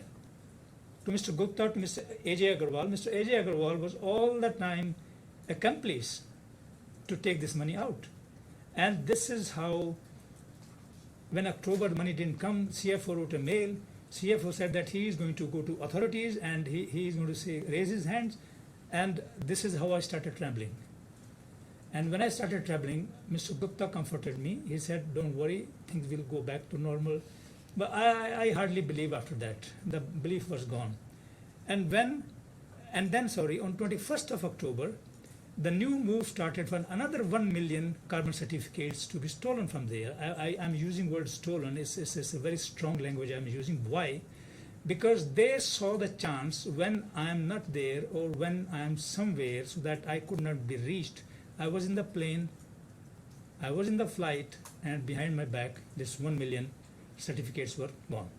And as soon as I landed, CFO of Liberty Ostrava, Czech Republic, wrote me that this is exactly happened what you feared, and now government is going to go against him and against me because I was on the paper the CEO. I resigned in protest from the board of Liberty Ostrava, and I wrote mail. I wrote to Mr. Gupta, and Mr. Gupta said this is not his work, it is done by A.J. Agarwal, but that was just a hogwash. I didn't believe that. But because of this action, these 1 million certificates were forced to be returned back. And for that, when I went to meet trade unions later in November, they thanked me that I saved the plant. Because trade unions' demand was that whatever carbon certificate allowances are there, wherever they are, they're the property of that plant, and against that a loan can be taken to do the investment, to the capex, but not to be taken out and sold. So this was the start of cracks between my relationship with Mr. Gupta. After that, no matter what, I didn't trust nobody around me because these were the schemes. Same was happening in Australia, and same was happening in a bond issue which was created for the infrabuild in the New York. Insider trading was done, and when I came to know about that, I was thinking, which mess I am in? Because to raise the bond, Mr. Gupta wanted $500 million. It was not successful. Mr. Ravi Trehan took money from working capital of one of the plant, put into his account, and added into the bond, so bond was sold. Okay. Mr. Kahlon, I think you've strayed a bit from the question you were about to be asked. Sorry, sir, I'm passionate about I understand that, and that's why I haven't interrupted you Sorry, now. But I think I'll stay. So, Mr. Trotter must be allowed to ask his questions. 7th of July, those were the accounts. And after 7th of July, I never slept after that. So, is it fair to say from that impassioned speech that this was a very serious issue? Not only serious, it had consequences by the law. I had the fiduciary duties. One hand, I had the turnaround duties for Mr. Gupta, for which I signed on, but I had the fiduciary duties. And if I have been trained by European Union company, ArcelorMittal in Luxembourg and London, for the business code of conduct, I know what the repercussions would be for me, for my family, for my kids, for the rest of the life if I do something wrong. And for the fiduciary duties, I didn't want to do anything wrong. No matter my employment is there or not there, irrespective. Fiduciary duty is a sacrosanct, I'm for that. Right. Well, I'm interested in the 7th of July 2021 meeting when you were discussing this very serious crisis. Yeah. Do you agree that that meeting began at about 10 p.m. in the evening? I reached to Mr. Gupta's house. I started at 9. I reached at 9:35, and I was waiting for him for half an hour. And then I was told that he's upstairs. Please go there. When you say it started at 9:35, that's very precise. Do you remember that? Because I was watching. Look on the numbers. I'm very precise because number crunching is my job. Number crunching means it's a EBITDA, it's a free cash flow, any number. And I was sitting and looking at the watch all the time that Mr. Gupta, when he will come down in the drawing room, but then I was told that go upstairs, he's in the top floor. And so, you're just to I completely understand, totally clear. Your evidence is that although this meeting happened over 4 years ago, on the 7th of July 2021, you can clearly remember looking at your watch and seeing it was 9:35 p.m. when you were waiting for Mr. Gupta. Mr. Toto, not only this meeting, I can tell you all the meetings happened with the trade unions, with the Prime Minister, with the Union Minister, everybody crystal clear. I told you I'm a number cruncher and I remember the dates and the times quite well, except few. That's very impressive. Can we have J/168, please? Page 80.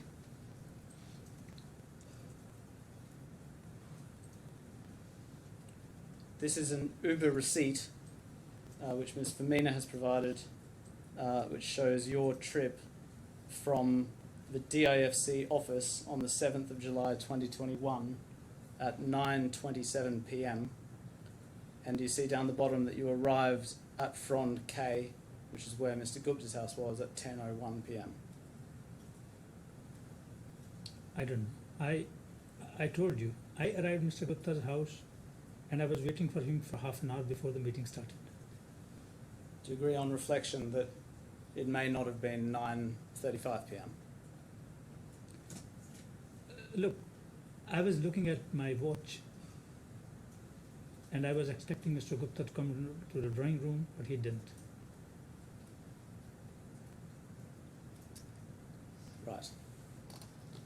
Well, again, I suggest that you are overstating the accuracy of your memory. No, sir. I took half an hour going from DFC office to Mr. Gupta's house, that I remember fully. And all along, I was thinking that what exactly is in the box if Mr. Ravi Train is saying that Mr. Gupta is in a very bad mood and into tears. So in this melee, because it worried me, and he said that he has a health crisis. And Do you mind accept- you, till that time, I really treated Mr. Gupta as my employer with the full confidence and everything. Do you accept that the meeting lasted about half an hour? My house from Mr. Gupta's house is just 5 minutes walk, was 5 minutes walk, and the meeting could have lasted more than that. But mostly he was discussing about this advance. Is it fair to say you can't really remember exactly how long it lasted? Just like you No, because can't after really- that I simply walked Yeah. to my house. So half an hour or 45 minutes could be 45 minutes because it was too late, and I simply wanted to go with the full of thoughts that this $178 million, he said that we have to arrange. Will it be possible? Not possible? From where? We don't have cash.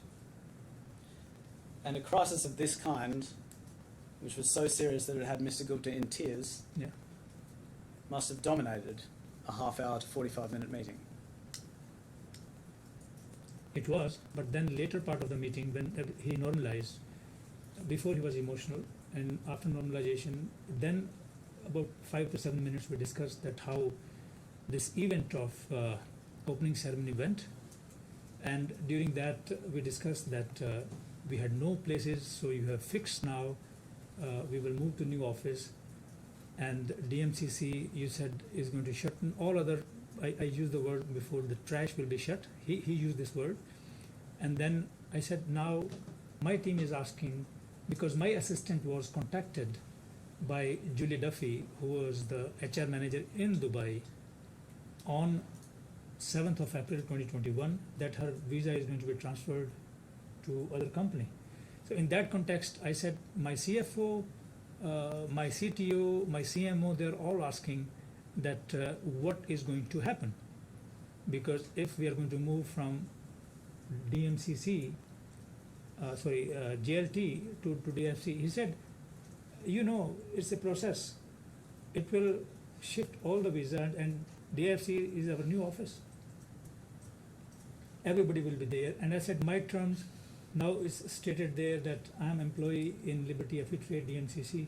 So my terms, he said, everything will remain same, and everybody will go to DFC. And from 8th of May, we all operated in DIFC till I was terminated. Well, Mr. Kahlon, I suggest that in a meeting that was 45 to half an hour long, that was discussing a crisis so serious that it had Mr. Gupta in tears, it's implausible that you discussed then the administrative detail of who employed you, which was a matter about which you did not care at all. Mr. Trottle, discussion about Alvance was only at one point, no more details that how to arrange $178 million. And to discuss that, you don't need more than 20-25 minutes. How many times you can say, repeat this? So it was discussed within that time. I took that opportunity to ask Mr. Gupta specifically, now everybody is moving. And he said, yeah, everybody is going to go there. Can you remember exactly what he said? I asked him that you have fixed the issues of the office because everybody was standing or not able to conduct the meetings. And he said that have Sanjay Chauhani showed you the office? I said, yes, he showed me on 6th of July. He said, now talk to Sanjay Chauhani and you guys need to mark your area. I said, fine, we will be there. And I said, now, but what about visa and other things? He said, it is a process, everybody will be moved there. So it was maybe 5 to 7 minutes talk. After that, I told him that let's talk tomorrow about this Alvance, what best can be done. But I said, as of now, I don't see any solution because in the steel there is no cash.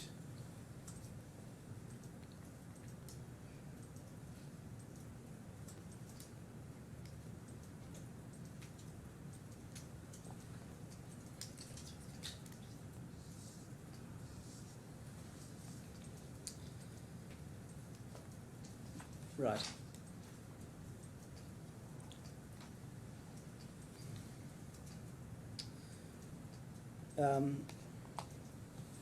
Ms. Kahlon, it's right, isn't it, that like so many other conversations on which you rely, there's no written record in all of the WhatsApp communications between you and Mr. Gupta about this move to Liberty DIFC, is there? As I explained before, what was the main task, main challenge? To save the business, to turn around the businesses, and do you think that it was appropriate after talking to a person I trusted so much, I will go home and write him WhatsApp message that you discussed so and so and now I'm putting in the writing? In the leadership terms, that doesn't go, the words are enough.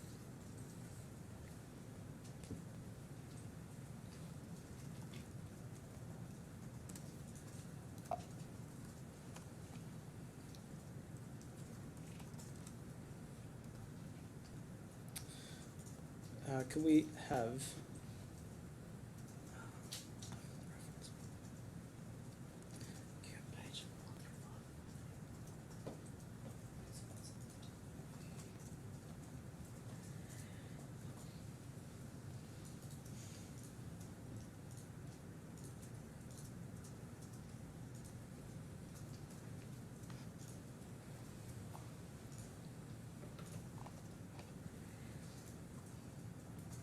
the transcript is a little bit unclear, but you said a moment ago that when you discussed something with Mr. Gupta, someone you trusted so much, then it would be bizarre for you to go home and write a WhatsApp message to him saying, you discussed something and now I'm putting it in writing. Especially about a matter like DFC, office shifting. And when you say a matter like DISC office shifting, what do you mean by that? Because there is nothing in front of this $178 million or equivalent to 152 million euros challenge. By that you mean it's not a matter of any particular significance to you? Because at that time, crises were of different scale. I was thinking all around that what is the cash in the treasury of Romania, what is the cash in the treasury of Liberty Ostrava, what is the cash in the treasury of Australia. But then, if we had to honor Mr. Gupta's words or rescue his aluminium business, how to bring that cash out? Legally we cannot. Because 84 million euros from Ostrava is taken away, I mean, on this pretext? I'm just trying to understand the reason why you say you didn't follow up with Mr. Gupta about this transfer to Liberty DIFC was because you regarded it as an administrative matter, not something of any particular significance. The local office HR manager, Julie Duffy, and other people too had to take care. Okay, so now in this context, I tell you one development. No, sorry, I want to understand the reason why you say you didn't follow up about this transfer in a WhatsApp message, for example, with Mr. Gupta. Now, I asked you before, why didn't you follow up with him? And you said it would have been bizarre, given that we trusted each other, for me to have to record it in writing. Yeah, because we started operating from DFC from 8th of July. And in fact, my PA put this into her diary when we were going through the DFC office, and which area we will sit, how many people will have cabin, and which hotel will be booked for the visitors, which meeting room we will be using. She put into her diary, and that diary we have given to our lawyers. And so you didn't, for instance, follow up to get a contract with Liberty DIFC, did you? I did. Not in 2021, not until February 2022. I did on that. I tell you, that's what I was going to explain. Liberty DIFC approached DIFC administration, DIFSA, approached Liberty DIFC, newly company, that you have moved so many people where their visas are. So on that, HR department was dealing with them, and then they found a solution that moving the visas, so many visas in one stroke may not be easy. So they assured DIFSA that we will get the secondment letter. Seconded, everybody will be seconded. So maybe that was a middle way of finding a solution. But within weeks from that, DIFSA suspended the licenses of Liberty DIFC and Liberty Steel Group DIFC and Liberty Steel Holding DIFC EMEA. They suspended the licenses. Sorry. Why suspended? Because of the serious fraud investigation and because of the all media frenzy going around Mr. Gupta's opaque business and financial embezzlement. So they suspended. In that sense, my salary account, which was with the ADCB bank, that also got frozen.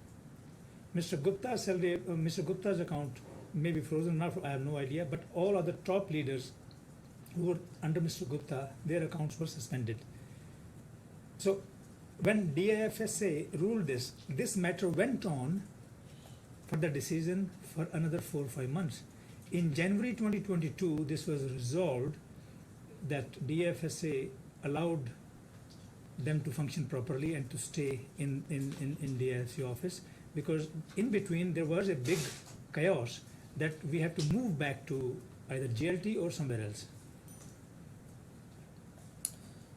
And do you agree, in practice, after this conversation, nothing changed in terms of your actual role, your responsibilities, or your reporting line? Nothing was same. I was reporting into Mr. Gupta. I was operating the same way. There was no company in Dubai where operations were in Ostrava, Czech Republic, Romania, Australia. In between, they gave me, for the time being, for few other responsibilities in other plants, which I also carried on, and I was busy in that.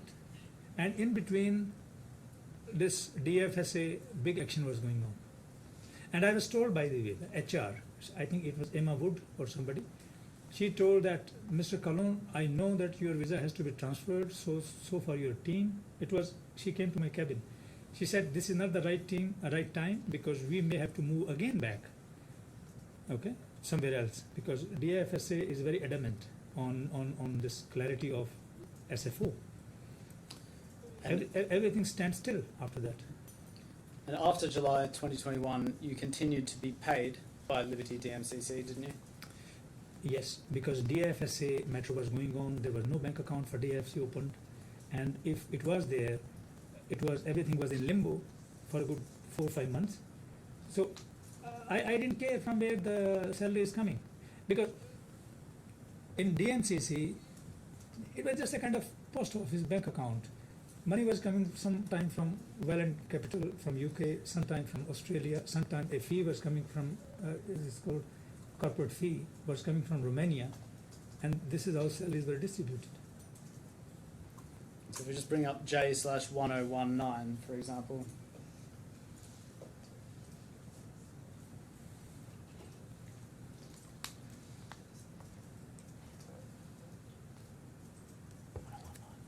Can you please make it bigger?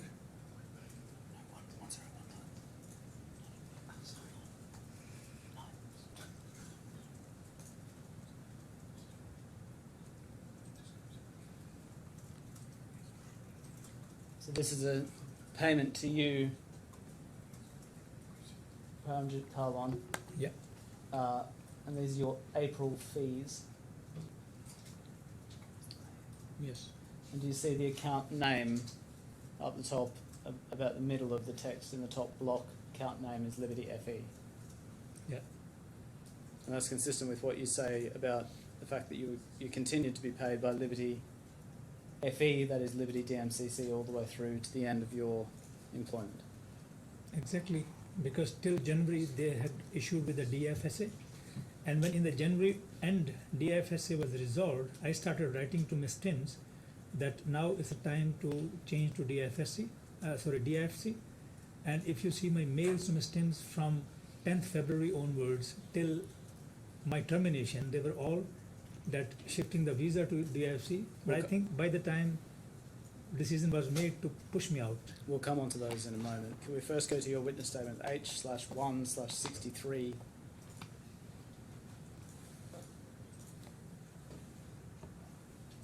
And paragraph 315. You say, can we zoom in on 315? After my conversation on the 7th of July, the next day I went to Liberty DMCC's office. I packed my things and I moved to Liberty DIFC. As far as I can recall, I did not return. Yes. Now, can you recall whether you ever went back to Liberty DMCC, or do you say that you never went back there? One time we went back to give our passes back because we had to surrender to the administrator there, and one other time we went back that this is the last call to everybody to gather everything which is left. So we went for inspection if something is left, because 13th floor office where I was sitting, that was to be surrendered back. Can you remember when you went back to surrender your pass?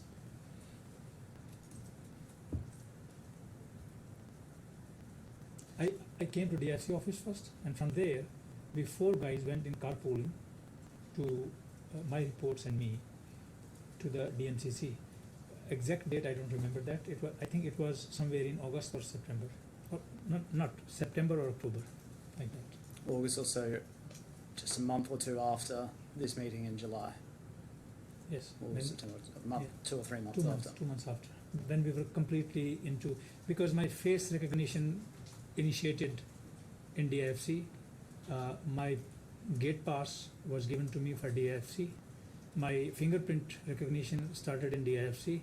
Although I was traveling in between to Ostrava and Romania, but whenever I came back, all these procedures were done. My email was created in DFC for the circulation. The fire drills, other formalities, everything was done in DFC. And I was also introduced to the administrator of DFC office, Central Park Tower offices. And having given your pass back, you say, in September or October 2021, Yeah. you would have been unable to access the offices after that. Is that right? Yeah. And Only you can access. Pass is just to cross the turnstile and then approach the lift. After that, if you want to go there, you have to give your Emirates ID or your passport. They will deposit it, and then they will lead you to the office wherever you want to go. But then it's a special kind of visitor pass. And do you remember ever having done that after you surrendered your own pass? No. I went to Almas Tower after that, not in the office, but in the Almas Tower, because my bank branch was there. When did you do that? I did maybe 2-3 times because I had to go to the bank, What was the name of that bank? Emirates NBD. Sorry, Emirates NBD. Emirates NBD. Because during this time, my salary account in ADCB was locked, and company had helped me to open the account in Emirates NBD. So in that process, we were processing the documents, but it was later in November or December. So it was in November or December 2021 Yes, that you went back to Almas Towers on that occasion to go to the bank. for my bank purposes, because I have to shift now whatever deposits is there in ADCB bank to the new bank, and I have to meet my relationship manager there. So during that, Was that the only time you went to the bank? yeah, they wanted me to come in person, give my fingerprints, all formalities. You don't generally need to go to the bank to do things. You can do it by phone or email. No, sir.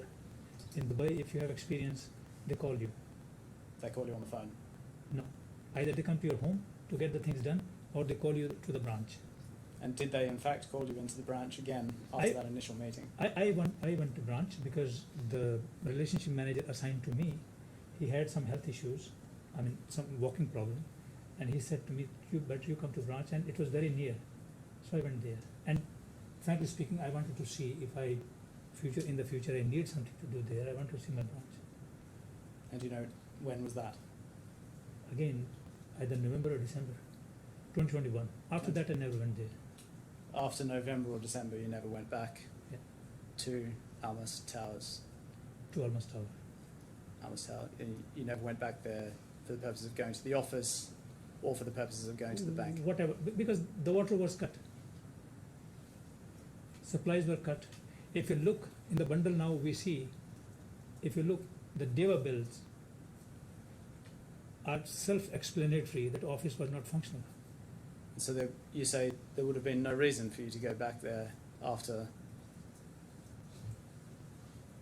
November or December 2021. Yeah. I think one time my PA was told to go there in January 2022. There was one person called Amar Bonus who was very active, and he said that some bank is visiting for Liberty Company, FE or something, and they have to show that the office is still functional. So they gather all these PAs and EAs, and they took them there. But you didn't go there on that occasion. No, my PA went. You're quite confident that you never went there again after then. Yes. I went to the maybe building for my banking purpose, but not to the office. But you said a moment ago that even you went to the bank again in November and December 2021.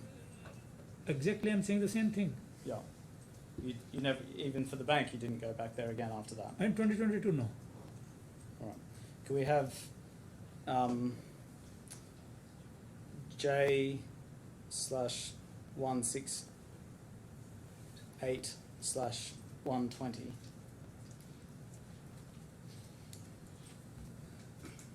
This is an Uber receipt, again produced by Ms. Firmina, showing your movements from, I assume, your home on the Palm to Almas Tower on the 4th of February 2022. Yeah, but that is nothing to do with the. Almas Tower was a landmark. From there, I walked either to go to Tim Hortons or to go to other place. So where do you say you were going on this occasion? I don't remember exactly. Maybe I went to the coffee shop Tim Hortons. So when you said after November or December 2021 you never went back to Almas Tower, Yeah. So I say again, it's a landmark area, and JLT is a traffic hazard. It's a big loop. If you got into that, every day there is an issue. So you need to get at the most appropriate, easy place, and then you can walk down any place from there. right, can we have A/2/11?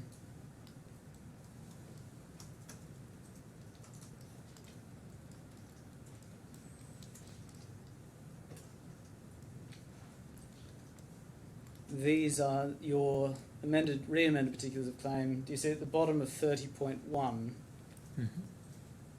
you say I attended those premises for a handful of meetings in July and August 2021 for pre-scheduled meetings. How did you get to those meetings? Which one?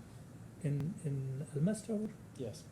Because all the customer base and the marketing team was still sitting there. Yeah. I was invited for those meetings in July and August only, And how did you get there? Do you remember? either by carpooling or by Uber. There's no Uber receipts for those meetings. Maybe carpooling, because Mr. Bibi Garg, who was in charge of commercial team, he was taking us, all of us in the car. I didn't have the driving license to drive. The reality is that as a senior employee, you were entitled to use whatever office you wished, weren't you? No. If you'd wanted to work from Almas Towers on a particular day, you could have done that. No one could have stopped you. No way. What should I do in Almas Tower when nobody's sitting around? My team is in DIFC, my peers are in DIFC, my reporting line and my N+1 Sanjeev Gupta is coming to DIFC whenever he gets the time. So what am I going to do in Almas Tower? Can we have J/319?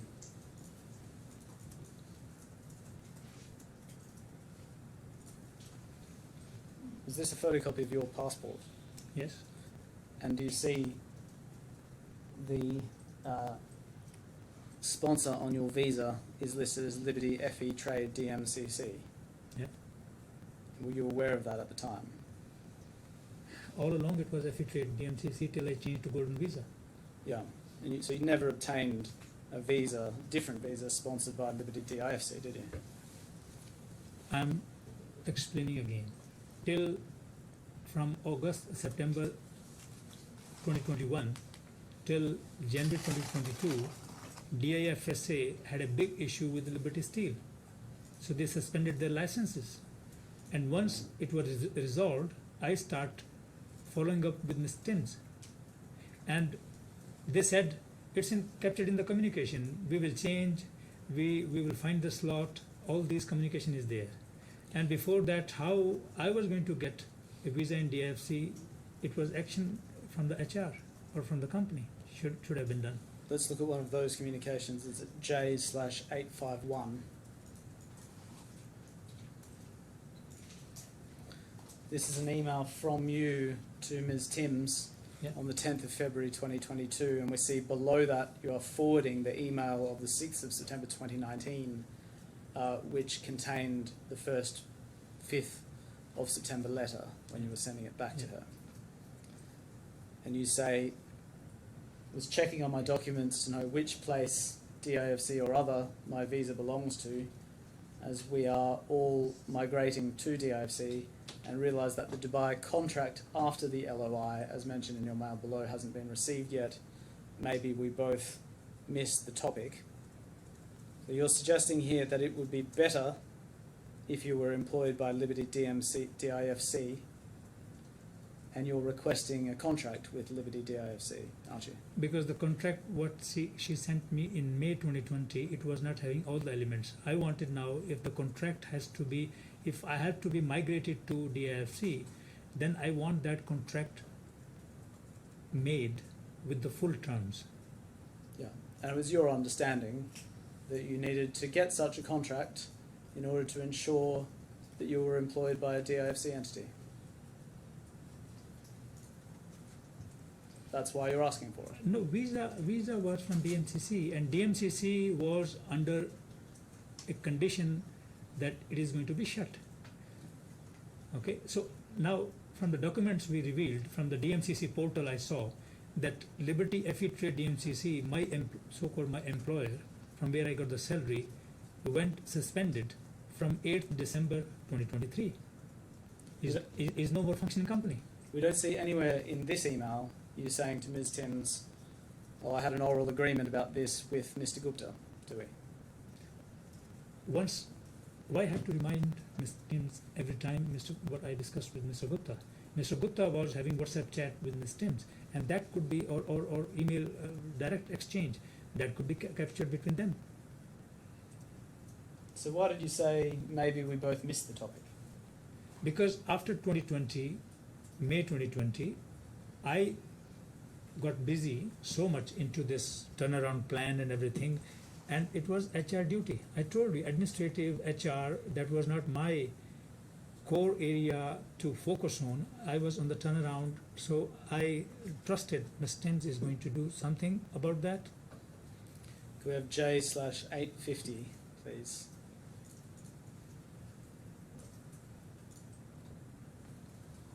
And after your request, this is before the email that we just saw, but on your request in early February 2022, you received this letter from the head of HR in Dubai.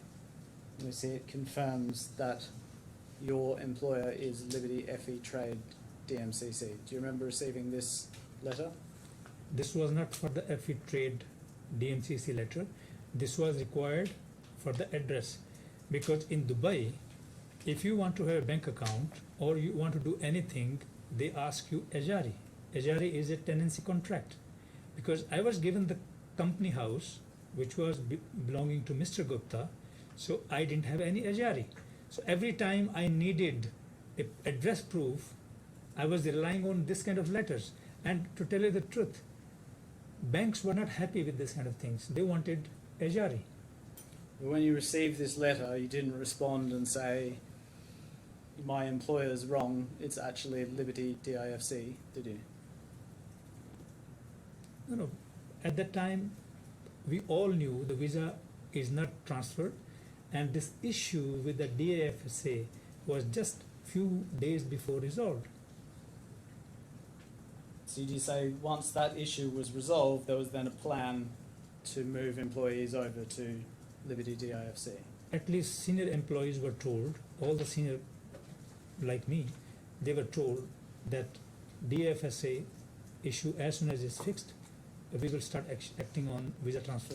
And this is exactly, if you see my email correspondence with Ms. Tins, whole February 2022, March 2022, it's all captured there. And so when you were told that once the DIFSA issue was resolved, they would start acting on your visa transfer, presumably you expected that when they were acting on your visa transfer, they would also give you a contract with your new employer.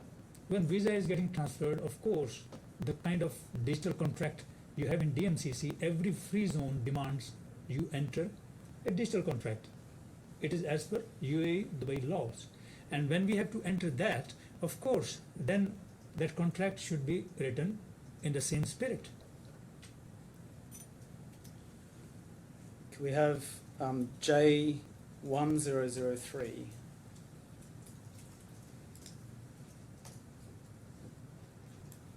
And we see at the bottom of the page,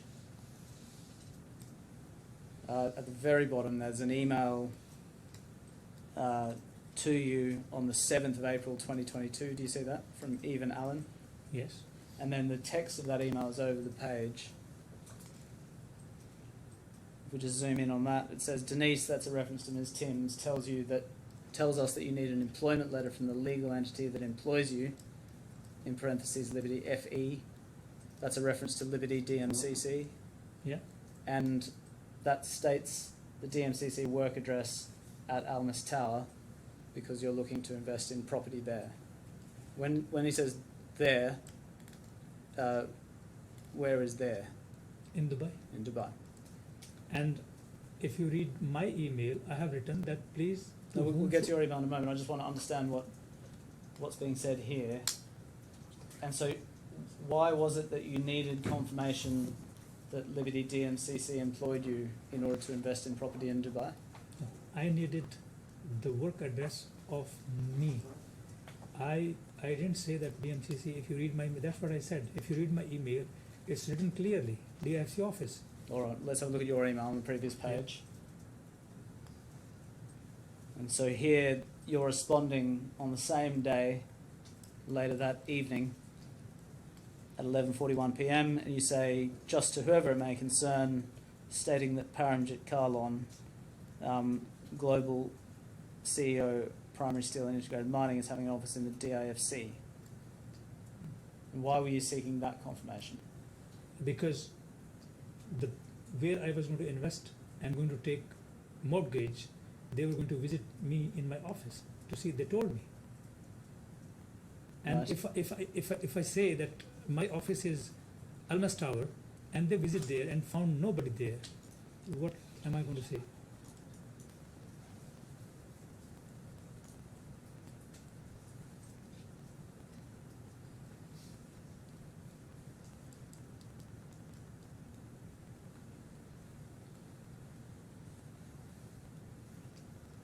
We have J/1053.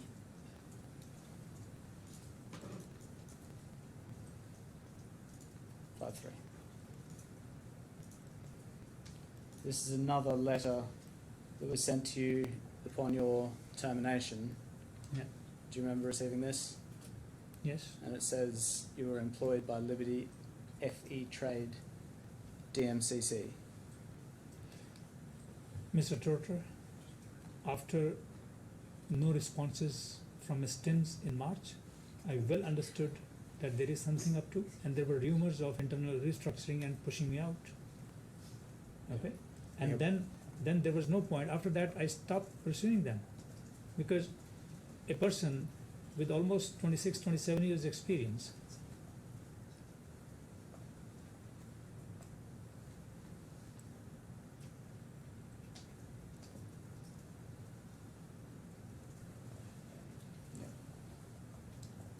Sorry, carry on.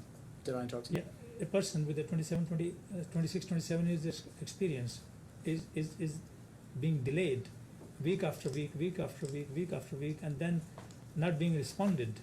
And there are rumors that there is a plan to push me out because I was a big obstacle on the 6 million carbon allowances which company wanted to sell, 550 million euros worth.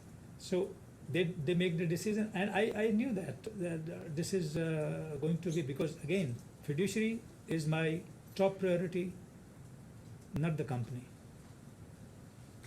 And it's right that by February 2022, you had sensed a shift in how you were being perceived in the company. It started from Feb onwards, I started feeling, but in March, when my communications were not answered, I felt it. So when you wrote to Ms. Timms on the 10th of February 2022 asking for a contract, you did that because you were preparing yourself for a dispute, didn't you? No, not at all. I was very honest, because I was shy of 9 months of completing my term. Why I had to even think about dispute at the time? So you say on the 10th of February 2022, Yeah. when you requested a contract from Ms. Timms, you were Yeah. not even thinking about the possibility of a dispute No. with Liberty DMCC or Yeah. DIFC. I don't know what was into their mind, I cannot say. But from my side, I was committed. I had to complete my full term, show the full turnaround, and then shake hand with Mr. Gupta on good terms and leave. Okay, we have H/1/71. If we just zoom in on 358.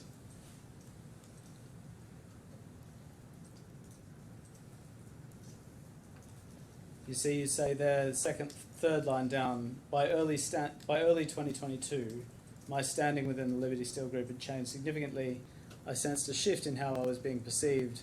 Conversations about leadership change and restructuring were becoming more frequent, and it was evident that my position was no longer as secure as it once was. Do you see that? Yeah. And then the next paragraph, recognising these developments, I took steps formally to document my employment status and to ensure my contractual entitlements were upheld. And then in paragraph 360, you refer to your email to Ms. Timms. So I suggest that when you emailed Ms. Timms on the 10th of February 2022, you did so because you realised that your position was no longer as secure as it once might have been, and there was a dispute on the horizon. I think, Mr. Trotter, you're not catching the whole thing. early 2022 means March onwards. Okay, this, however, I'm mindful not to raise concern or signal any unease to the company. Instead, I framed an email to Ms. Timms on, because I'm telling, I was asking visa transfer and that was being met with no response. So just so I understand your evidence, you say, when you say early 2022, you say you mean March 2022. Yeah, March 2022, I got full clarity that I may not be needed here anymore, because at that time rumors were rife. There is internal restructuring and I may not find a place there. Well, Mr. Kahlon, your witness statement addresses things in chronological order. You've said you felt that your position was no longer secure, and then gone on to discuss the 10th of February 2022 letter. So I suggest that this suggestion that early 2022 means March 2022 is just made up. No, sir. I'm saying on 10th of February, I requested Ms. Timms for my visa transfer.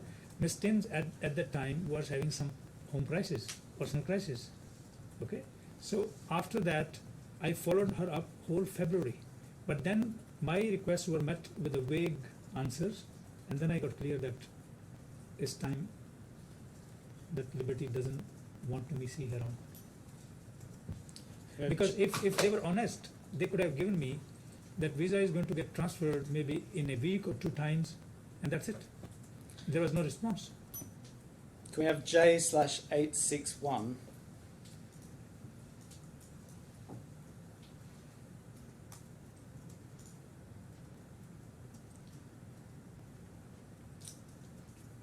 This is an email from Ms. Timms at the bottom of the page on the 15th of February 2022, so we're just a couple of days, 5 days after your email that we saw a moment ago. Yeah. And she is forwarding you a copy of the unsigned contract from May 2020. Same contract which I rejected. Well, we disagree about that, but yes, it is that contract. Then you reply to her, you say a few points from my side. You say the contract's missing the LTIP clause. You want all of the units and businesses specifically mentioned so that there's no ambiguity. And you want the contract to be with Liberty DIFC. And again, I suggest you're sending this email to her because you sensed that your position was no longer secure and you were preparing for a dispute. So I said all these issues on which I rejected in May 2020, at that time I had said over phone, and you said that where is the written communication, and this time it's written here, that these things should be in the contract of the IFC, because everybody was saying that DMCC is going to be shut. And then do you see at the top of your email chain, you then forward that chain to yourself at your Yahoo address, Yeah, and you say contract. yeah. And I suggest again, the reason you did that was because you were aware that there could be a dispute about this in No, the sir. future.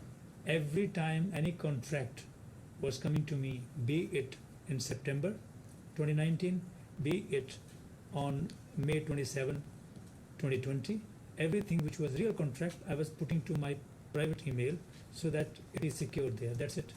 Nothing more.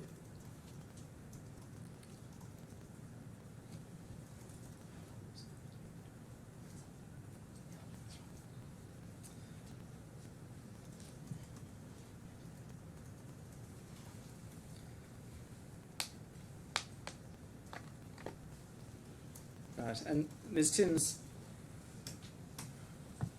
email, if we go to, this is 872, or J/872.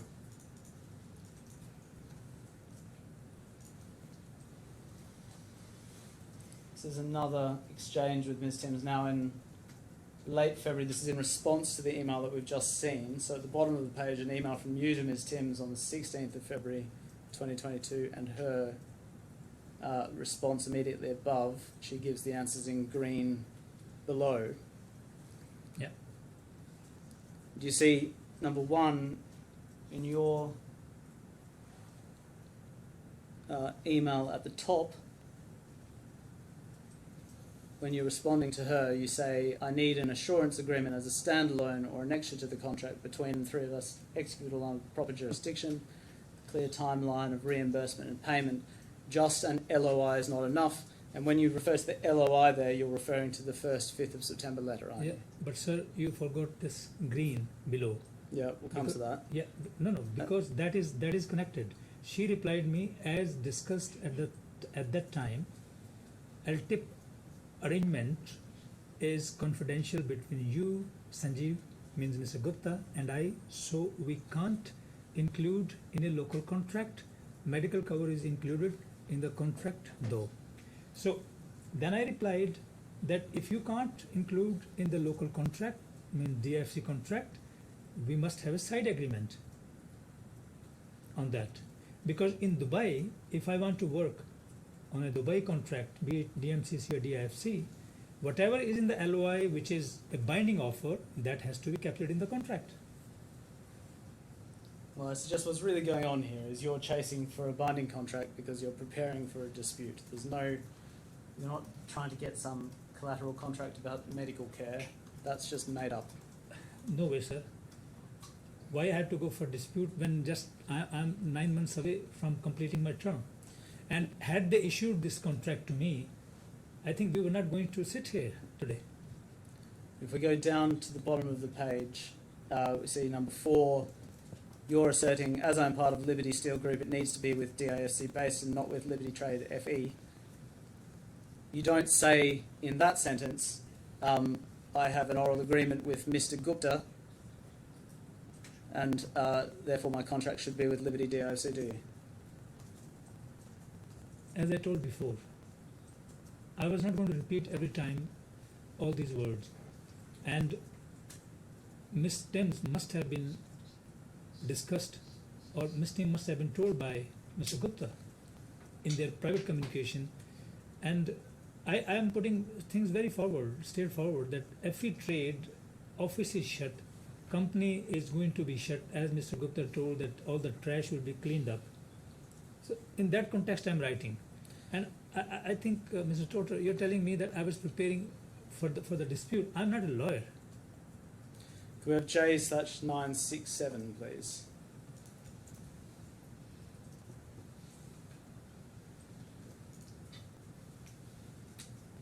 This is another email from you to Ms. Timms on the 31st of March 2022. Yeah. And you're concerned here that Ms. Timms has been stalling your call with her for a period of time. Do you accept that in the last line of that, where you say, remember well that the contract in the past could not be signed by me because of the LOI terms, payout of 30 million was not included. That was the deal breaker that Sanjeev Gupta offered during various discussions in 2019 and the main reason for me to leave. Do you agree that's the first time that you have ever said that, at least in writing? I got the LOI, September 5, 2019.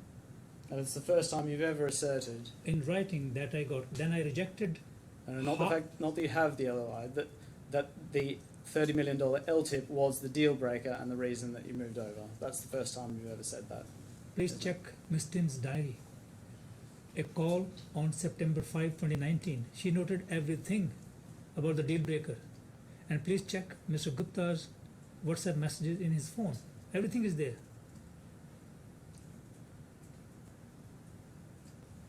Well, I suggest, again, the reason that you're asserting this for the first time in this email is because you're preparing for a dispute. Do you agree with that? Sir, why are you trying to push something which into my mind which was not there? No, at I'm that asking time? the questions, you're answering them. So if it... I'm do not. you- I was not.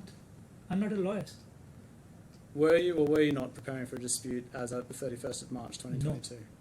For dispute, I started thinking seriously if the separation, because once they called me on 26th of April 2022 at Mr. Trahan's house for a strategic meeting, not to discuss something, and things didn't go well, Mr. Gupta started yelling and accusing me. Mr. Trahan said, best is a worked out settlement and separation. I said, fine, if you feel in the Liberty Steel I'm not fit, I'm installing your carbon allowances, I can go, no problem. Because then that's way I will keep the relations with you. I will not have any issue with the fiduciary because I'm out. And this is how a separation thing came into picture. And then I started thinking that what if the way Mr. Gupta is jumping and accusing and cursing me, what if he will not honor it?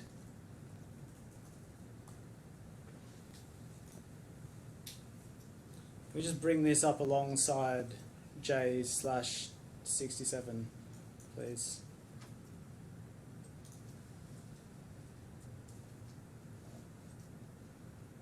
If we just go over to page 2 on page 67, and we just zoom in on the bottom, we've seen this before.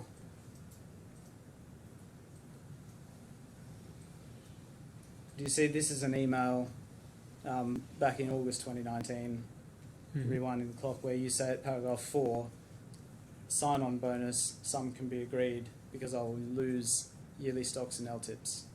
I suggest that the sign-on bonus was enough for you to compensate you for the loss of your stock options at ArcelorMittal, and this story that you're telling in March 2022, that it was the $30 million LTIP that made you leave, is just an invention to assist in preparing for a dispute. So, Mr. Tutor, you are trying to say that there was no binding LOI agreed by Mr. Gupta, number one.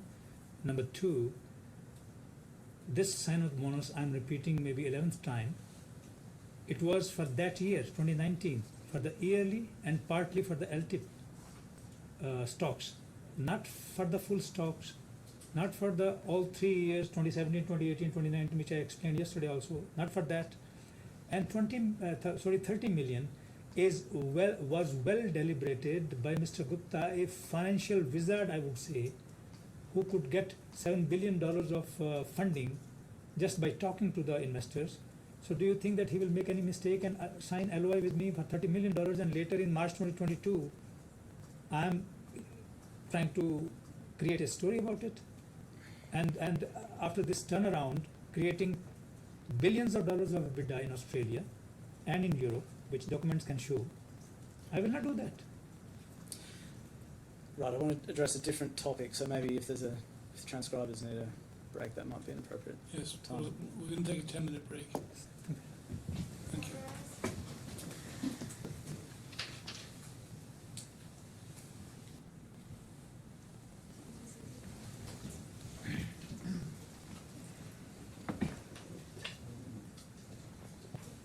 Yes. Ms. Kahlon, I want to take you right back to the beginning now, again. If you're pleased to know, not on the same topics. When you first came to the UK, you were put up in a state in St. Tudors. Do you remember that? Yes. And that was close to Mr. Gupta's house at Wylands, is that Yeah. right? Yeah. And Linda Haywood, who was Mr. Gupta's executive assistant, was making arrangements for your accommodation and staff at various places in the UK. We'll come on to the detail of that. That was broadly what was going on. St. Dix. Yeah. And Ms. Haywood gives an account of this. We have J/233.2. We just zoom in at the top. Did you see that first paragraph? Ms. Haywood is emailing Ms. Timms, head of HR, and Mr. Raghav Agarwal, setting out some history. She says the original big beautiful estate where Paramjit stayed when he first came to the UK, that's St. Tudors, was a wonderful location 5 minutes from Wylands. We demanded a full-time chef, housekeeper and gym set up. We complied completely. We complained daily, mostly about the staff, Wi-Fi or the house being haunted. I'm so sorry. The transcribers may not have got that. I've got that. Haven't received any alarm from the transcribers, so I'll carry on. Well, they've missed out a bit of. You missed a whole chunk of because you had your microphone switched off. Yes, that's my fault. Do you want to try that again? Yes, I shall try again. He demanded a full-time chef, housekeeper and gym setup. We complied completely. He complained daily, mostly about the staff, the Wi-Fi or the house being haunted. I'm just pausing there. Is it right that you complained about the house being haunted? I came to St. Theodoric's. It was big 7-bedroom property and it was empty because of COVID was at peak. It is a wedding venue and not a single shop, not a single restaurant, not a single hotel, no food delivery system was working at the time. Either you are dependent on your support system or you have to have a house to have this. So I took risk despite opposition from my family to come to UK in the peak of COVID because I wanted to be with Mr. Gupta to create a turnaround plan. And I stayed there for 1 month. After 1 month, St. Theodoric's management said that now there is an event going to happen, so you have to go out. So I was put. Yeah, but if you wouldn't mind just answering my question. So is it correct, as Ms. Haywood says, that you complained about the staff and the Wi-Fi while being at St. Theodoric's? Can you call it a complaint if there is no Wi-Fi and Mr. Gupta is writing me day in, day out? And is it correct that you complained about the house being haunted? Mr. Gupta told me himself. And so Because I complained, I told Mr. not a complaint, I told Mr. Gupta that I am alone in that house and it's a big house. He said it's a few days, you're going to move out because these events are going to start. Maybe 1 or 2 events were planned and that's it. There was no big point out of it. It's a haunted, not haunted, it's not a question. well, did you believe it was haunted or not? I don't believe in superstitions. Mr. Trotter, I'm sure you've got many interesting lines to pursue. Is this relevant? Well, the question is, did you, as Ms. Haywood asserts, come to the conclusion that Mr. Gupta had deliberately put you in a haunted house? Come on. I cannot say that. Mr. Gupta said jokingly, or I don't know what his intention was. We were flying in the private jet, me and him just together. And Right. he said, your house is haunted, you're living alone. I said, so be it. You went to a trip to Romania for a while and returned to the UK on the 18th of June 2020. Do you remember that? Yeah. Do you agree that it was the 18th of June? We can bring up some WhatsApp messages. I don't know that aircraft trip, it's a private jet always because no airline, commercial airline was working at the time. Yes, you travelled by private jet for that trip. Yeah, me and Mr. Gupta were together most of the time. If we just bring up, just so we can have that date, J/189/3.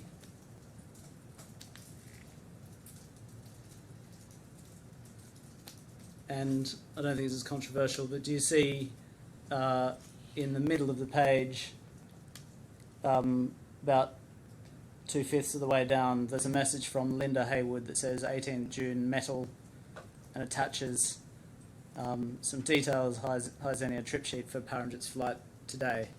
And those are messages, you weren't party to those messages, but that's a record of your private jet flight back to the UK from Romania, isn't it? Along with Mr. Gupta. Along with Mr. Goodwin. Yeah. And then the next day, if we could have J/225.2.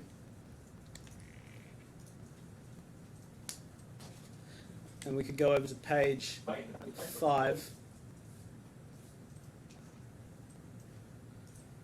This is a WhatsApp message from Ms. Haywood to Ms. Timms.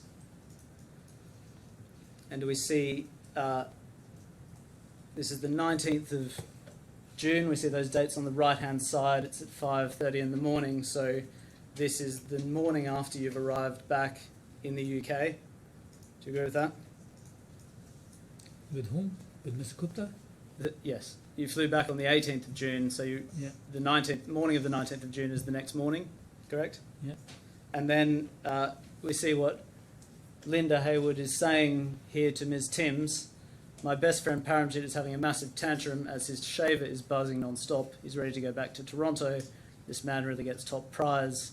Next message, she continues, he's back in the UK now. Rebecca Zenia and I have been looking for a chef for 4 days. Obviously, due to the lockdown and the location of the house he's staying in about 20 minutes from Sanjeev, we've been able to find anyone. The people who did the job for him will not work for him again due to his attitude. Haven't told him that bit.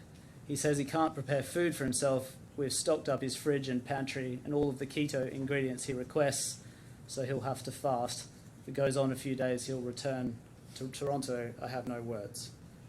Now, is it accurate that you don't cook for yourself?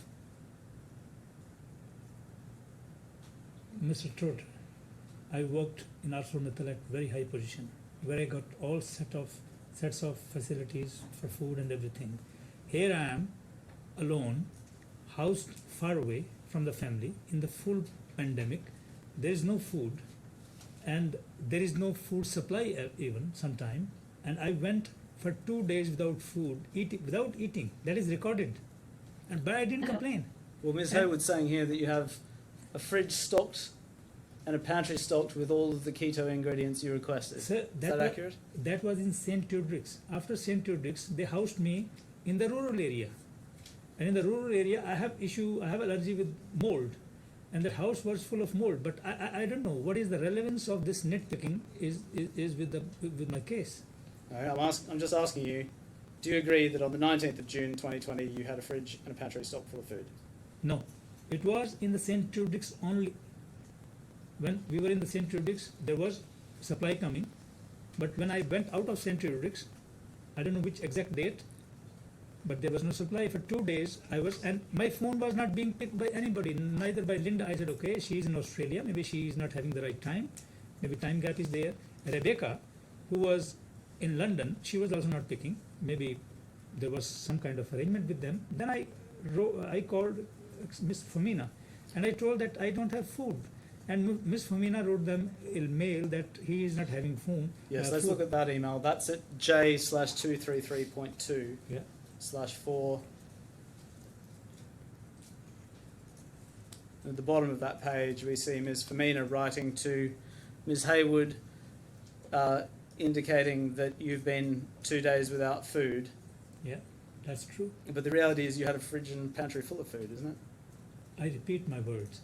Till the time I was in St. Teodric's, there was food. When I moved out of St. Teodric's, they put me in a rural property full of mold. There was nothing. Empty. Can I have J/151/111?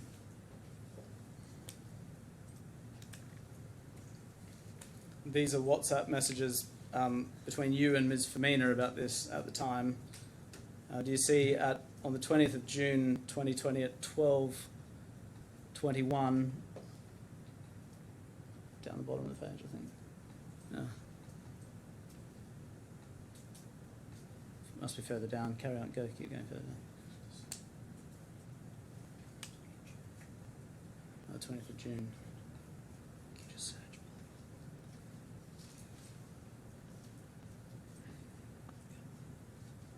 Sorry, it's page 24. You see down the bottom of the page.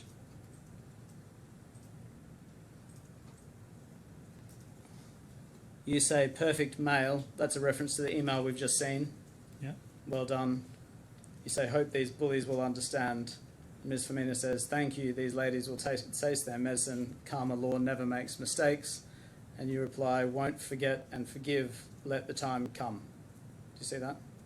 Yes, because a person who is hungry for 48 hours without a single grain in the full pandemic and they are not picking phone, I was expecting that system of or infrastructure at Liberty would be really good. The way the company is expanding from a trading company to a manufacturing company on the back of big investment funds, they would have infrastructure. But the problem was that it was a close-knit group of people of trading company, and when the top executives start coming in, they felt uncomfortable because these top executives came with certain conditions.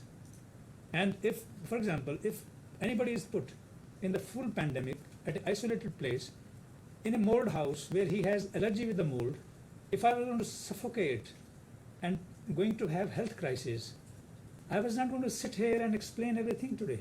Maybe I was sitting in the heavens. We go back to J/233.2 and over to page 2.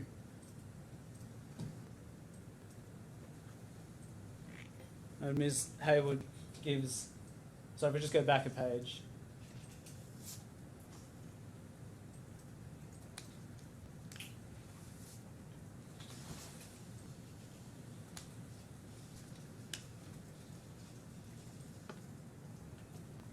I see at the bottom of the page, Ms. Hayward continues, after he'd been in the property for less than 24 hours with no chef, but a pantry and a fridge full of food, he was unable to fast any longer. He claims he cannot make a salad or cook anything. He moved back into the Cardiff house, and over the page, previously stayed in.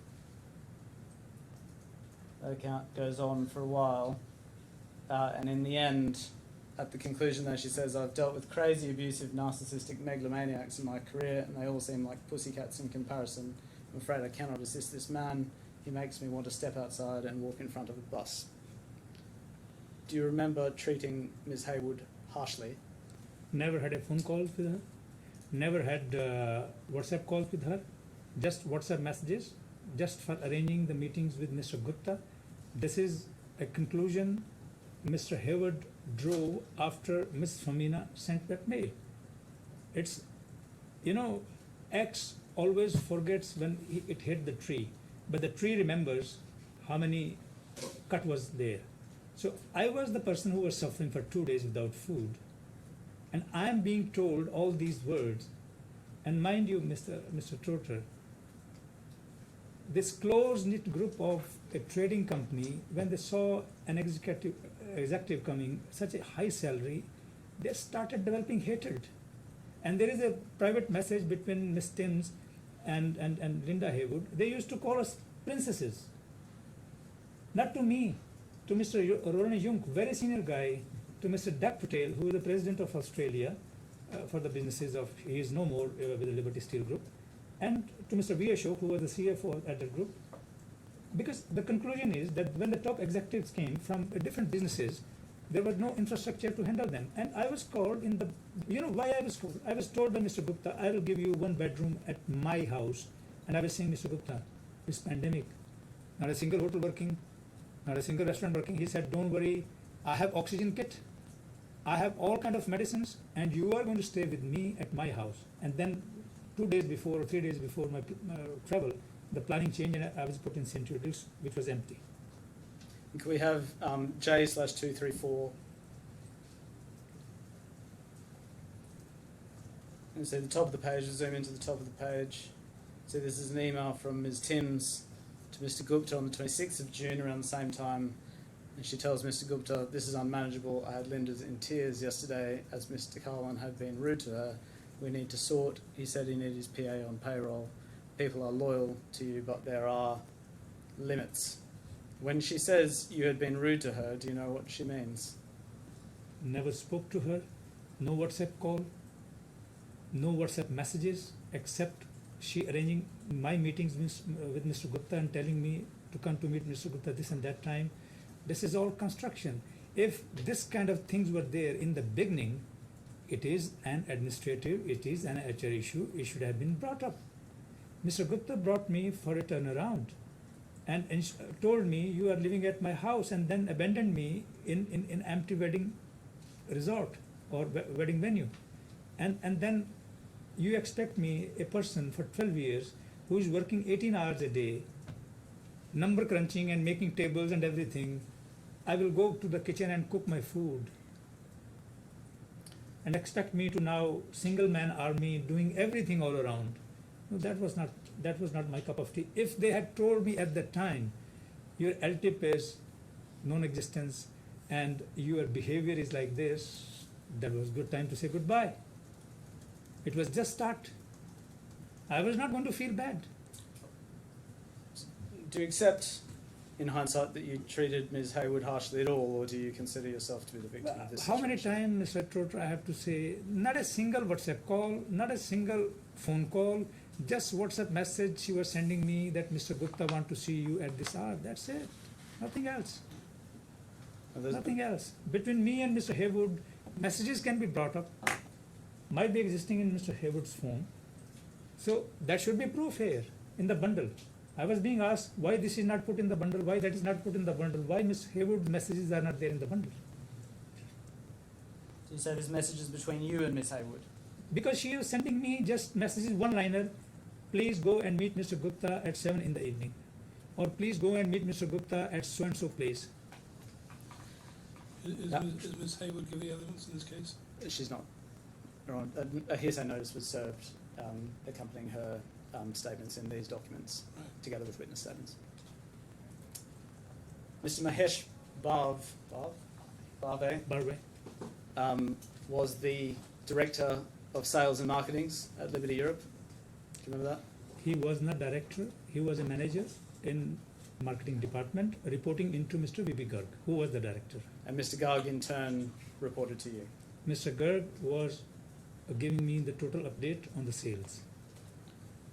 And you've said in your evidence that you said Mr. Gupta assured you would be treated like a brother. You used Yeah. that word a few times. Yes. Yeah. You had an initial meeting with Mr. Barv in early 2021. Do you remember that? I used to call meeting every week. There was no specific meeting with Mr. Barway because he was not my report. Can we bring up H/4/4?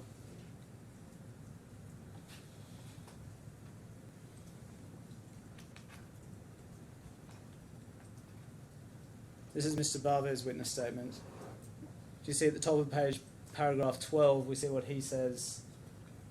It says, the tensions between Paramjit and me began in the first week after his arrival in January 2021. I believe he was put off by the fact that I'd known Sanjeev Gupta in the past and had joined the company through that connection.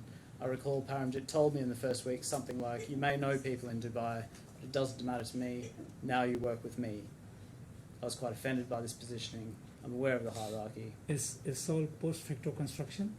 I was demanding from V.B. Garg, who was his boss, and please look at J696.1, where Mr. Gupta has written to Ms. Timms. It said that V.B. Garg appraised him and told Mr. Barway failed in Romania, Mr. Barway failed in Czech Republic, and he is not good for the business. And then Mr. Gupta suggested Ms. Timms that let's take him to the UK, LS UK, Liberty Steel UK, and he said that he is highly paid, he should not be sent at that salary. If he doesn't accept, then he can go out. This is the record of Mr.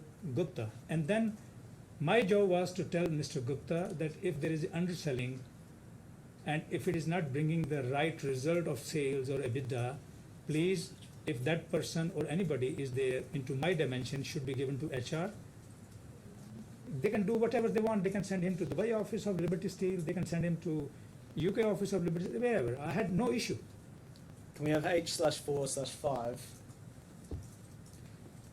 But can you please put in the record J696.1? There's a Mr. Gupta's message. That document is a long WhatsApp message with various No, but this messages is in it. clearly written. Mr. Gupta suggested Mr. Barway's removal, and why Mr. Barway is being pitched against me. And have you studied these documents in advance of giving evidence, Mr. Kahlon? I was going through the bundle, of course. I will look through it. If you've read these WhatsApp messages, you must have read quite a lot of the documents in the bundle. Not a lot of, because these are thousands. I read few of them. How many documents would you say that you read prior to giving evidence? I can't say. Was I supposed not to read it? Well, it's not a criticism, I'm just asking the question. No, but then I need to know that if it's a privilege, I'm not supposed to read, then I should be told. We're going to look at paragraph 14.3 I of think in fairness to the witness, you can make it clear to him that you're not criticising him for having read things in advance. If you're not criticising. Well, If What? if you are, you ought to put the criticism yeah, forward. I accept that, Your Honour. But what I'm suggesting is you have prepared yourself thoroughly for giving evidence by reviewing all of the contemporaneous documents that you had time to review. No, sir. I read my witness statement, number 4 and number 5, once before coming to here, and I was going randomly. I told you I have been into business for the last 30 years. Of course, when bundle is there, I will go randomly. And so you say that you read your witness statement, each of your witness statements once before giving evidence, and you read this WhatsApp chain and perhaps some other documents. You're not sure? I'm not sure what exactly, but Mr. Barway, it stick into my mind because that was his witness statement. And did you read, you said earlier that you hadn't read the skeleton arguments. Is that correct? Skeleton argument of whom? Of both sides. Did you read your No, own skeleton I argument? read their witness statement, not skeleton argument. I read witness statement of Mr. Agarwal, I read witness statement of Mr. Barway, I read witness statement of Mr. Gupta and Ms. Timms. All right, well, I do need to suggest to you that if you've been through the WhatsApp messages in this level of detail and you can remember the document references for specific WhatsApps, that you have prepared by reference to the contemporaneous documents thoroughly and that you are designing your narrative around No, sir. those documents. Mr. Barway stuck into my mind. I give you the reason of that. Because there was nothing like that from my side happened with Mr. Barway. For me, I'm telling from the beginning, for me, turnaround mission was the most important. Because of Mr. Barway, there was a loss of 60 million euros. How I will explain my results if the person is not on the ground, not selling on time, not catching up on the prices? I told Mr. Gupta very clearly, Mr. Gupta, Mr. Barway is not fit for this job. And then VB Garg, who was boss of Mr. Gupta, he went to meet Mr. Gupta and explained that why Barway is failing. Could we have H/4/5, please, back in, it's on the screen actually, but back in Mr. Barway's witness statement. Do you see paragraph 14.3, he's describing a meeting, one of the weekly meetings in February 2021, and you had formed the opinion, he says, that you had purposely signed off on a contract without considering the price or getting approval, and you said something like this, what is your interest in the business that you want to sign this? This is like a fraud and I'm going to investigate. Did you say those things? No, sir, not in this way. The thing happened that at that time prices of that product were X and Mr. Barway was selling it 200 euros per ton lower price. So who on the earth will sell with such a delta? So I told Mr. Gupta very clearly, I said, Mr. Gupta, my goals are very clear. If Mr. Barway is not fit for this job, he can be sent to anywhere. And how many people would be on these weekly team meetings, roughly? 10 to 15 top guys. 10 to 15 top guys. Does that mean that mostly they're Mr. Barway's superiors rather than inferiors? I called my N-1, Mr. B.B. Garg, as head of the marketing, Mr. So-and-so for the operations, for the technical, my reports. Now, they had freedom to bring in their main reports. Mr. Barway says that there was as many as 30, 40 people on these calls. Do you agree with that assessment? No, I never believed in gathering a town hall meeting, number one. I believed in some people's gathering who are meaningful. Number two, I never believed in going for 2 hours meeting. For me, 45 minutes meeting, that's it. Message clear, how much sale, in which region, what product mix, how many tons sold, what is the benchmark versus our sale pricing, what is the competition is selling, these few questions to the sales and marketing, and their job is done. Now, earlier I asked you, did you say something like this, what is your interest in the business? This is like a fraud and I'm going to investigate, and you answered, no, not in this way. What did you mean by not in this way? Because I said that the market is at X euros per ton, and Mr. Barway, you have sold 200 less. Did you accuse Mr. Barway of a fraud on a call? I told Mr. VB Garg, and VB Garg put Barway in front. He said that, please ask Mahesh Barway why he sold less. I said, Mr. Barway, why did you sell less? And Mr. Barway had no answer.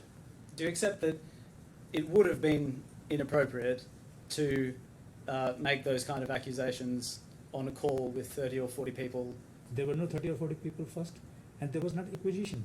If any stream, be it sales and marketing or procurement, is failing to capture the market, then what is the purpose of that meeting?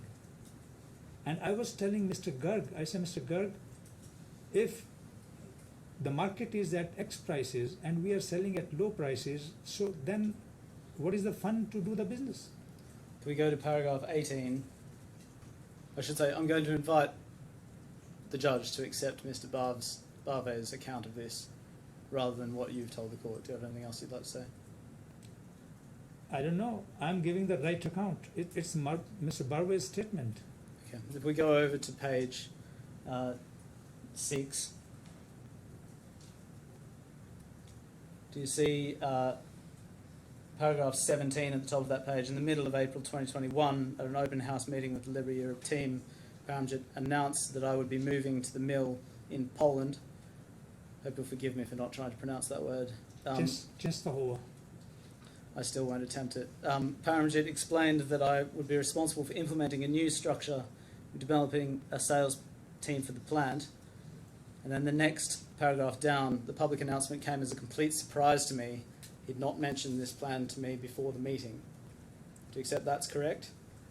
Sir, Mr. Barve was not my report.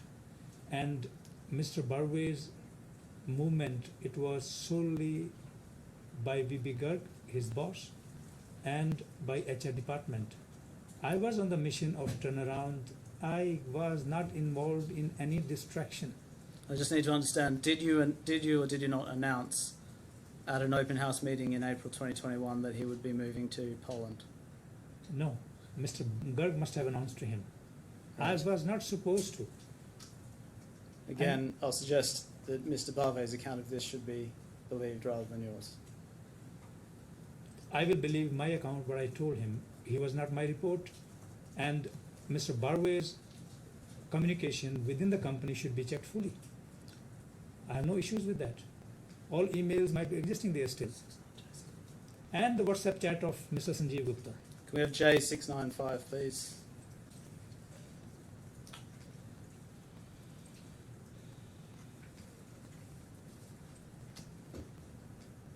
You see the information there in the blue highlighted passage.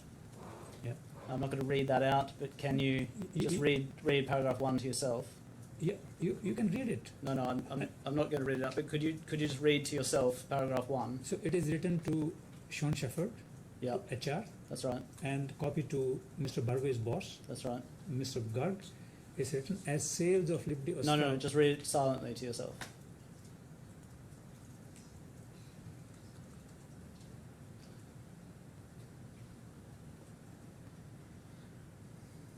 Do you agree that you ultimately made the decision to get rid of Mahesh Barve? It's not written that. It is given to HR. HR's decisions, whatever they want to do, they want to rotate him, they want to send to him some other business, that's fine. I'm mentioning 60 million loss, which I said a couple of minutes ago. And it was calculated loss. It's not a figure came just from the air. Just so I completely understand your position, just reread to yourself the bold underlined words in that passage. You see that? Yes?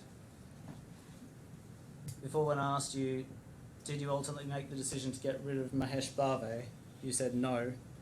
So that sentence doesn't mean that I'm going to push him out of the company. I'm telling that there is a 60 million euros loss. So these responsibilities of Ostrava and Częstochowa should be taken away from him. That's it. Yeah, and It's not Do you agree? nowhere mentioned that he should be sacked from the company. It's not mentioned. do you agree that about the same time you offered his position to a, if we just go to bring up alongside this, H/4/7,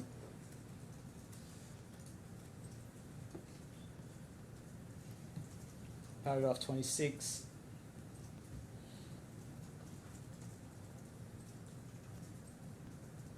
zoom in on paragraph 26. He says, I later learned from an ex-colleague and friend that Surinder Veer Singh, that the CMO of Galati, then the CLR of Galati, who took over my responsibility there, that Paramjit had already offered him my position in a meeting in February 2021. Did Sir? you do that? Sir, it is remit of Mr. Garg, Mr. V.B. Garg, to bring his people under him. I am no one to micromanage at that level. My sir, are you hearing? So I'm listening. Yeah. Carry on. my focus is turnaround, and for which Mr. Gupta brought me, and Mr. Gupta brought me with a clear sign off that for the turnaround, if there is a dead wood, to be cleaned, and if there is lethargy in the team, to be clean, and to bring in the right team who can really function well. And if any shareholder is ready to accept a 60 million euros loss within few months from the decision making of a junior level manager, I don't know what to say. And did you regard Mr. Bave as deadwood? I said 60 million euro loss. What does it mean? Is a performer or non-performer? And this is confirmed by his boss, Mr. V.B. Garg. I was questioning Mr. V.B. Garg day in, day out. Mr. Garg, why we are selling at lower price versus benchmark? Mr. Garg always said, I don't know, I cannot do anything. So I said, then do something, please. Well, I suggest that rather than try and address this through the usual channels and sack him for non-performance, you instead announced that he would move to Poland in order to make his life difficult, and ultimately just decided to get rid of him. For what Mr. Gupta brought me in the organization, to turn around. For what he kept me in Chepstow for 3 months and talking to me almost every day, just to have dinners with him for the turnaround. And if I'm not doing my job, for what I'm there? And So- if Mr. Barwe is Mr. Gupta's friend, Mr. Gupta's empire was so big, he could have given Mr. Barwe position in the UK or in any Australian units or anywhere else. Or in USA, he had some plants in the USA. I had no issue. But my mission was turn around, and I had to be on that. Now, you recruited another gentleman named Ashok Sonthalia as financial director in early 2020. Yes. Do you remember that? You expressed some frustrations about his delay in getting a visa. We see that. Let's bring up that document to refresh your memory. It's at J/241.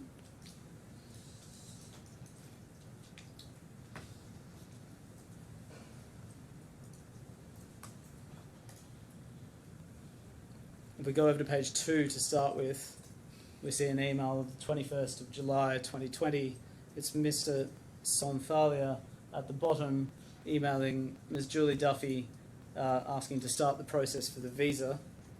Ms. Duffy then puts him in touch with Raza Hussain in the email above that. And then at the bottom of, that's on the 21st of July, and on 26th of July on the previous page, we see there that Mr. Sonthalia is following up about the documents that are required. The 26th of July is a Sunday. We see above that the email that you send to Ms. Duffy. One, is it right to forward a request to someone who's not sensitive to mails? And 3, if a very senior person like Ashok Sonthalia is requesting some actions that will make his onboarding process faster, was it enough on your part just to forward the mail and not to follow up whether it's been taken or not? So is it fair to say you were not happy about this 5-day delay? Should I answer? Yes. Mr. Sonthalia was the CFO for whole Europe. He was the CFO overseeing Liberty Romania, Liberty Ostrava, and few other units. And Mr. Sonthalia was to travel to Europe as soon as he get his local visa, because based on that he was going to get European visa. And I have been in charge of Middle East for ArcelorMittal. The things which used to happen in ArcelorMittal in 2 days, in Liberty they were taking 20 days. And things a week of time in ArcelorMittal were taking 2 months. So, a mission of turnaround needs some actions. And after this 3-day delay, 3 working day delay, we see at the top your comment, haven't gone well with me, neither this mail nor his lethargy. Is that the sort of email that you thought it was appropriate and useful to send? So, what should I do? My CFO is sitting and waiting, and I was demanding from him, give me the budget numbers of these units in 2019. You just take the Opus screen up to the top of the page, please. In 2019, and he was saying that if I don't get the visa on time, and he was sitting on the tables on the he was, because there were no chairs or tables at the time in the Almas Tower. Mostly he was sitting in the cafeteria, and he was going to them twice, thrice a day, and then demanding, please get me visa, because my boss, means me, is asking me to go to Europe and get the numbers because we need to prepare the budget. And here you go, nobody was taking action. In Dubai, you know, if somebody wants to do the things, it happens. And the VIP visa in Dubai can happen in one day. Can we have J/243? This is the next day, the 27th of July 2020, and it's right that in light of this incident, Ms. Denise Timms set up monthly meetings with you to discuss your management style, isn't it? Mr. Denise Timms has his vertical column, parallel column to me, where her HR people, they were in the units or working around the units. So she wanted to get the feedback from me how his team is helping the units which I am overseeing in terms of recruitments, in terms of sometime helping the trade union, because Miss Denise Tim never ever participated in any trade union talk. It was left to us, so we were doing that. Anyways, that is not a big issue. So for that to understand what business is evolving in this turnaround, so she put a team's call with me on monthly or bi-weekly basis. And if we just bring up also H812, we see what Ms. Timms says about this. Let's zoom in on paragraph 51, and to see the last sentence there, she says that this setting up of monthly calls was met with extreme aggression. He threatened to resign because he refused to take any direction from me. So Is that accurate? What paragraph?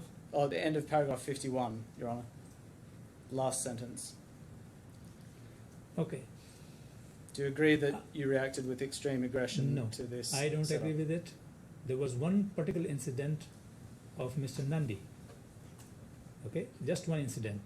And Mr. Tim is constructing all these things, I don't know why, because Mr. Nandi was part of a team created under Mr. Gupta. It's called Chairman's Investment Planning Organization, and he was dedicated to Romania.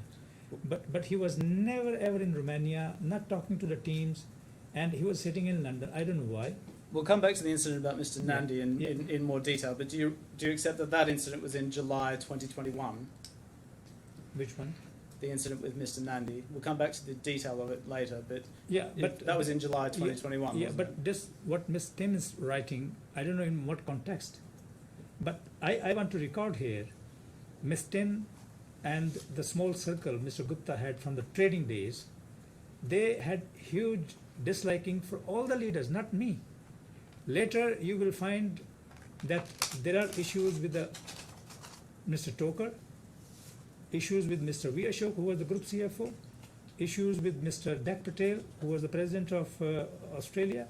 So here, whom to be blamed?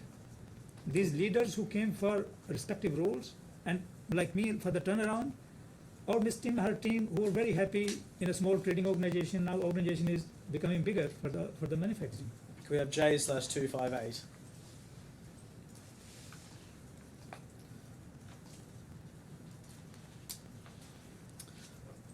Do you remember in August 2020, in the middle of the pandemic, Royal Mail was experiencing some delays with the delivery of a credit card, and we see in the middle of the page here an email that you sent regarding that delay on the 6th of August 2020, and we see about 4 lines down better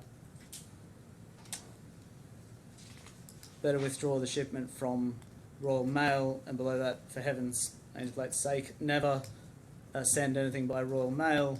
And then below that to Raghav, please do something on these lethargic and defiant behaviours, had suffered a while in the UK and gulped it somehow, don't want that to happen again. And you see above that then Ms. Hayward's response to that email to Mr. Agarwal: we cannot ignore how he's acting to staff, it's truly unacceptable, lethargic and defiant. And do you share Ms. Hayward's view that that email was unacceptable? So I am being pushed to corner for these small incidents. 2.5 months that card was not issued. 2.5 months. It was applied end of May or early June, and it was delivered in August. And why to use Royal Mail when we know that Royal Mail was congested, or due to pandemic they were not doing anything? Card could have been delivered to London office within a day, and from London office every day or alternate day Mrs. Gupta's driver was bringing something or other thing to Chepstow where I was housed. So it could have done in 3 days, 4 days. And then maybe these all correspondence was not going to come of my buying the things. I was going to maybe order myself, you know. So anyways, all these small hiccups which were there in any organization, I took them as small. Maybe organization is in transition, it's a new organization. I could feel the pain of, and I raised to Mr. Gupta these things. I said, Mr. Gupta, what is this? You know, I came from an institution, a stable company, and now this situation. He said, please be with me, suffer with me. I have behavior issue from my own team, and sometimes they don't go well along with each other. It was not that they're just criticizing me. There were cat fight going on among themselves also. We have J/541, sorry, mistake, H/6/4. This is Mr. Shepherd's witness statement in these proceedings. Do you remember Giles Manning was a junior employee in the Raw Materials Procurement Department? Yes. Yeah. And paragraph 12, we see what Mr. Shepherd says about your treatment of Mr. Manning. And he says, Paramjit, it's quite a long paragraph. I can reply you on that. Hold on, just let me find the... Oh yeah, it's right at the very start. So Paramjit suggested on a Teams call that Giles must have been getting some kind of personal benefit in the acquisition of coking coal. He didn't accuse him directly, but said there was something not right with the relationship with Giles and the supplier, which could only be understood as taking kickbacks. It was clear what he meant. Do you remember making that allegation? No, sir. I said something is not right. Let me explain you what happened. 50,000 tons of coke was bought from India, and when the shipment came, it was unloaded on a Romanian port, and after it was picked from the port and sent to the plant. The only single blast furnace on which Romania was working, because of this coke, started getting choked. So I rushed in middle of July. I rushed there because if the blast furnace is choked, we are done. The plant is stopped. So I rushed there. Okay, we saved the blast furnace, and somehow we started investigation. And when we found in the investigation that 20% was muck, in this 50,000 tons, 20% was muck. And this muck went to, these are the fine slurry, which was loaded from the port. They simply went into the blast furnace and created problem. When we start going into detail from where it was loaded, so I asked that who is responsible for the shipment in the company. So they said Giles Manning. So I asked Giles Manning on a call, I said, Mr. Manning, when the shipment was loaded, was anybody from Liberty there on the site? He said no. I said, who was there? He said, inspection agency was there. I said, if inspection agency was there, how could they load 20% fines into that, a muck slurry gathered from the port and simply put in the ship, in the hull? So he said, I don't know. I said, if inspection agency cannot take care, then something is not right. And regardless of whether the rights or wrongs I of all... think let the witness... Oh, I'm so sorry. Yeah. I thought... So it means the inspection agency has overlooked it or not been there. It is not a blame to Mr. Manning. It's a blame on the inspection agency. And I told him, I said, let's put our own people on the ground, not depending on the inspection agency. That's it. And where I said this kickbacks and everything, it is all constructed. And by the way, Mr. Sean Shepherd was not in that meeting. And so, but did you raise this issue on a team meeting rather than directly with Mr. Manning? Is that right? Mr. Manning was not reporting into me. He was a junior employee. The people who were reporting into me, I asked them that how it happened that a single blast furnace, one goose who is laying the eggs, it can be killed in one go. What if blast furnace was going to be dead? For 1 year, we were not going to recover it. And 1 year means close to 300 to 400 million euros of loss of EBITDA. So a turnaround leader, how he will accept this kind of thing, a material coming, nobody takes care. And this was for Mr. Gupta's benefit, that his plant was running. And now these small hiccups that something is not right on the inspection agency is being labeled against me. Please talk the mainstream things, carbon allowances, which were being stolen. Please talk about all fiduciary issues which were happening. Because of that, Mr. Gupta, the relation with me got really bad. But we are talking about these small nitpicks. Go to J885, please.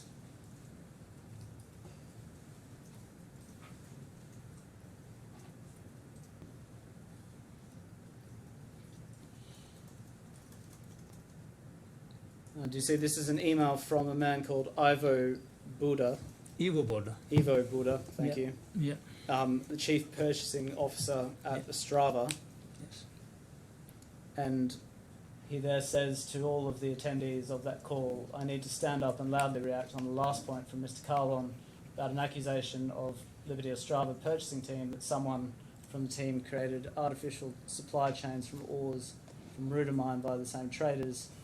I can consider such a message given to a full forum very personally and need to protest. If there's any evidence about this fact, I'd like to see it. If it doesn't, what I'm pretty sure is I need to ask for withdrawal of the accusation because it's beating my professional and personal honour. Now, I'm not interested in whether that's right or wrong.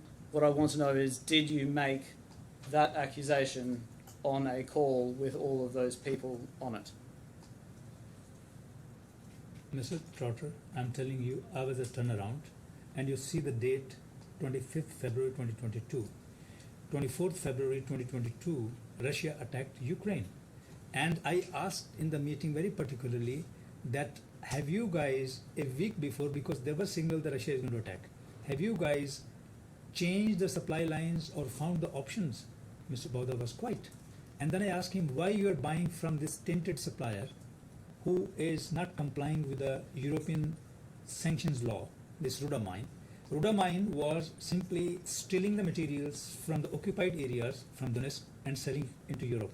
If somebody, regulators were going to find it out, company was going to face a big music.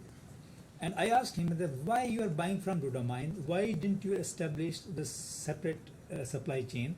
Because as soon as the attack happened, ArcelorMittal completely took over Gdansk port in Poland, only port which can bring in material to Romania, because Black Sea ports of Romania were locked. Locked means they were under attack, and any shipment coming through the Black Sea was under risk. So I ask that if you don't establish a supply chain from Gdansk or from Slovenia side, you are sitting. Please do something. And this particular, he didn't mind that. He accepted that he had made mistake. He didn't act on time. But he said, about Rudamine, I will protest. So I am trained anti-section laws of European Union by ArcelorMittal. And I will not allow, I said my fiduciary duty from the beginning, I will not allow a material from the sanctioned territories stolen and sold in European Union. I will not allow that. Doesn't matter how much criticism I will accept. Fiduciary and sanctions, sacrosanct. I will not do that. And do you see in the list of addressees of that email, one of them is a Mr. Ajay Agarwal? Do you see that? It's in the middle, about the middle on the right-hand side. Yeah. Everybody who was in the meeting, now you can count, there are 15, 20 in the meeting, or there are 30, 40 in the meeting. So these were people in the meeting, he put everybody. Can we have H/3/7, please?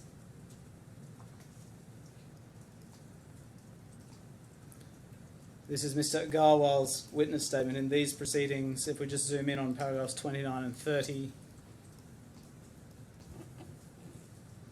he explains that one of the ways in which he operated was to push the senior existing employees out of the business. So, for example, he forced Ivo Buda out of his role as head of procurement, Liberty Australia Business, and he continues, he pushed Ivo out in a similar manner to Mahesh and Giles by publicly humiliating him and accusing him of taking kickbacks. This would happen on the regular, weekly, monthly and quarterly calls that were held for Liberty Australia Business, and I've referred to above. Paramjit built up his criticism and accusations of Ivo over time.